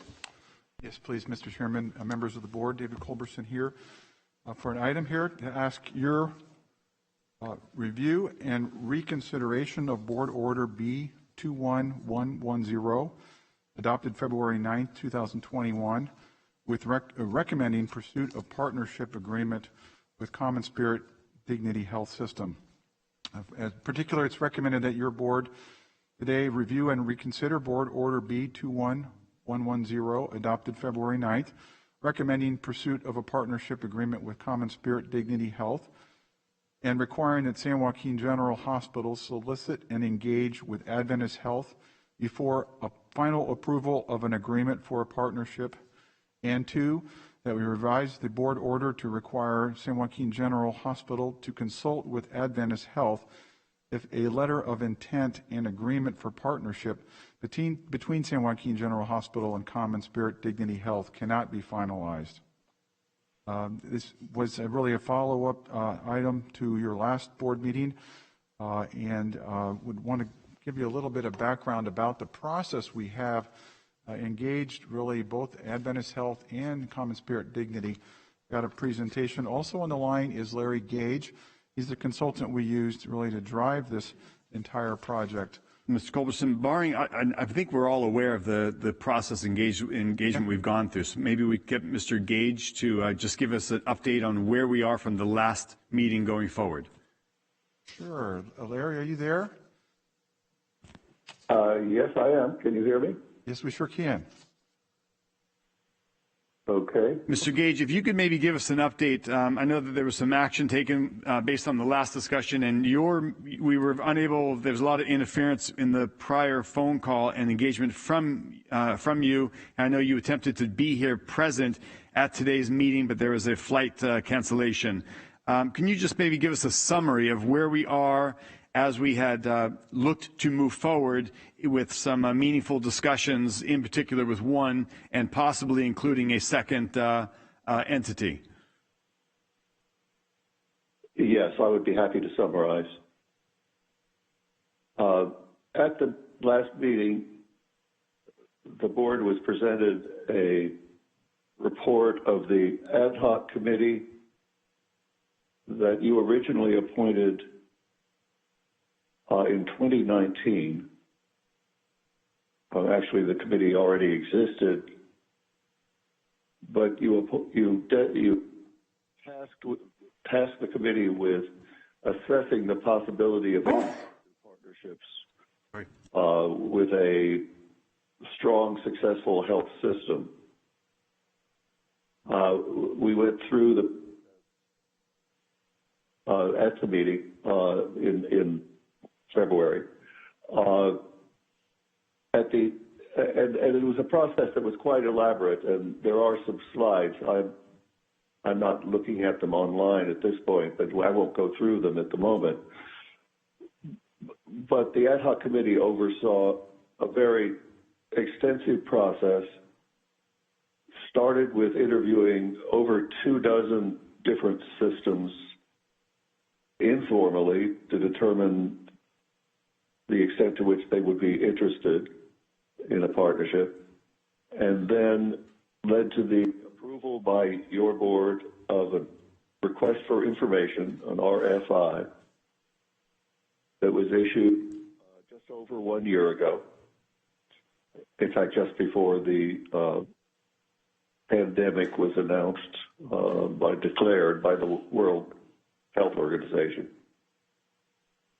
We received responses and then entered into a process that identified two of the respondents,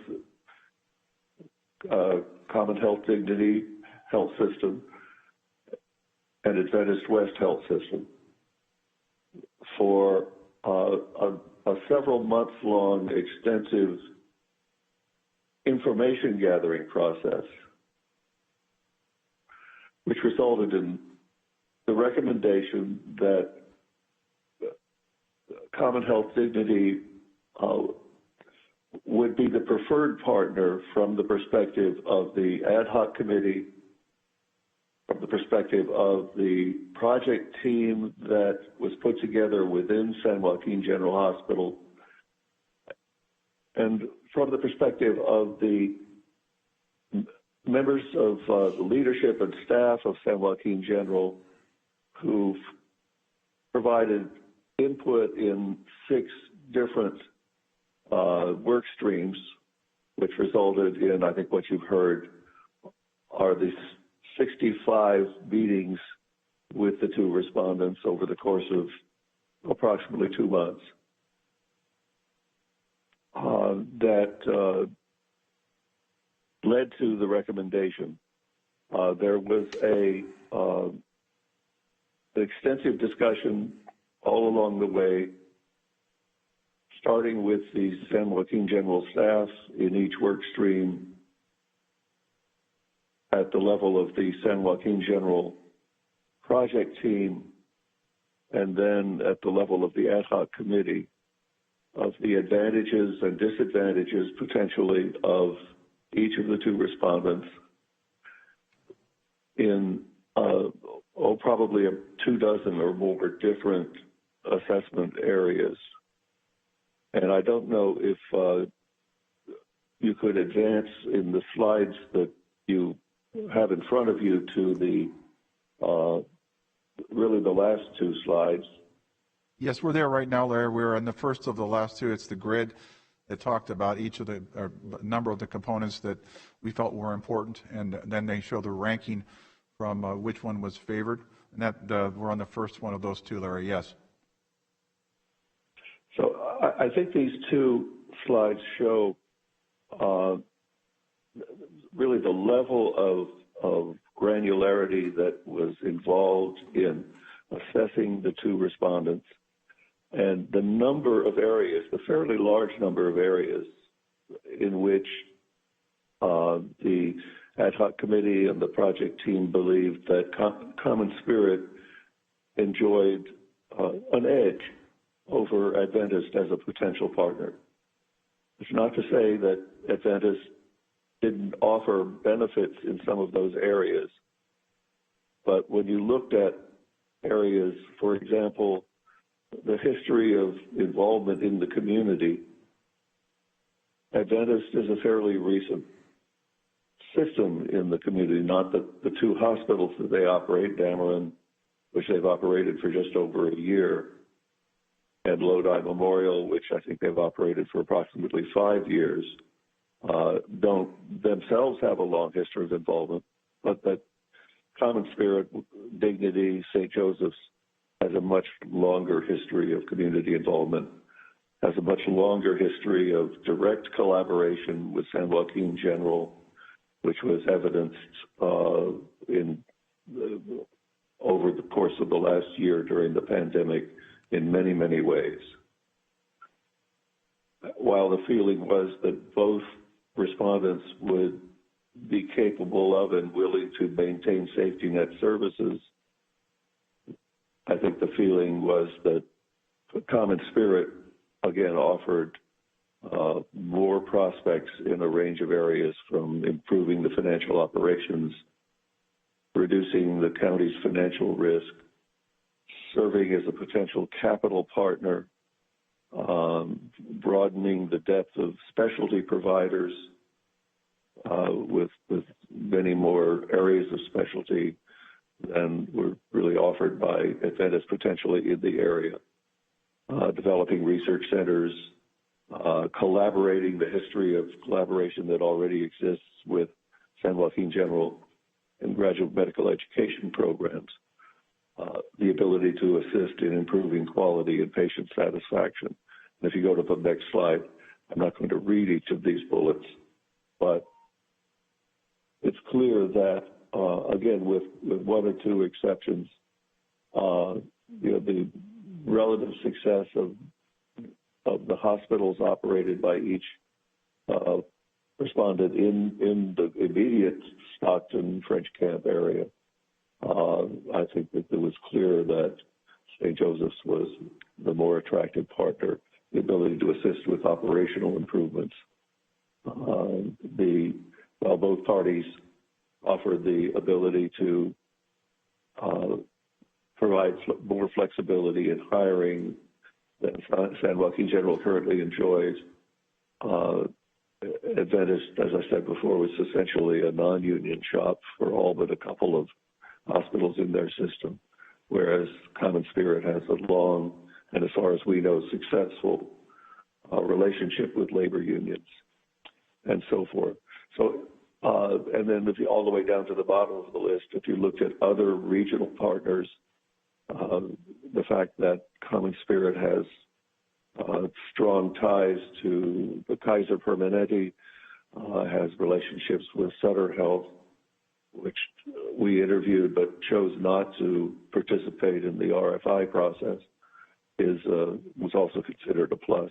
So I think when the Board of Supervisors had a discussion, I think the fact is that, the issue was raised by representatives of Adventist and the chair of the board of Dameron, that you should continue to pursue simultaneous negotiations.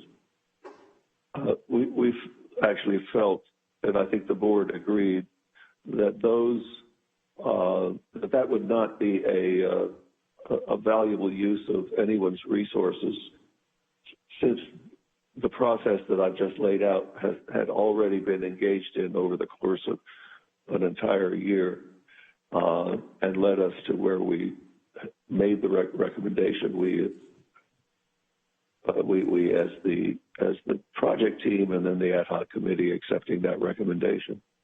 At the same time, the board did add a note or an additional provision to the resolution you adopted, which appeared to require the negotiation of an exclusive negotiation with Common Spirit, but then before finalizing any kind of letter of intent or partnership, to go back to Adventist. And as I think you have heard, that caused a great deal of concern in Common Spirit that they, having already gone through this process, would spend a lot more time and resources reaching an agreement only to have it second guessed or put out to bid, or other parties given an opportunity to come in and also participate. So I don't think Common Spirit has any problem with the notion that the county would certainly be able to turn to another respondent like Adventist if the county was unable to reach agreement with Common Spirit. But quite frankly, I think the message was that they would not be interested in going through the process under the circumstances that were reflected in the board's previous decision. Thank you, Larry. Appreciate it's a pretty good evaluation and a recap here. I'd like to turn to the board. Is there any questions for our CAO of the hospital, Mr. Culberson? Supervisor Wynn. I certainly understand the comments and dignity in regard to their position. I guess, and I look at this purely from an objective process of dealing with various competitors, I'll put it that way, in regards to a particular outcome.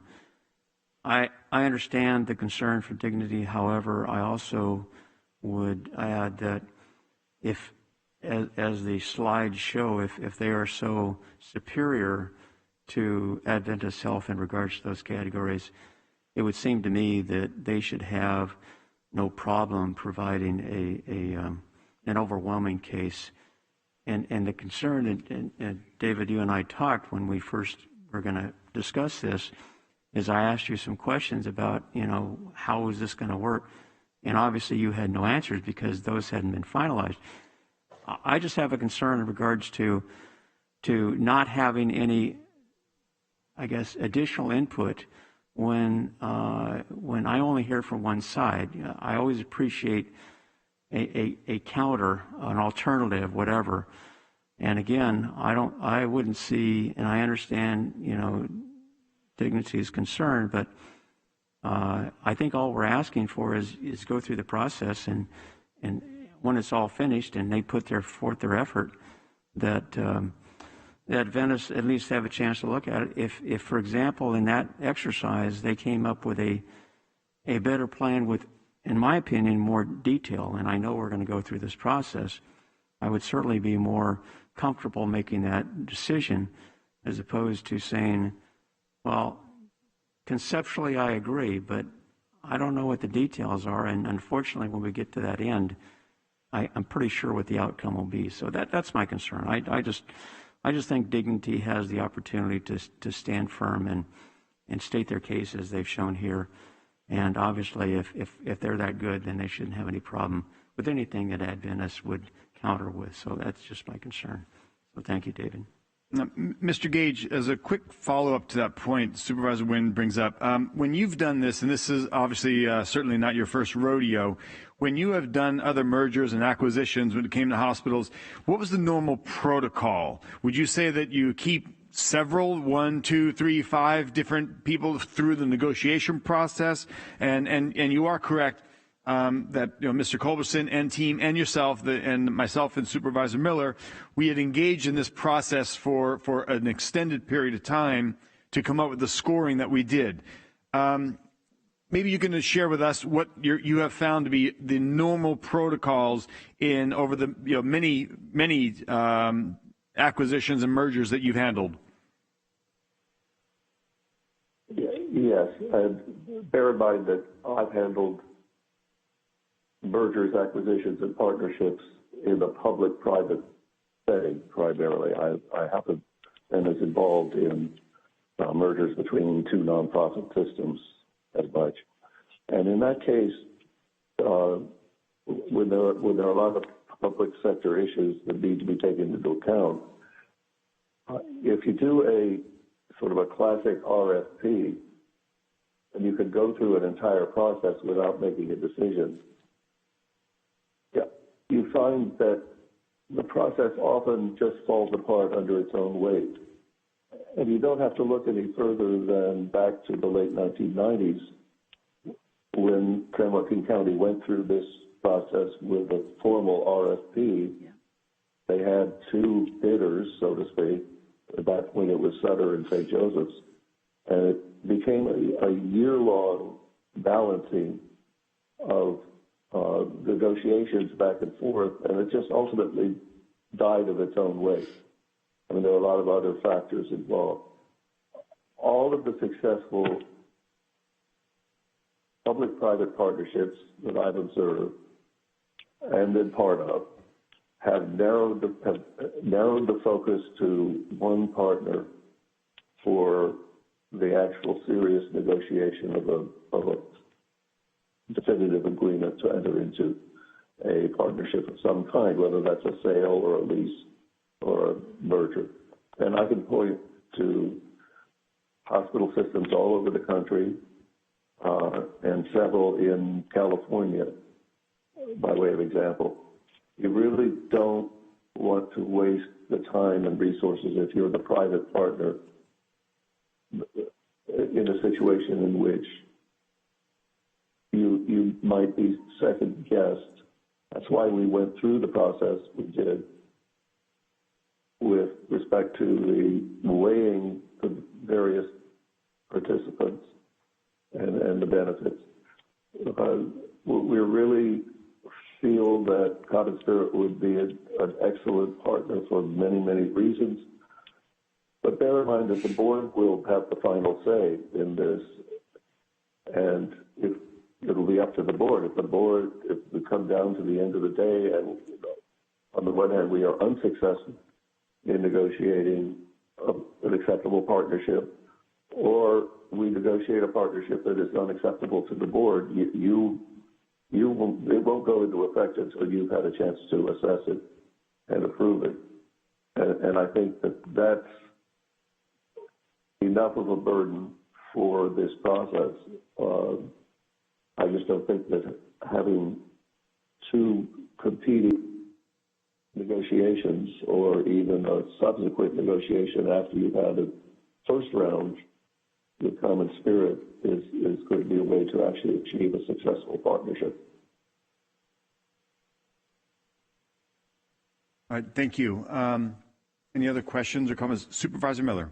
Thank you. Just a couple of things. I think, first of all, one of the most important aspects of this that the ad hoc committee considered was we looked into why did previous efforts fail. And this was one of the key elements. What ended up happening was there were multiple people in the mix, and every time somebody said, well, we'll do this, it either was conveyed to them or leaked to them, and another partner would come in and say, well, we'll meet that and we'll do this. And you ended up with negotiations that weren't really being conducted on a level playing field. And so the effort fell apart, as Larry described it. So one of our goals was to avoid that. And we really looked at and analyzed some different ways that could be accomplished. And one of those was this process that we went through, where we really we narrowed the field, and then we had in-depth conversations about, where sounding out, what were the strengths, what were the weaknesses, what would everybody be bringing to the table. When the folks from Adventist spoke to this board, there was very much, in my mind, the impression that perhaps we were shortchanging the people of San Joaquin County by not engaging in a competitive enough process. I think if you look at the slides that were provided to us today, and you look at the amount of time that went in, this was a fiercely competitive process that these different groups engaged in. And everyone was aware that they needed to put their best foot forward in terms of what would you be open to? What would you consider? What do you believe you're bringing to the process? And based on hours and hours and hours of meetings, we had a metric and we went through it. We also had a lot of expert folks weigh in. We had the folks at the graduate medical education weigh in on specifics on what the two entities would bring. We had our trauma folks weigh in. We had our medical director of the hospital weigh in. We had the clinic people weigh in. Everything, we brought in all of the specialists, our trusted advisors, to help us work through this metric. And the problem with trying to say, well, we think that Adventist should have a chance at the end to take a look at it, what you're essentially saying is you want the common spirit people to invest in attorneys and consultants and all of the folks that are going to be required to negotiate a very complicated agreement. And they're going to have to invest even more than they've already put into this And then at the 11th and a half hour, you're going to let somebody else come in and cherry pick all the things in that agreement that have been negotiated in totality, and you're going to let them come in and without any further investment on their part, you're going to allow them to come in and say, we'll beat them on this, and roll the dice that the board will say, well, how can we vote for this entity if this other one's a little bit better? I believe, having worked through this process for a couple of years now, I think that's a recipe for failure. I think we will burn the people that we're in negotiations with. And I don't want to see that happen. I would not support moving forward on this if I don't believe Supervisor Patty and I have missed a single one of these meetings. I mean, and they have all been a minimum of an hour and a half. Some of them have gone 2.5, 3 hours in length.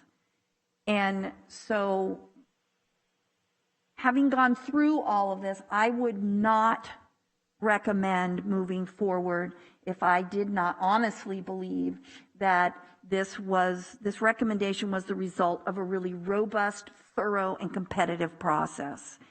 And so I think we have the ability, the way this is structured, if we can't get to an agreement with Common Spirit, Adventist has made it clear that they would like to be reapproached.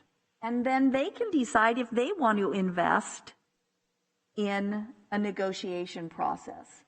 And maybe we'll be further along, we'll have a jumping off point, or maybe we won't. But I don't think this closes the door, but I do think it is our best chance for success. And I believe getting to a partnership is crucial for the future of our public hospital in this county. We have seen public hospitals close all up and down this state and throughout this country. I do not want to see this loss of services to the residents of San Joaquin, and I truly believe this is our best chance of getting there. So I would, Chair Patty, I would be interested in your perceptions of the process as well, because from my standpoint, it's been extremely detailed.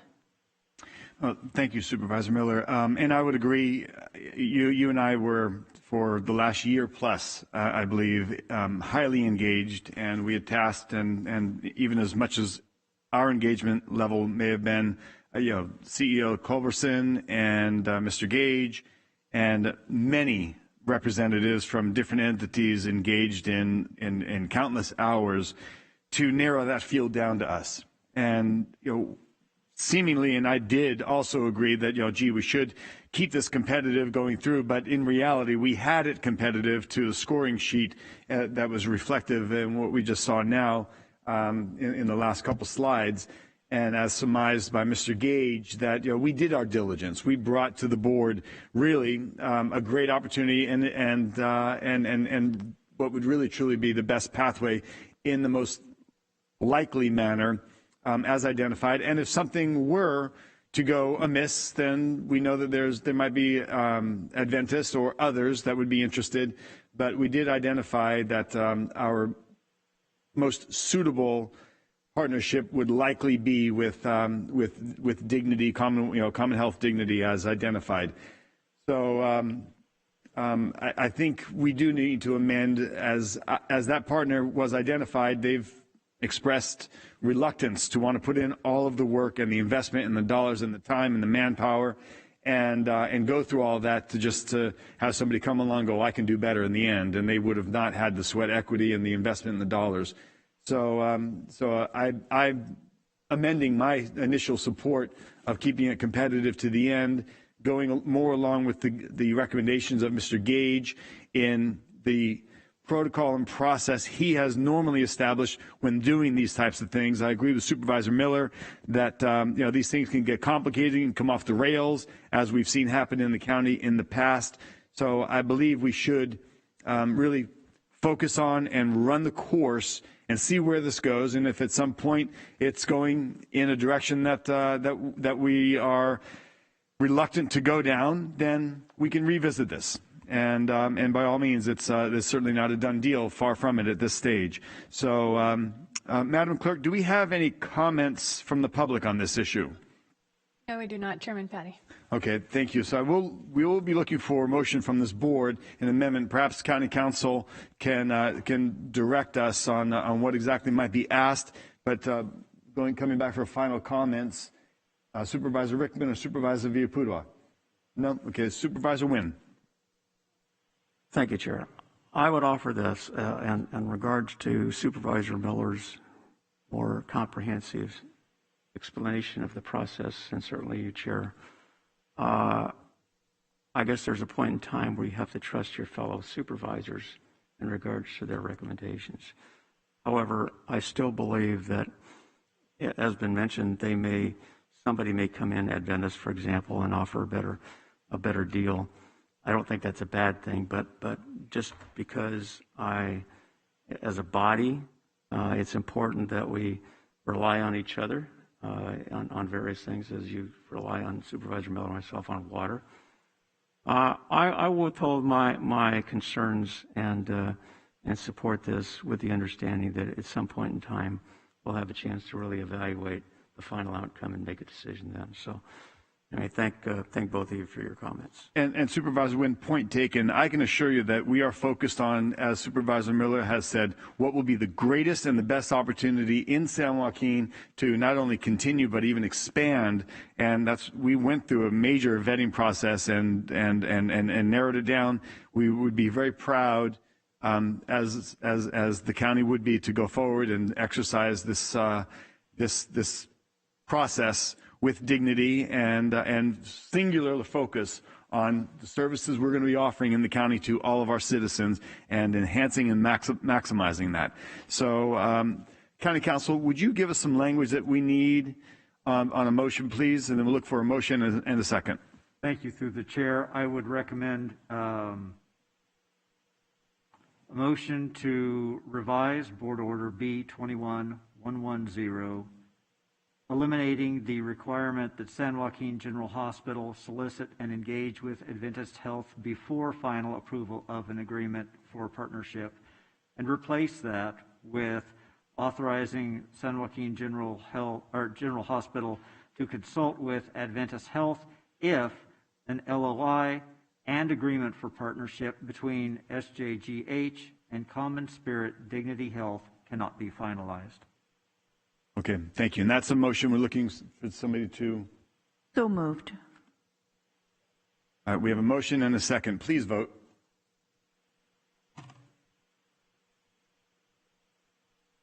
And we move forward with a 5-0 vote. Thank you all for this as we revisited it and reconsidered. Thank you.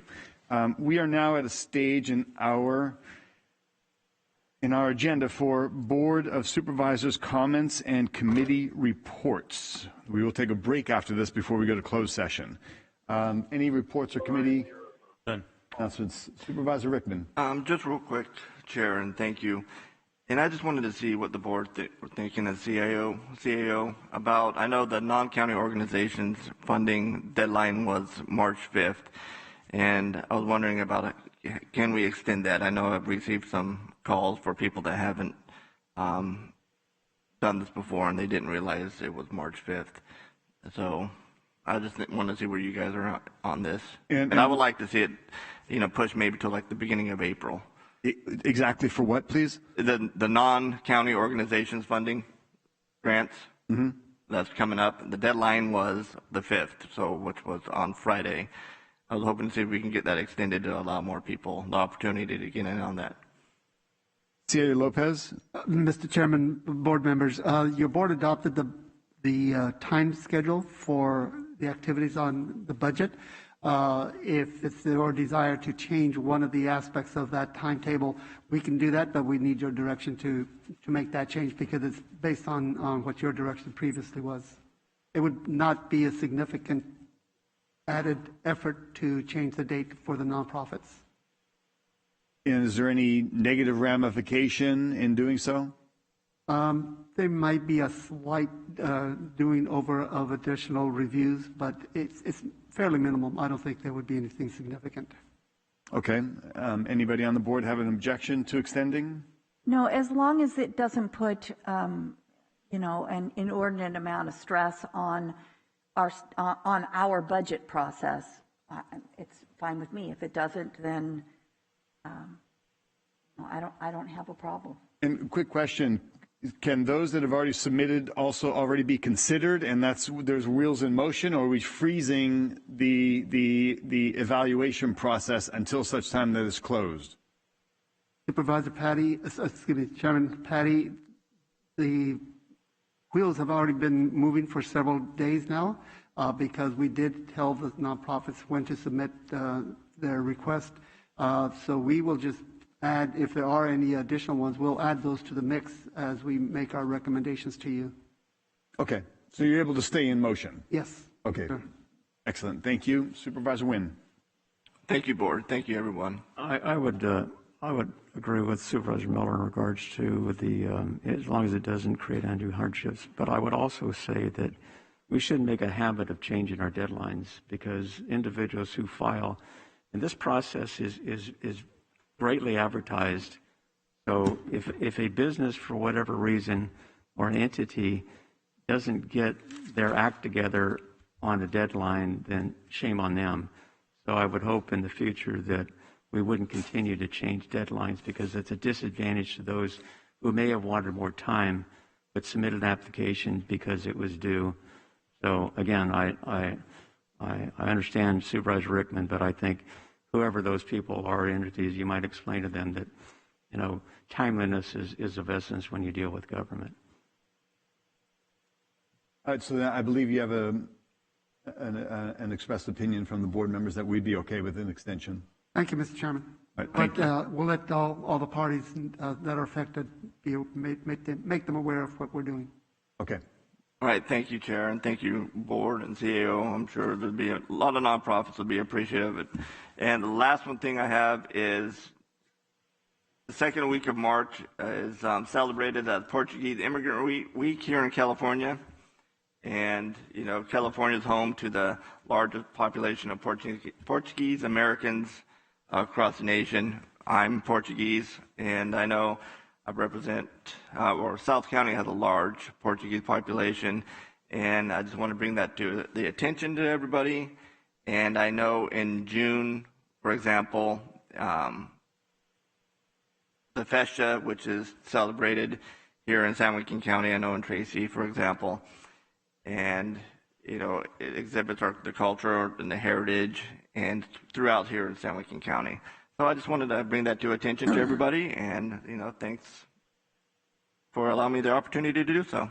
Excellent, thank you. And also, I know that Ms. Hopkins is here. Can we review and make sure that that while Supervisor Rickman is a member of an ethnic group, that we're getting equal pay on the Board of Supervisors for all?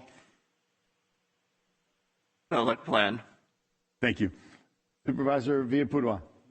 No comment? All right. I will close then this meeting in saying that, I know that our CAO's office and the cities in San Joaquin County are having some meaningful conversations. I've had some conversation with several members from the Continuum of Care Board, and we are addressing and looking at a big picture approach on homelessness and looking forward to perhaps in the next 30 days or so bringing something back to the board for consideration.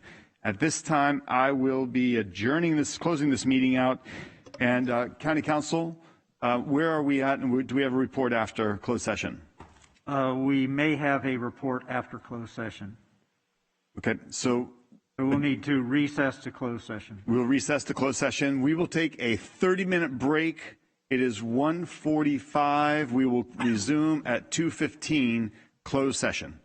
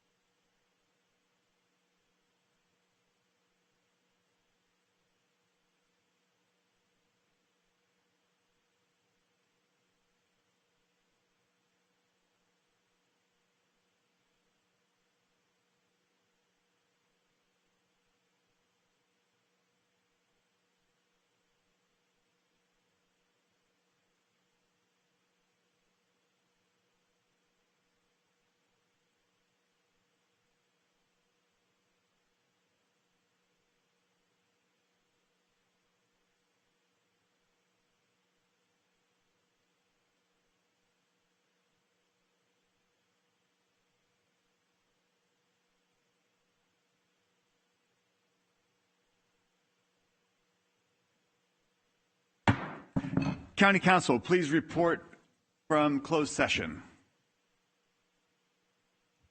Thank you, Chair. The board has authorized council to file an amicus brief in the case of Ghost Golf Inc. et al. Versus Gavin Newsom et al. On appeal from the Superior Court of California, County of Fresno, in the 5th Appellate District. Thank you. And that completes our board for today. We will next be in session on March 23rd, I believe. Is that correct, Madam Clerk? We are adjourned until then. Thank you.